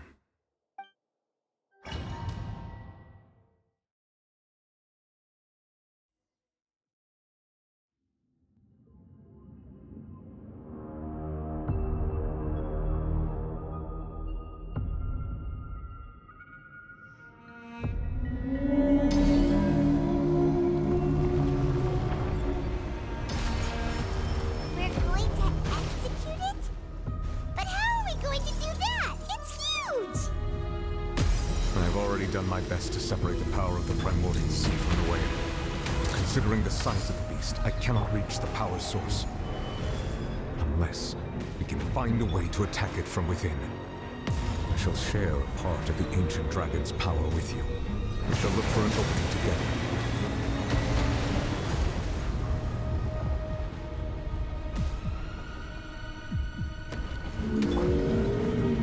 Smile! I can feel its sorrow turning into hostility. Stabilize! The tides beckon.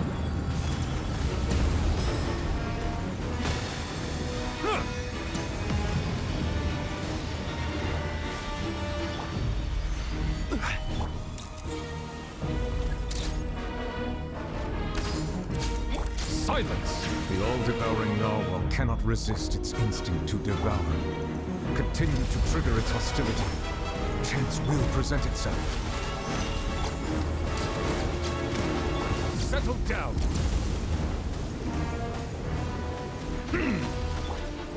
Gather!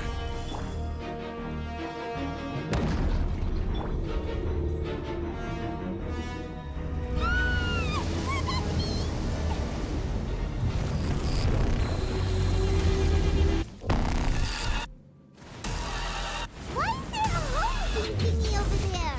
It looks really scary.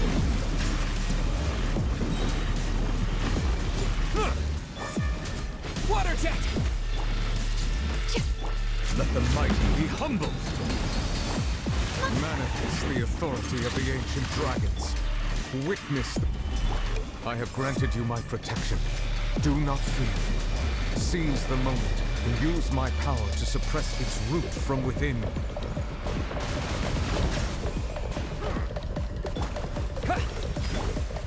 Solidify! Hold that pose! Go! Wipe out! This is order. Silence!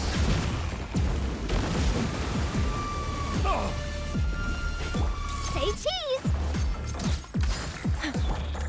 Gather! Breaking news!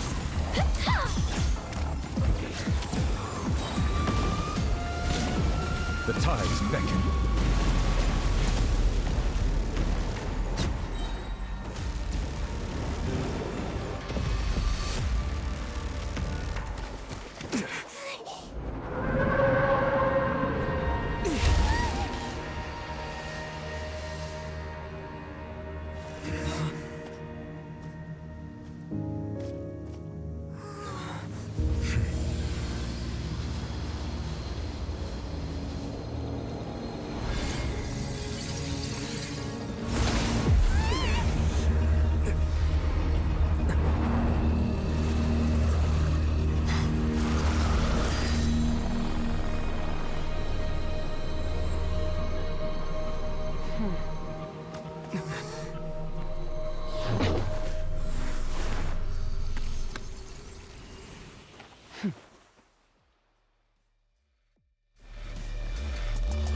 Thanks for helping with the cleanup. It should have been my job, but... oh well. It was just supposed to be a short private training session for me. I didn't think that my disciple and my master's pet would start brawling in the meantime. Well, actually, I had a feeling that it would happen at some point, but they bumped into one another earlier than I thought. What a blunder. I suppose I'll have to swing my sword 3 million times as penance. That power. Who are you exactly? Paimon has an idea. From what she said earlier, she must be Child's master. Skirk, right? It's just that he gave us the impression that she was the less talkative person. I simply did not have anything to say to the weak. But you, on the other hand, managed to defeat the all-devouring narwhal without using power from beyond this world. So you may speak to me as equals. I have to agree. It's a strange use of a planet's primordial waters just to raise an all-devouring narwhal. That kind of power is wasted on it. It's not cooperative. It eats too much. And I have more important things to do with my time than pet sitting. The only thing that creature has going for it is its looks. All in all, it fails as a pet. Miss Skirk? I think you might have missed the point. The point being? Well, being that this pet almost destroyed an entire nation. So what sort of person is your master? Well, child's master's master. Wait, is that right? Oh, right. So you don't know him.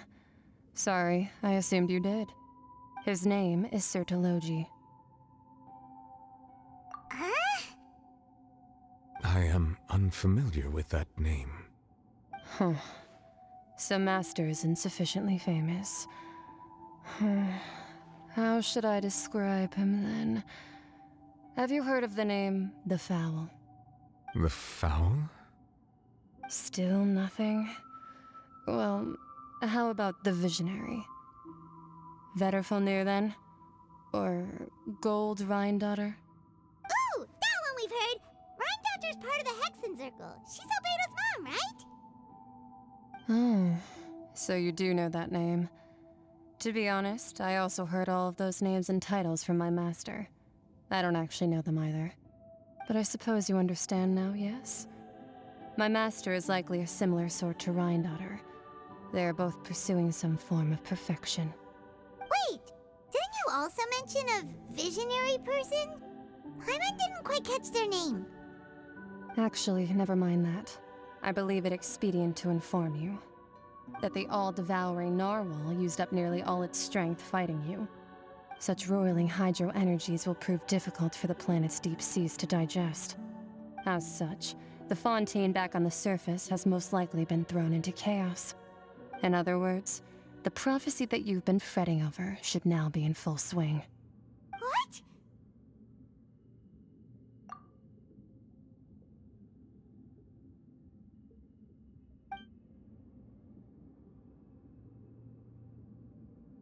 Not to worry.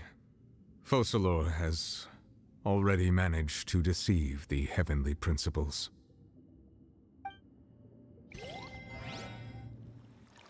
In the end, the people will all be dissolved into the waters, and only Furina will remain, weeping on her throne.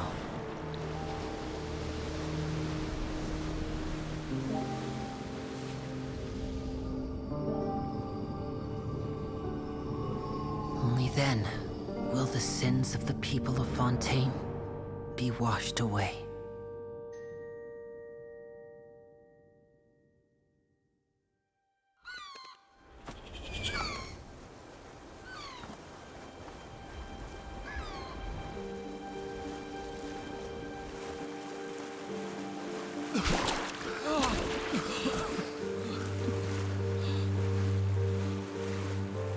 Hey!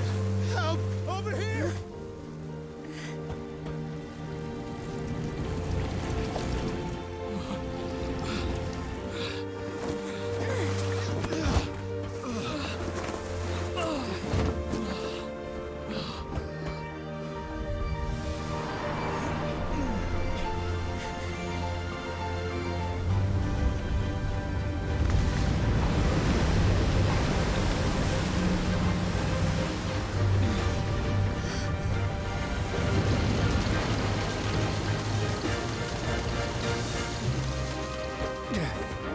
All hands, initiate emergency rescue!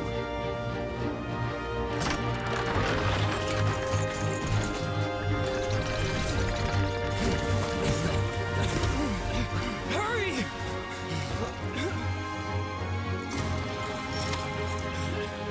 Hey, lend a hand!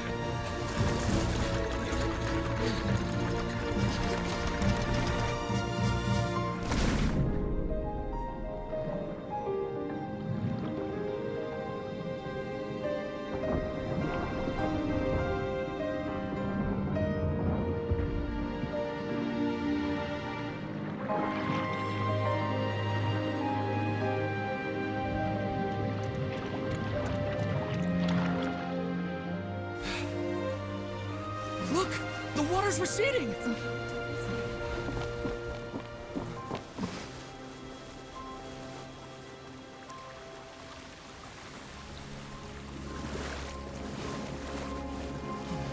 It's a miracle! Water's receding.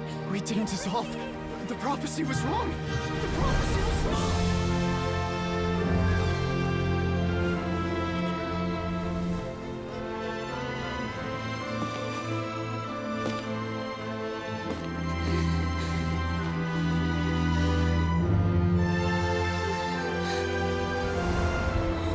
Are you alright? We're safe.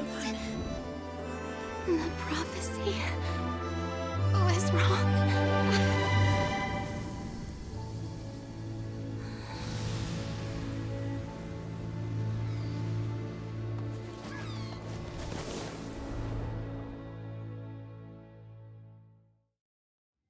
Melusines are...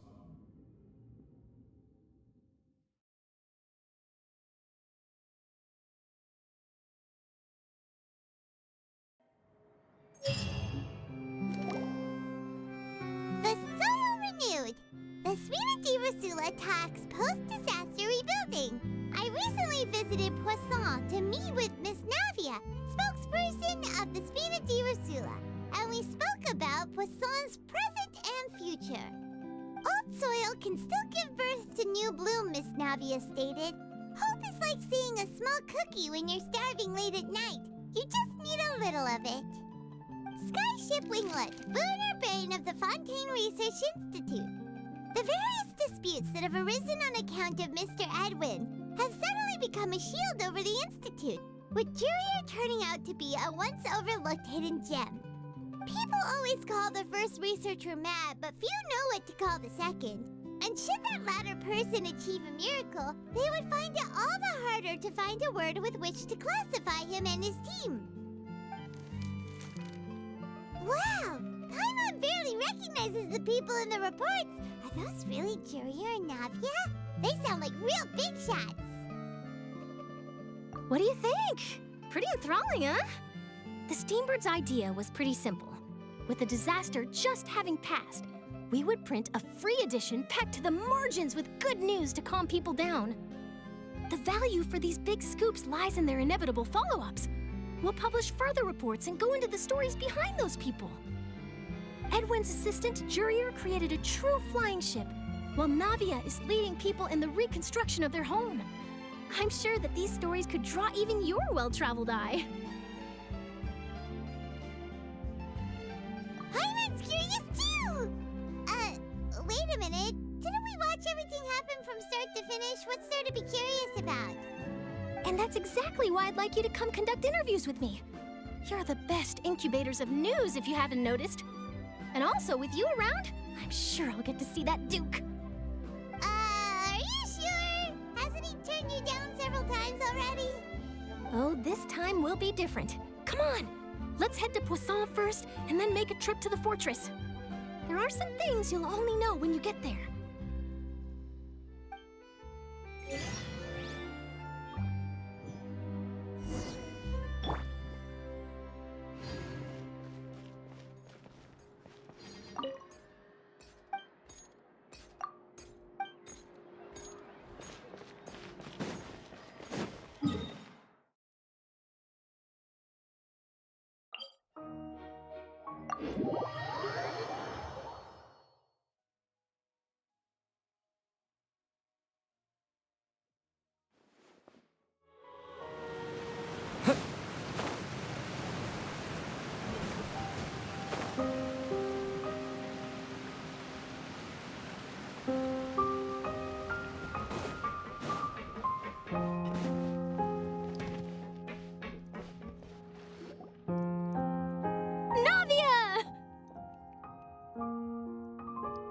Oh, it's you. What brings you all here? Hey, we're just having a look around. I'm here to update myself on how things are going here. Oh, the Fatui are here too. Let me introduce you. This is Mr. Garunt Snežević. He represented the Knave in sending us a large amount of supplies, and is helping with our work. Our residents are hard at work as well. Thanks to everyone, work is progressing nicely. We've lost a lot of people, but we're moving forward. That will have to be enough. Hello, Miss Charlotte. I'm a big fan of yours.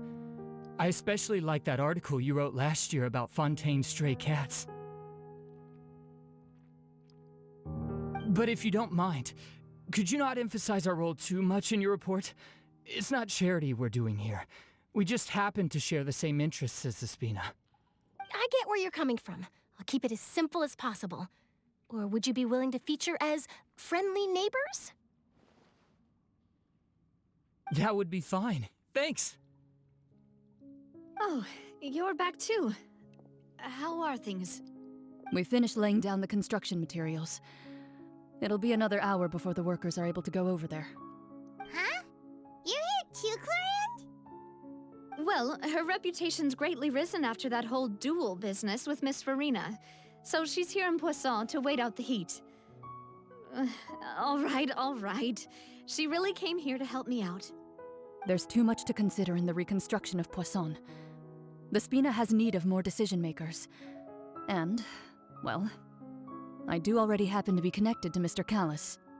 Oh, wait just a moment. Do you mind me asking a few questions? You know, about how you felt before the duel, about what it was like facing down a god. There's lots of exciting material there, I bet. Forget it. I'm sure you can find a better theme than that, Miss Charlotte. I see you're the same as always. Couldn't you do me a favor, for Navia's sake? Well, if we're talking about doing things for my sake, you might as well just take a few more photos of me. Or of the Traveler. It's better than wasting time persuading Clorinde, at any rate. Of course I will. I'm not gonna let him off that easy. All right, then everyone who wants to be in the photo, gather up. And smile.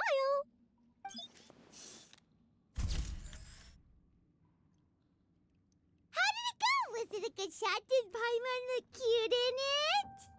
Not bad. Your addition really helped the composition of the picture. All right, hang on a moment. Let me snap a few more shots.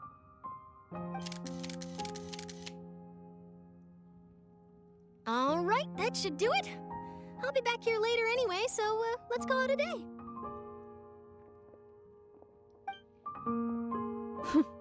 You're very quick. Speed is of the essence when it comes to the news, and freshness is the key. Also, not to brag, but I'm pretty good at building connections. Who knows? I might eventually get that interview with you after all, Miss Clorinde. Wow, you really do have that never say die spirit. I'm impressed. I'll hazard a guess that this is how you got that interview at the Fortress of Meripede.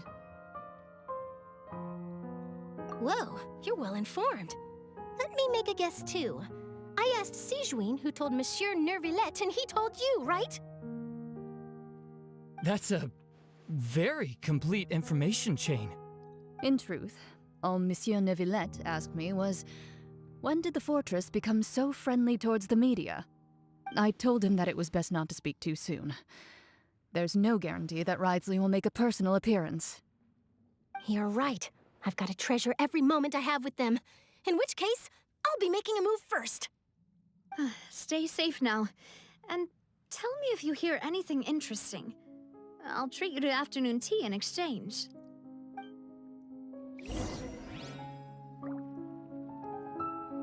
You seem curious about the fortress. Of course. That Ridesley. I still remember going down to the fortress to grill him for information on my father's case. Boy, did he take me for a ride. Without telling me anything, of course. But he did invite you to tea, didn't he? 2 large pots of it, in fact. It was good tea, though. I have to agree. The tea there is very good. Speaking of that, would you like to have some today? I mean, you've got time, right? Well, I'd be partial to some shortbread. Wow, it's like we've got a menu or something. Sure. Good. What flavor of biscuits would you like, Mr. Snezhevich? Me? I'm fine with anything. But I would prefer chocolate, should you have it. All right. Leave it to me. I'll go over the newly arrived supplies with you later, Mr. Snezhevich. We should be able to finish the preparatory work today. That works great for me. Huh. Is it just me, or did you get a new lipstick? I did. It was a gift from Sijuin. Want to give it a try? I think the color would suit you too.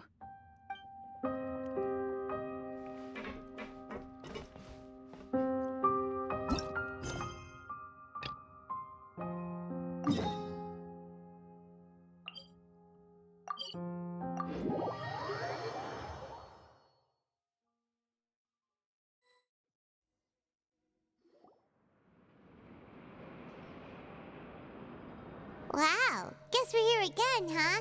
There's a real nostalgic feeling to this place. Looks like you've been missing us.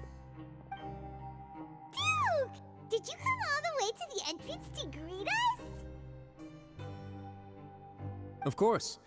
I'm here to welcome you and our dear Miss Charlotte, whom our good head nurse recommended to me. It's an honor to finally meet the much-rumored Duke.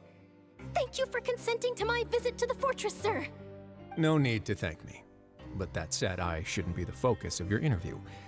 I trust you recall our agreement? Of course, of course. All right then, this way.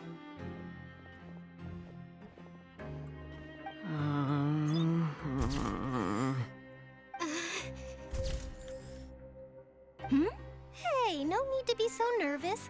I've already taken all the photos we need. Miss Charlotte, do these pictures really need to be published on the cover of the Steambird? It would seem that Miss Lorvine doesn't want her face to appear beside that of Mr. Jurier, Sir, please don't say things like that. But it looks like dear Mr. Jurier denies it. Might this interview be very important to you then? No, I just... This is my first time being interviewed, and I'm very thankful to the Steambird for... Now, I might not look it, but I actually did meet Mr. Edwin once. And I'll be honest, I enjoyed chatting with you more. You've definitely got more of that genius vibe going on. The boat that brought about a miracle, the ark that saved the people. Why, you recreated a myth back there, like an emissary of legend. Still, if I might ask, where's that flying ship now? Huh! Looks like Charlotte's trying to get herself another exclusive scoop. I have to apologize, but that ship is presently in the bowels of our factory. I'm afraid it won't be easy for you to get a shot of it. Really? Well, then in that case, could I have an interview with you to make up for that loss?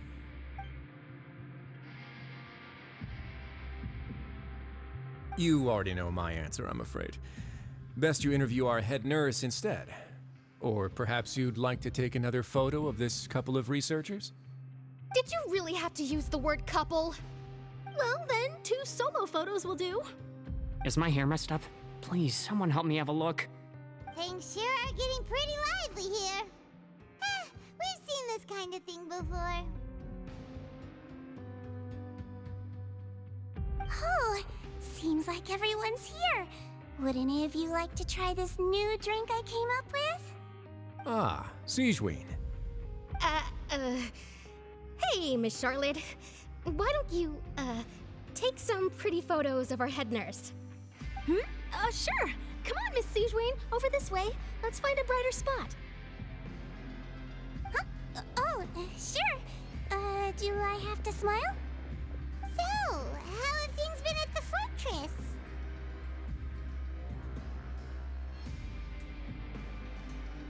Same old, as you can see. Fontaine's undergone some changes, but this place is still more or less the same. Other than that flying ship, it got a tad too much attention, I think. That's why I decided to let the interview go through. We should direct more public opinions toward the behind-the-scenes heroes. Am I right, Mr. Jurier? Miss Lorvine? You're too kind, sir. I believe that you too should have your day in the sun.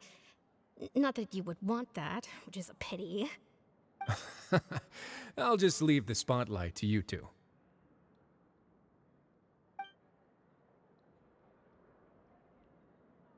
I see. Lots of things happened that day, huh? Anyway, regarding that Harbinger, I'm not sure you remember, but his 3 young followers are still waiting for his return. He sure did win them over, huh? I'll tell them that there's good news and bad news. The good being that their boss seems fine, and the bad being that they must face extended sentences for abetting his escape. Oh, actually, what about you? Are Are things gonna change for you too? What change can there be? The fortress will keep chugging along, and so will my duties. As to what Miss Farina's departure will mean for the nation, and if our laws and governance will be transformed, we'll leave those to the folks in the overworld. Hey everyone, the photo shoot's done. Good. In that case, let's call it a day here. Thanks for your cooperation. Come on, Traveler, let's go. Till next time, everyone. There'll be a next time? Maybe. Who knows? I might write a story about the underwater factory next time. Until then. All right, last stop, the docks.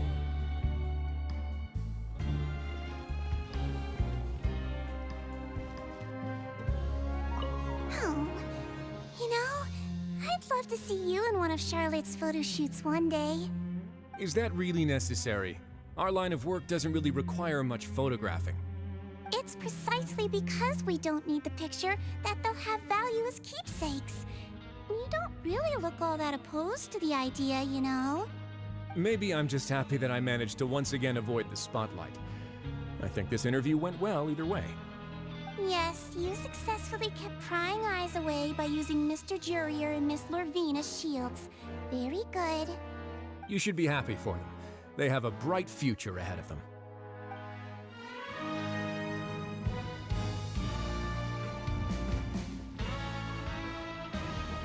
Here are the interview notes. They mentioned that the flying ship may have many uses in the future, and the journalist asked me what I thought of them. Seriously, how would I know anything about that? Flight is just flight.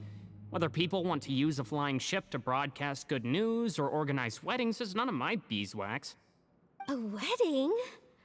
Huh.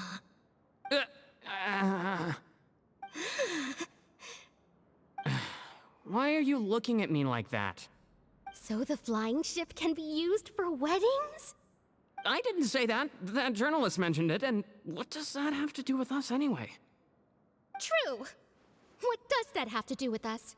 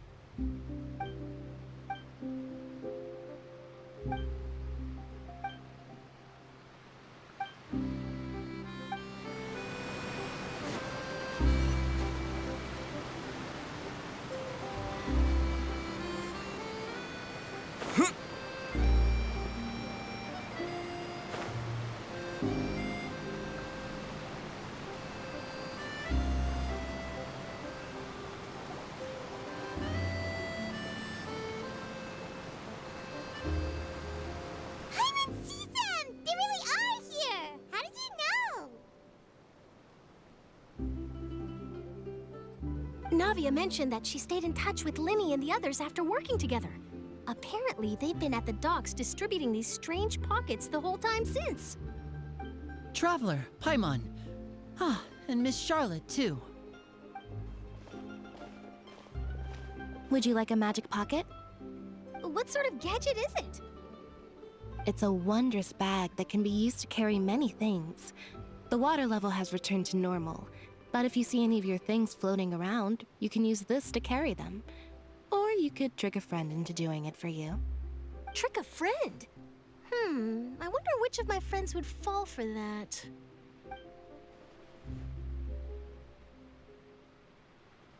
You could just make a friend like Fremine here.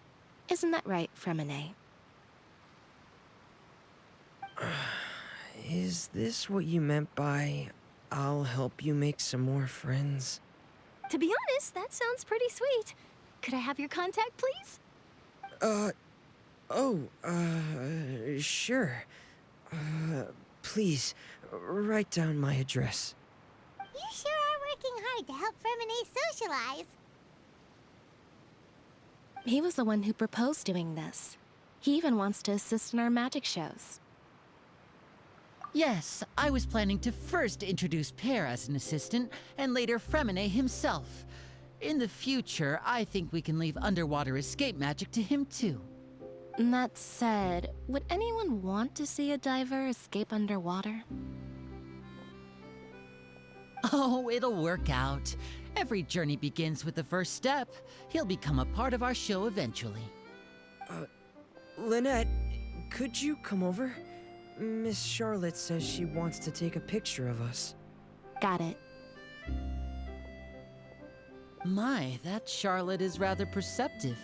She got rid of everyone the moment she realized I had something to say to you. So, how have things been, Traveler? Father says that you did a great deal during the latest events. She's very grateful for your contributions to Fontaine. That's all right. We were more than happy to help. So, what's she doing now? Oh, I guess you haven't heard. Well, after Lady Farina left, Father and Monsieur Neuvillette opened negotiations, during which he gave Fontaine's gnosis to her as a diplomatic gift. A diplomatic gift? A gnosis? Yes, I was quite surprised at first myself. But when I thought it over, there were actually a number of things going for it. It could have been done as an apology for the incident with Lord Child, or as thanks for his help in tying the all-devouring narwhal down. Furthermore, Father did also lend significant aid to Fontaine and Poisson. That's true, but this is a gnosis we're talking about. Doesn't this seem a bit irresponsible? I would agree, but I've also heard that it seems that Monsieur Neuvillette has had a significant change of heart regarding the matter. So there's some reason for this that only Neuvillette knows about? I suspect you'll have to ask him about that yourself. Yes, speaking of which, I did see him strolling around the entrance to the Fortress of Meripede a while back. Isn't he real busy and stuff? Paimon didn't think he'd have the time for that. But back to the topic. The gnosis was given to the knave, right? What about Child? They say that he's returned to Snezhnaya to recover from his wounds. I hear that the recent disaster really did a number on his health. That's true. When you think about it, we've had loads of run-ins with the Fatui.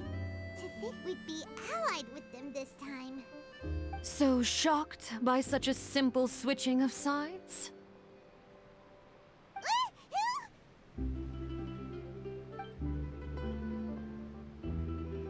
Father!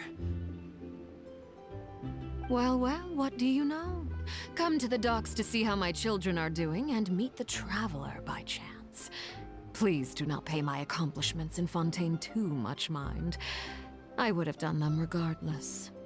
Are you going to take the gnosis back to Snezhnaya? That is our duty as harbingers, yes. Don't be too preoccupied with sides. The goal of the Fatui concerns not a single place or person, but the entire world. With such a grand goal in mind, it is inevitable that we must wear many masks. Switching my masks is something I've always done. Well, that depends on many things. No one truly knows what the future holds. What good is honesty if you can't rely on it forever? As for you, I very much look forward to our next collaboration. Good things cannot be achieved alone, and you've proved yourselves to be great partners. A vision? All right. I'll remember to return it.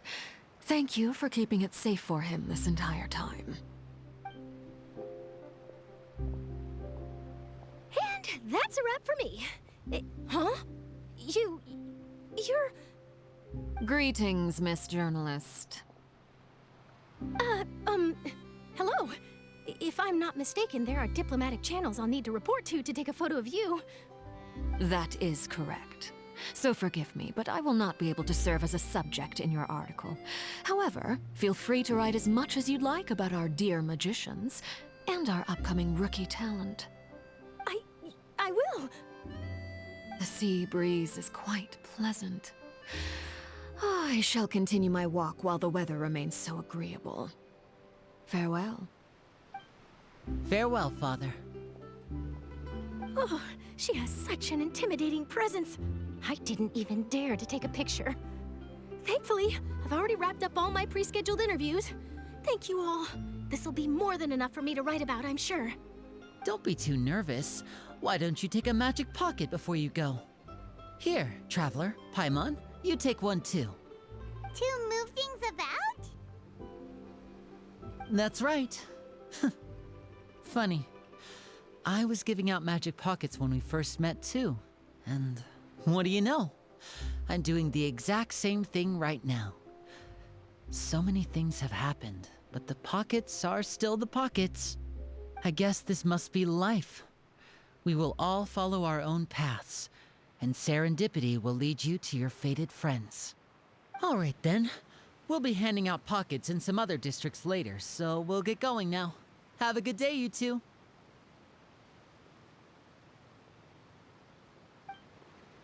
Well, guess we sent Charlotte off. Shall we go see how Neverlette's doing? As long as he's not so busy that he doesn't have time to chat anyway.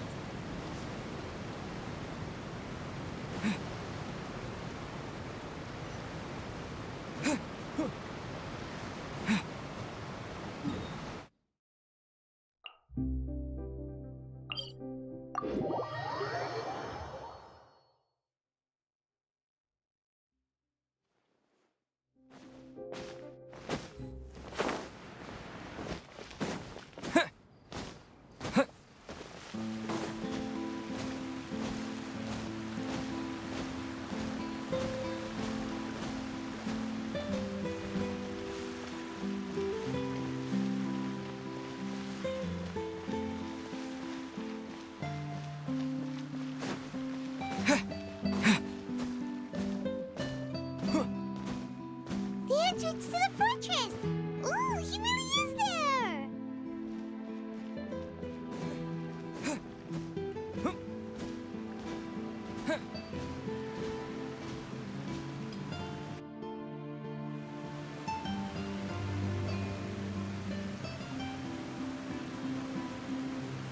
So, you really are here, Neverlette!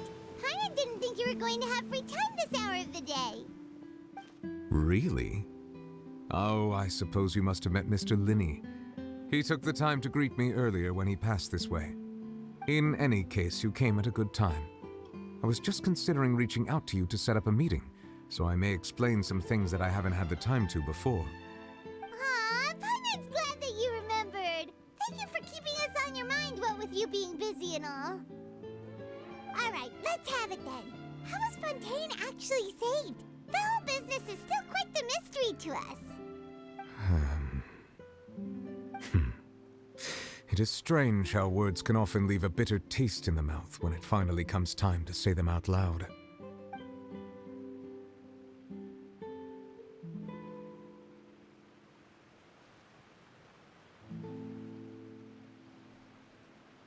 Whoa.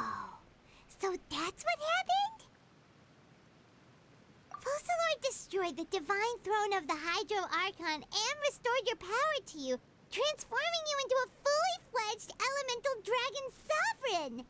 But Paimon still doesn't quite get what you did to save the Fontainians from dissolving.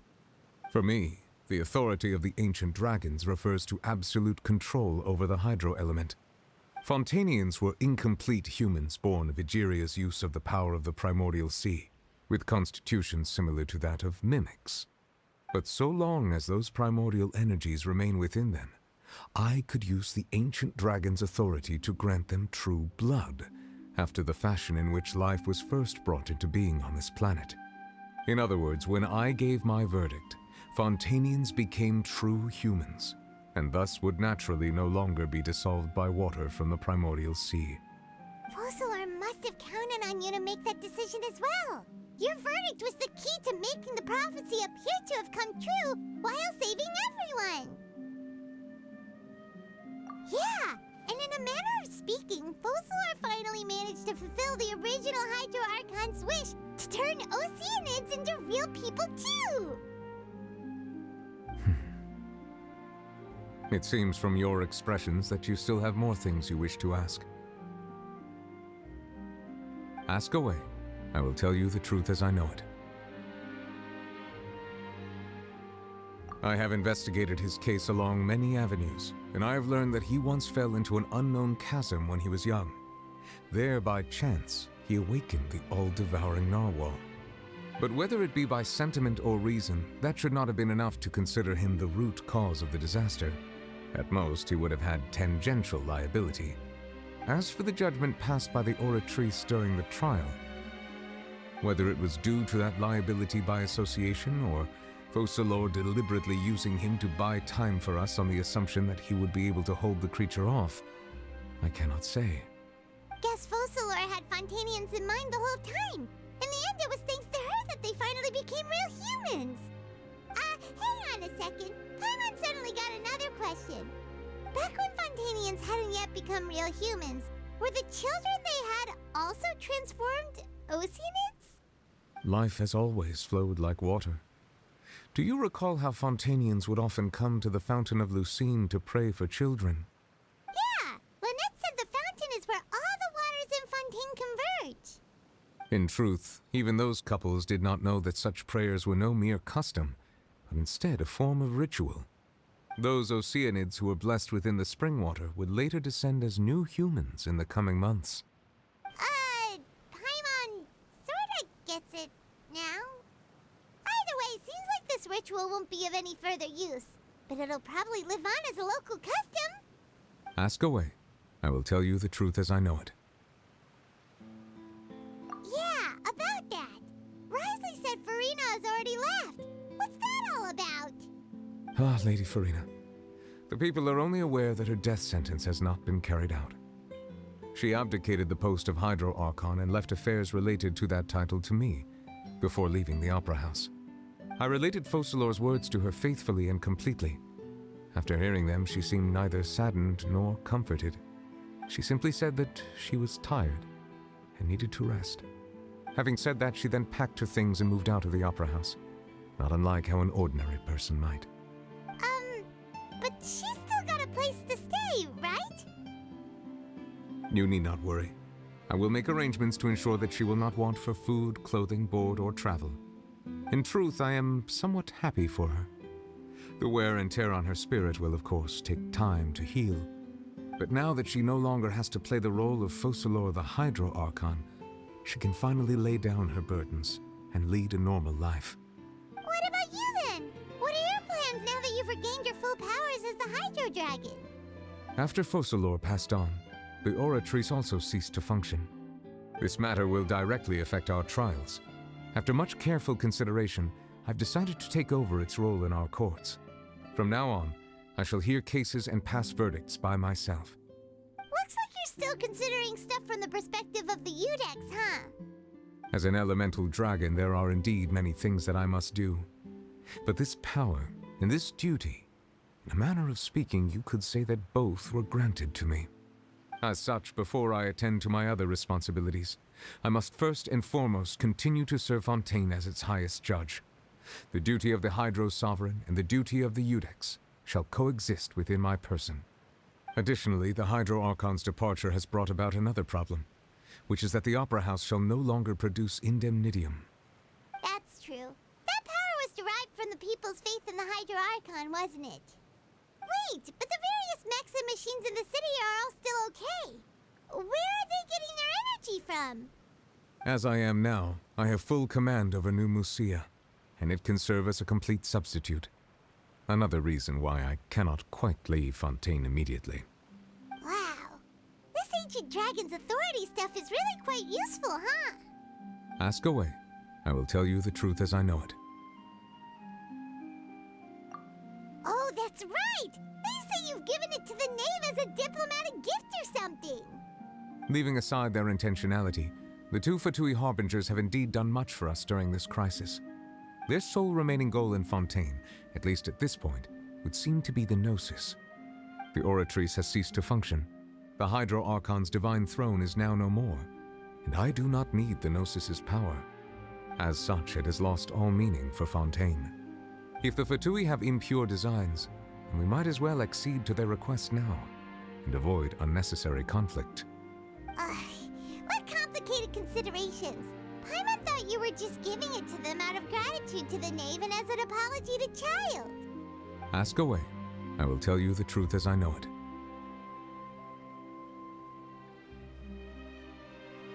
You will soon be heading to Natlan, I presume? I'm afraid that I have little talent as a travel guide, so all I can do is tell you what I know about that land. As far as I'm aware, Natlan can be said to be a nation of dragons. A nation of dragons? You mean like you? No, I suspect that I would not find myself welcome there. Unlike ancient dragons such as myself, the dragons of Natlan have undergone long years of development and evolution. Large numbers of them have entered a form of coexistence with humanity. Natlan is also the nation of war. War ravages those lands like an undying flame. There is one other piece of information I got incidentally from my negotiations with the knave that I believe may be useful to you. The harbinger known as the Captain has thrown his hat into the endless ring of war. The Captain. Sounds like a real tough customer. Seriously, everywhere you look, there's a Fatui harbinger doing their thing. I suggest that you fully prepare yourself before going to Natlan. In the meantime, Fontaine's doors will always be open to you. Ask away. I will tell you the truth as I know it. Hang on a sec. Paimon still got a question about the Gnosis. When we spoke to Linny earlier, he mentioned that your attitude towards giving away the Gnosis had clearly changed. We guessed that there might be some reason for it that only you were aware of. No wonder the House of the Hearth is the Fatui's intelligence division. They are certainly sharp. So regarding this specific issue, I was just getting ready to share something with you. What is it? In truth, I exchanged some further words with that lady named Skirk after sending you two back to the surface. It went something like this.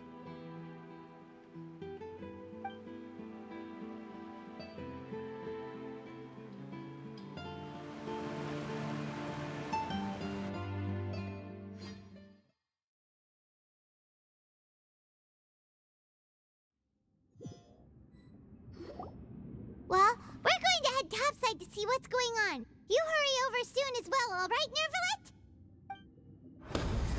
Whoa! What next? The all-devouring narwhal isn't here, so I'm no longer getting any interference. I can finally catch the scent of your power, what it's made of.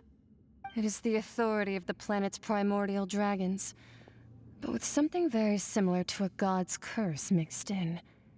It's quite a novel blend. I'm sure I've encountered something like this before. What was it again?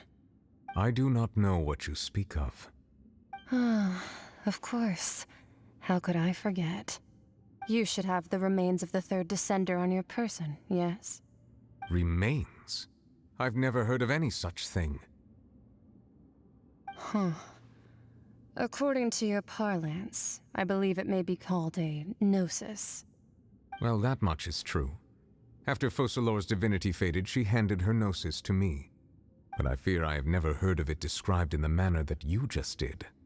I've been training with my master, the Foul, ever since I was young, and I have never returned to the surface since. So most of the information I possess, I got from him. It is only natural for those who are greater than humanity to possess a different sort of common sense, which is why there are so many problems in our attempts to communicate with humans.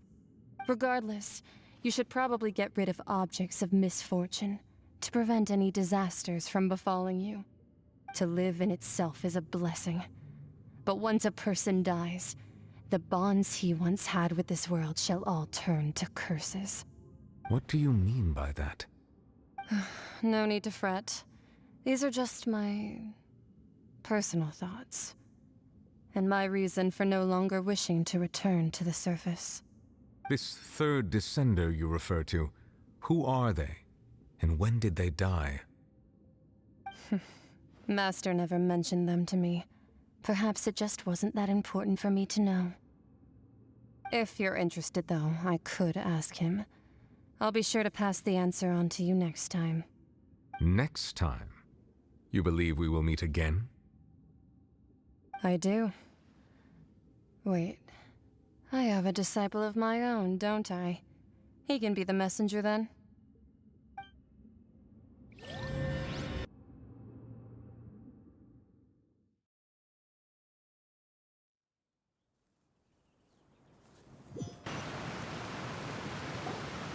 That's what she told me.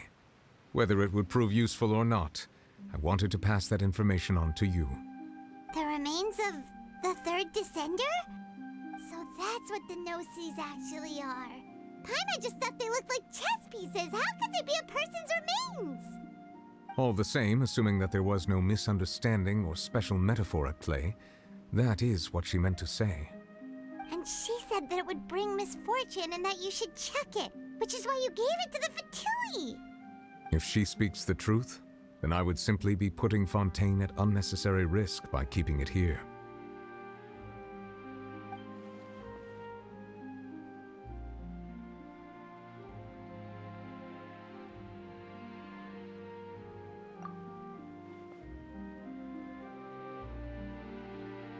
I guessed that you might already be familiar with this concept, but I did not expect you to be one of them. That means that the Gnosis, which are exceedingly element-compatible and can even enhance elemental abilities, do indeed come from the third descender. I wonder, does your body also possess similar properties? Like being able to use elemental powers without a vision. That does sort of count as special compatibility, right? No, let's not think about this stuff right now. It just feels creepy. Comparing the Traveler to the dead third descender and all. That's what you say, but this topic still feels like bad luck. Once Child recovers, let's get some more answers out of him. Or go look for his master and get the answers that way. I too believe it unwise to make too many blind guesses when information is lacking. The same is true of being at court. All right. Whatever the case, it seems like the crisis here in Fontaine's over for now. Yes. All of Focalor's efforts were for this moment as well. But she sacrificed herself in the end as a god, and she suffered through all those years as a human. Was that really what she wanted? I suppose that would be the mystery of a god's will. I suspect not. But once in a while, I too would guess that if wishes were like the clouds in the sky, they will one day return to the earth as raindrops. Life flows like water, and rain is the final answer. The water levels may sometimes tilt one way or another, but the rain falls fairly upon all. And what, ultimately, is the difference between the rains that fall upon all of us?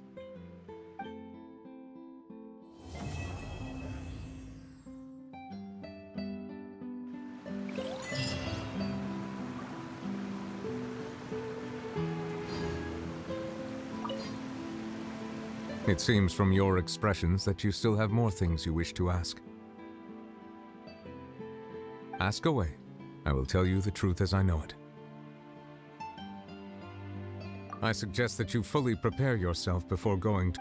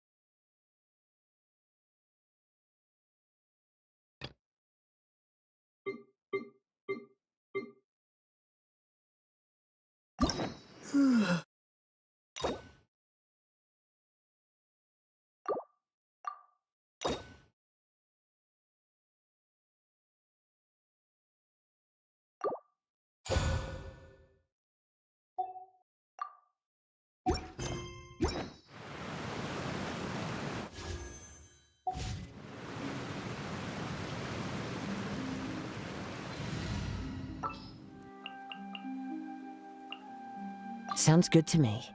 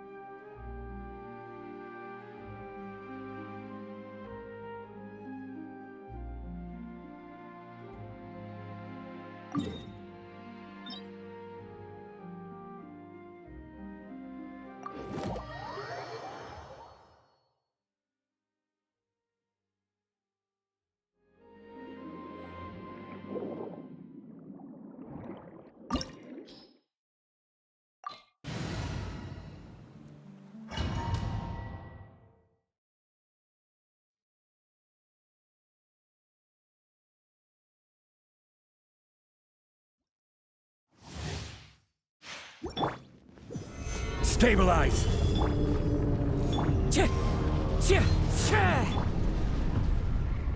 Fuck.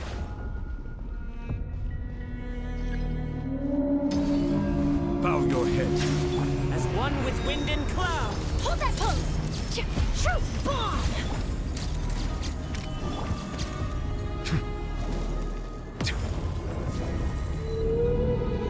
Let the mighty be humbled.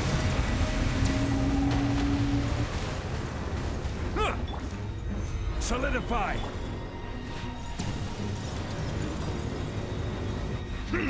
Settle down! Smile! Stabilize! The wind knows me. Silence! Order guide you. Solidify! Hold that pose!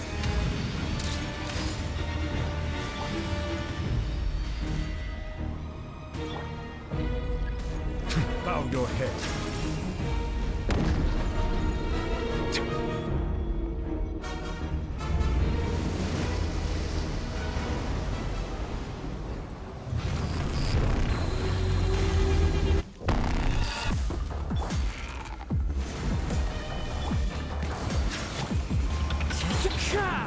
Smile!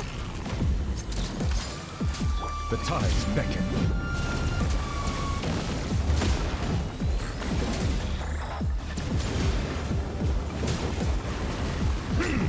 Wind strider.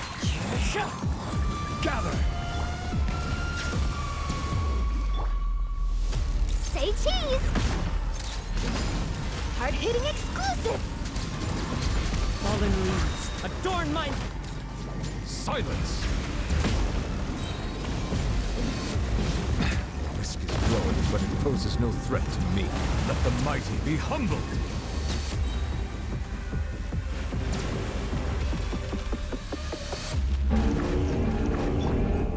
Solidify! Bow your head. Clouds high.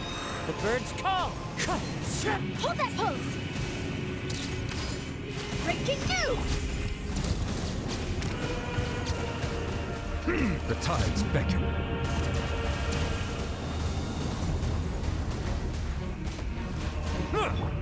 One with nature. Come.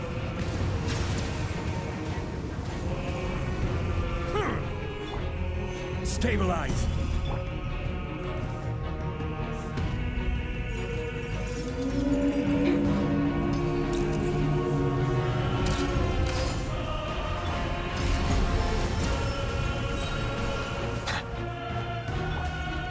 Solidify!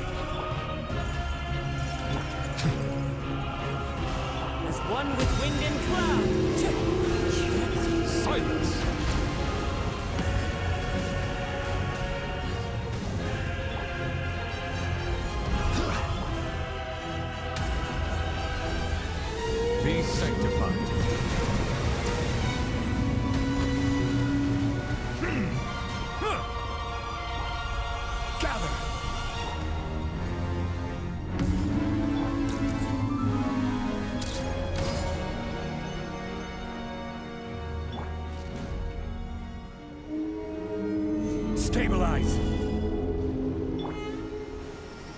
Bow your head. Into the wind.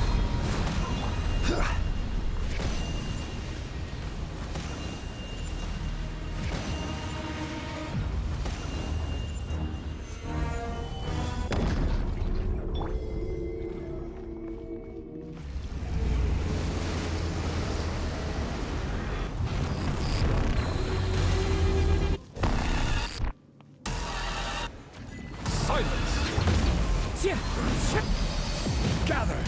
Smile! Hard-hitting it. Fallen leaves. Adorn my...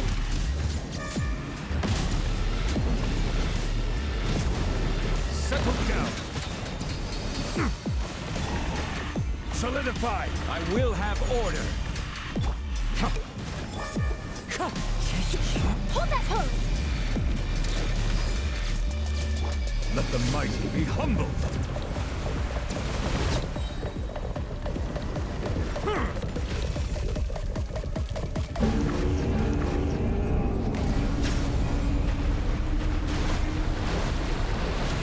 Crumble! This is order! Say cheese! Breaking news! Bow your head.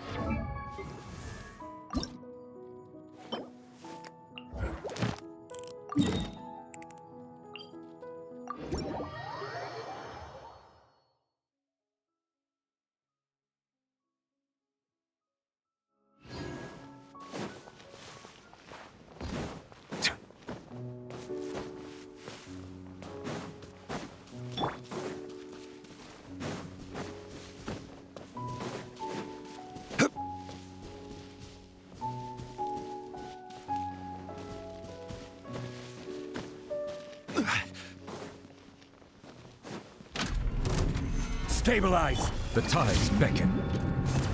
As one with wind and cloud. Smile! Silence!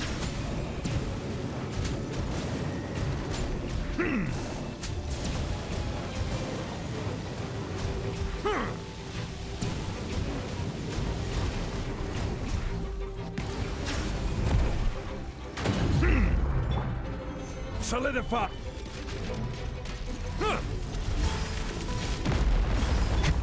One with nature.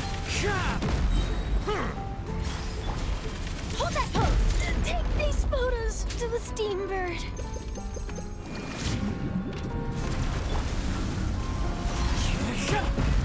Stabilize!